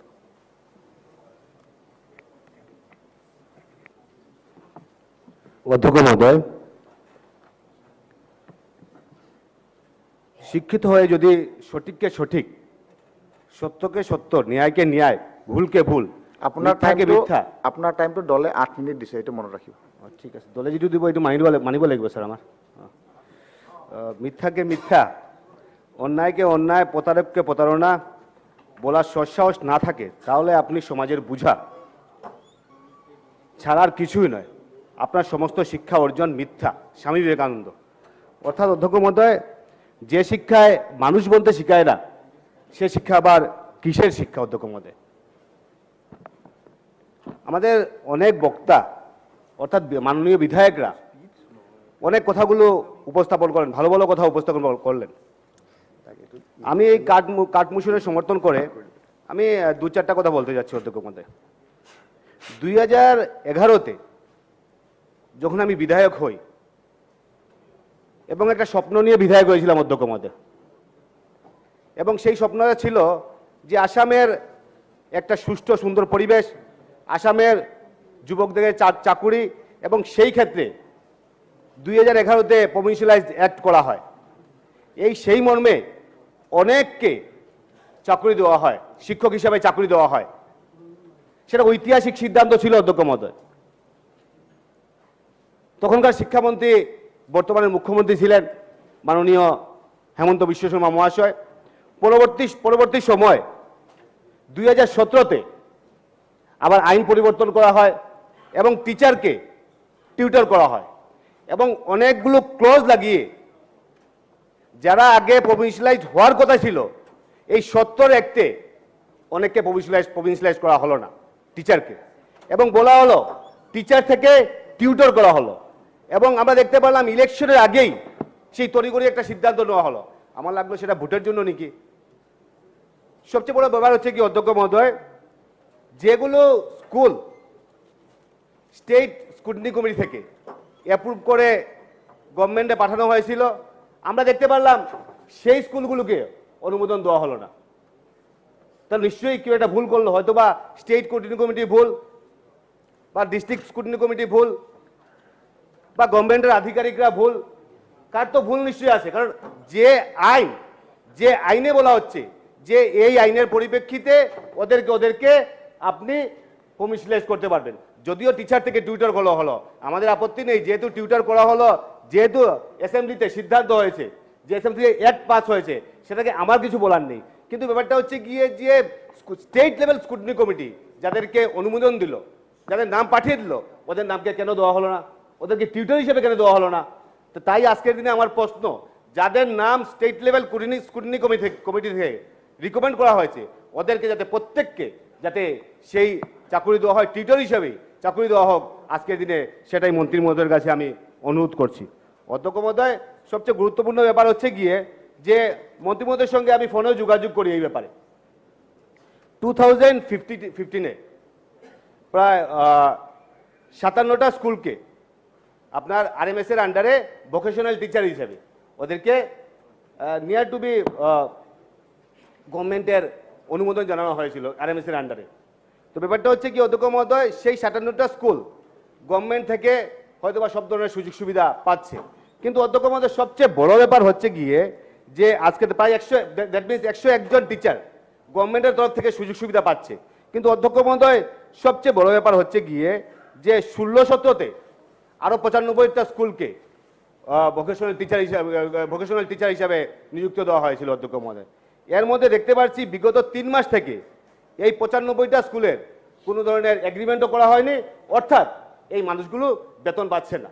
মন্ত্রী মহোদয়ের কাছে আমার জানতে চাই আমি যে কেন ওদেরকে এগ্রিমেন্ট করা হলো, 4 মাস থেকে কেন এগ্রিমেন্ট করা হচ্ছে না, এবং বর্তমানে ওরা বেতন কেন পাচ্ছে না, সেটাই হচ্ছে কি সবচেয়ে বড় ব্যাপার আজকের দিনে। ব্যাপার হচ্ছে কি অধ্যক্ষ মহোদয়, 18-তে আরো 100টা স্কুল, 19-এ আরো 18টা স্কুল, 20-এ আরো 71টা স্কুল, এবং 21-এ আরো কিছু স্কুল সেইভাবে RMS বিশেষ করে থার্ড পার্টিকে ভোকেশনাল টিচার হিসাবে দেওয়া হয়। অধ্যক্ষ মহোদয়, আমার অনুরোধ থাকবে আজকের দিনে যে টোটাল হচ্ছে গিয়ে 568 এই টিচার, ভোকেশনাল টিচার, যে যদি এই 57টা স্কুলকে যদি নেওয়া হয়, তাহলে বাকি যাদেরকে থার্ড পার্টির আন্ডারে যাদেরকে এই ভোকেশনাল টিচার হিসাবে নেওয়া হলো সবাইকে কেন সেই গভর্নমেন্টের সুযোগ সুবিধা পাবে না? আজকের দিনে সেটাই অনুরোধ করব, যাতে সবাইকে যাতে আরএমএস এর আন্ডারে নেওয়া হয় এবং সবাইকে যাতে সেই সুযোগ সুবিধা দেওয়া হয়। নাহলে দেখতে পাচ্ছি অধ্যক্ষ মহোদয় সবচেয়ে বড় ব্যাপার হচ্ছে গিয়ে এই যে 18, 19, 20, 21 নেওয়া হলো, সে থার্ড পার্টির আন্ডারে যাদেরকে দেওয়া হলো কন্ট্যাক্ট, কেউ হয়তো বা 14,000 টাকা বেতন দিচ্ছে, কেউ বা 15,000 টাকা বেতন দিচ্ছে, কেউ বা 20,000 টাকা বেতন দিচ্ছে। এই যে ডিসক্রিমিনেশন, এক দেশ এক রাজ্য আমরা এক জায়গায় আছি, কিন্তু ভোকেশনাল টিচাররা যারা বেতন পাচ্ছে বিভিন্ন স্লেবে বেতন পাচ্ছে, এই যে অনিয়ম, সেই অনিয়মগুলো ঠিক করা হোক। আমাদের টাকা দিতে কোনো আপত্তি নেই, টাকা আরও বেশি নেওয়া হোক, কারণ সেই টাকা দিয়ে যদি আসামের উন্নয়ন হয় আমাদের কোনো আপত্তি নেই। অধ্যক্ষ মহোদয়, কাঠমোশনের সমর্থনে আমি বলেছি, কাঠমোশনের বিরোধিতা করে বলেছি, কারণ আমি শাসক দলে ছিলাম, আজকের দিনে আমি বিরোধী দলে, কিন্তু দুইটারই এক্সপিরিয়েন্স আমাদের কাছে আছে। আমরা চাই যে কাঠমোশনের টাকা দেওয়া হবে, সেই টাকা দিয়ে বাস্তব ক্ষেত্রে মানুষের যাতে উপকার হয়। অধ্যক্ষ মহোদয়, কালকে বিশেষ করে এমটেট এবং সিটেটের কথা বলা হয়েছিল, এমটেট এবং সিটেটের কথা বলা হয়েছিল। এমটেটের যে কথাগুলো বলা হয়েছিল, যে এমটেটের বিশেষ করে যে মাদ্রাসা স্কুলগুলো দেখা যাচ্ছে মাদ্রাসা যেগুলো আছে সেগুলো স্কুলে রূপান্তরিত করা হয়েছে। ভালো কথা, হয়তোবা যদি সেই সিদ্ধান্ত নেওয়া হয় সেটাতে হয়তোবা আমি অপোজ করে হয়তো আমরা অপোজ করলাম, অপোজ করে কতটুকু কী হবে সেটা অন্য কথা, কিন্তু যেহেতু নেওয়া হলো এবং আপনি বলছেন যে না, যেহেতু মাদ্রাসা থেকে স্কুলে রূপান্তরিত করা হয়েছে, অর্থাৎ এমটেট যারা দিল হয়তোবা যারা পাস করলো, এই 20,000 শিক্ষক যারা, ওদেরকে চাকরি দেওয়া সম্ভব হবে না। আমার আপনার কাছে একটা প্রশ্ন, যে আপনারা যখন অ্যাডভার্টাইজমেন্ট করেছিলেন তখন সেই ক্লজটা কি ছিল যে না, যদি মাদ্রাসা থেকে স্কুলে রূপান্তরিত যখন করা হবে তখন যারা এমটেটে পাস যারা করবেন ওদেরকে চাকরি দেওয়া হবে না। 2 নম্বর হচ্ছে গিয়ে যে লাখ লাখ টাকা যাদের ফিস সংগ্রহ করা হলো এই এমটেট থেকে, সেই টাকাগুলো আপনারা চাকরি করলেন, কোটি টাকা অ্যাডভার্টাইজমেন্ট করলেন, অ্যাডভার্টাইজমেন্ট করে আজকের দিনে দেখা যাচ্ছে বলছেন যে না, সেই টাকা আমরা ঘুরিয়ে দেবো না। সেটা মানেটা কি? আর বিশেষ করে এই এমটেট যারা পাস করলো সেই পাশের মধ্যে অধ্যক্ষ মহোদয় অনেক ধর্মাবলম্বী ছেলেরা আছে, হিন্দু আছে, ইসলাম ধর্মাবলম্বী আছে, অনেকেই আছে সেটার মধ্যে। অতএব এমটেট পাস করলো, ওদের জেনারেল সাবজেক্ট আছে, জেনারেল সাবজেক্ট থাকা সত্ত্বেও ওদের থিওরিটিক্যাল একটা সাবজেক্ট আছে, তাই সেটার মধ্যে ডিসক্রিমিনেশন কি আমরা বুঝতে পারলাম না। অতএব আমি মনে করি আমাদের দাবি যে আজকের দিনে ইউপি এবং এলপিতে আপনারা চাকরি দেবেন কি 1 লক্ষ চাকরি দেবেন, এবং ইতিমধ্যে আমরা দেখতে পারলাম যে 22,000 টেটে নিযুক্তি দেওয়া হবে, যদিও সেগুলো কন্টেকচুয়ালকে পার্মানেন্ট করা হবে, যাই না আবার নতুন করে নেওয়া হবে কি, নতুন করে নিলে তো আমরা খুশি হবো, কিন্তু কন্টেকচুয়ালকে যদি আবার পার্মানেন্ট করা হয় তাহলে সেটার যুক্তিযুক্ততা কতটুকু আছে সেটা আজকের দিনে প্রশ্ন। তাই আজকের দিনে আমার অনুরোধ থাকবে, সেই টেটে যারা পাস করেছে ওদেরকে সেই রেগুলারাইজ যখন করা হবে, তখন হয়তো বা কন্টেকচুয়াল যখন নেওয়া হবে তখন ইউপিতে এবং এলপিতে ওদেরকে যাতে নেওয়া হয়, সেটাই আজকের দিনে আমি দাবি রাখছি।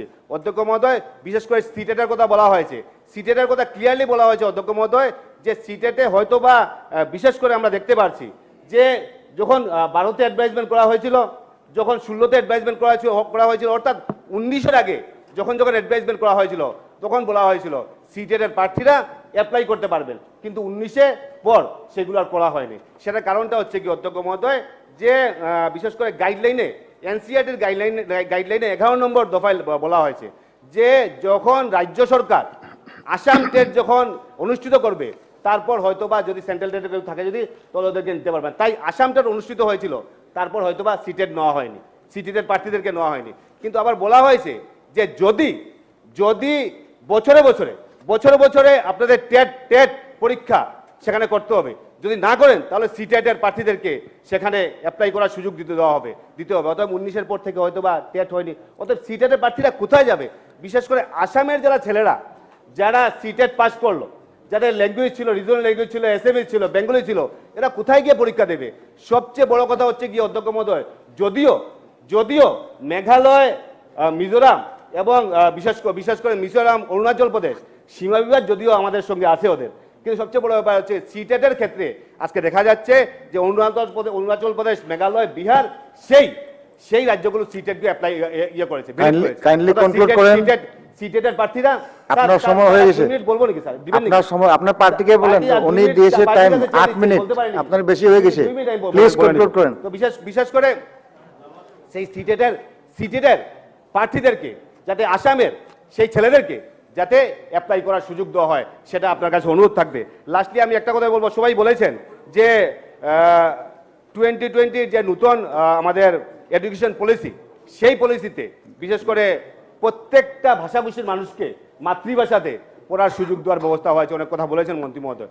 অর্থাৎ সবার একটাই দাবি যে নিউ এডুকেশন পলিসি, আজকে অনেক পেপারে বেরিয়েছে যে new education policy central government দিয়েছে, কিন্তু স্টেট গভর্নমেন্টের তরফ থেকে আমরা দেখতে পাচ্ছি যে সেই রকম কোনো ব্যবস্থা নেওয়া হচ্ছে না। কারণটা কি? যাতে স্টেট গভর্নমেন্টের তরফ থেকে যাতে ব্যবস্থা হয়। আজিৰ দিনত আমি মন্ত্রী মহোদয়ক অনুরোধ জানাইছো যে আপনি সেইখিনি ব্যবস্থা ইমপ্লিমেন্ট করক। টকা দিবলৈ আমার কোনো আপত্তি নাই, আমি তো গোটেইকেইটাই সমৰ্থনেই জনাম, কিন্তু কথাটো হৈছে কি আমি সমৰ্থন জনাম, কিন্তু এইখিনি কাম যদি নহয় যদি তেনে অসমৰ ৰাইজ কেতিয়াও উপকৃত নহ'ব।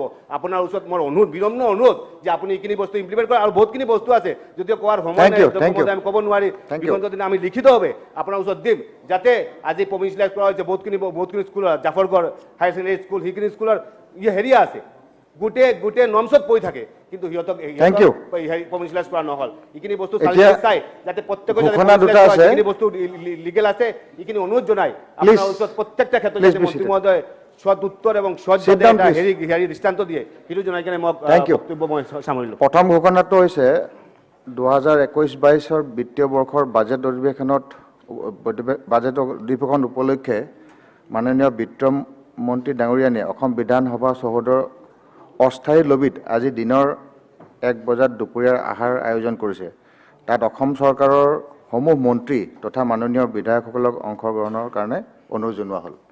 আৰু দ্বিতীয় ঘোষণা আৰু এটা আছে, 2021-22 বিত্তীয় বৰ্ষৰ বাজেট অধিৱেশন উপলক্ষে মাননীয় বিত্তমন্ত্ৰী ডাঙৰীয়ানীয়ে অসম বিধানসভাৰ নতুন বিধায়ক আৱাসগৃহৰ কেণ্টিনত আজি দিনৰ 1 বজাত দুপৰীয়া আহাৰৰ আয়োজন কৰিছে। তাত প্ৰচাৰ মাধ্যমৰ লগত জড়িত সমূহ ব্যক্তিক অংশগ্ৰহণ কৰিবলৈ অনুৰোধ জনোৱা হ'ল। সদন আজি আবেলি 2:30 বাজি 2:30 লৈকে স্থগিত ৰখাইছে।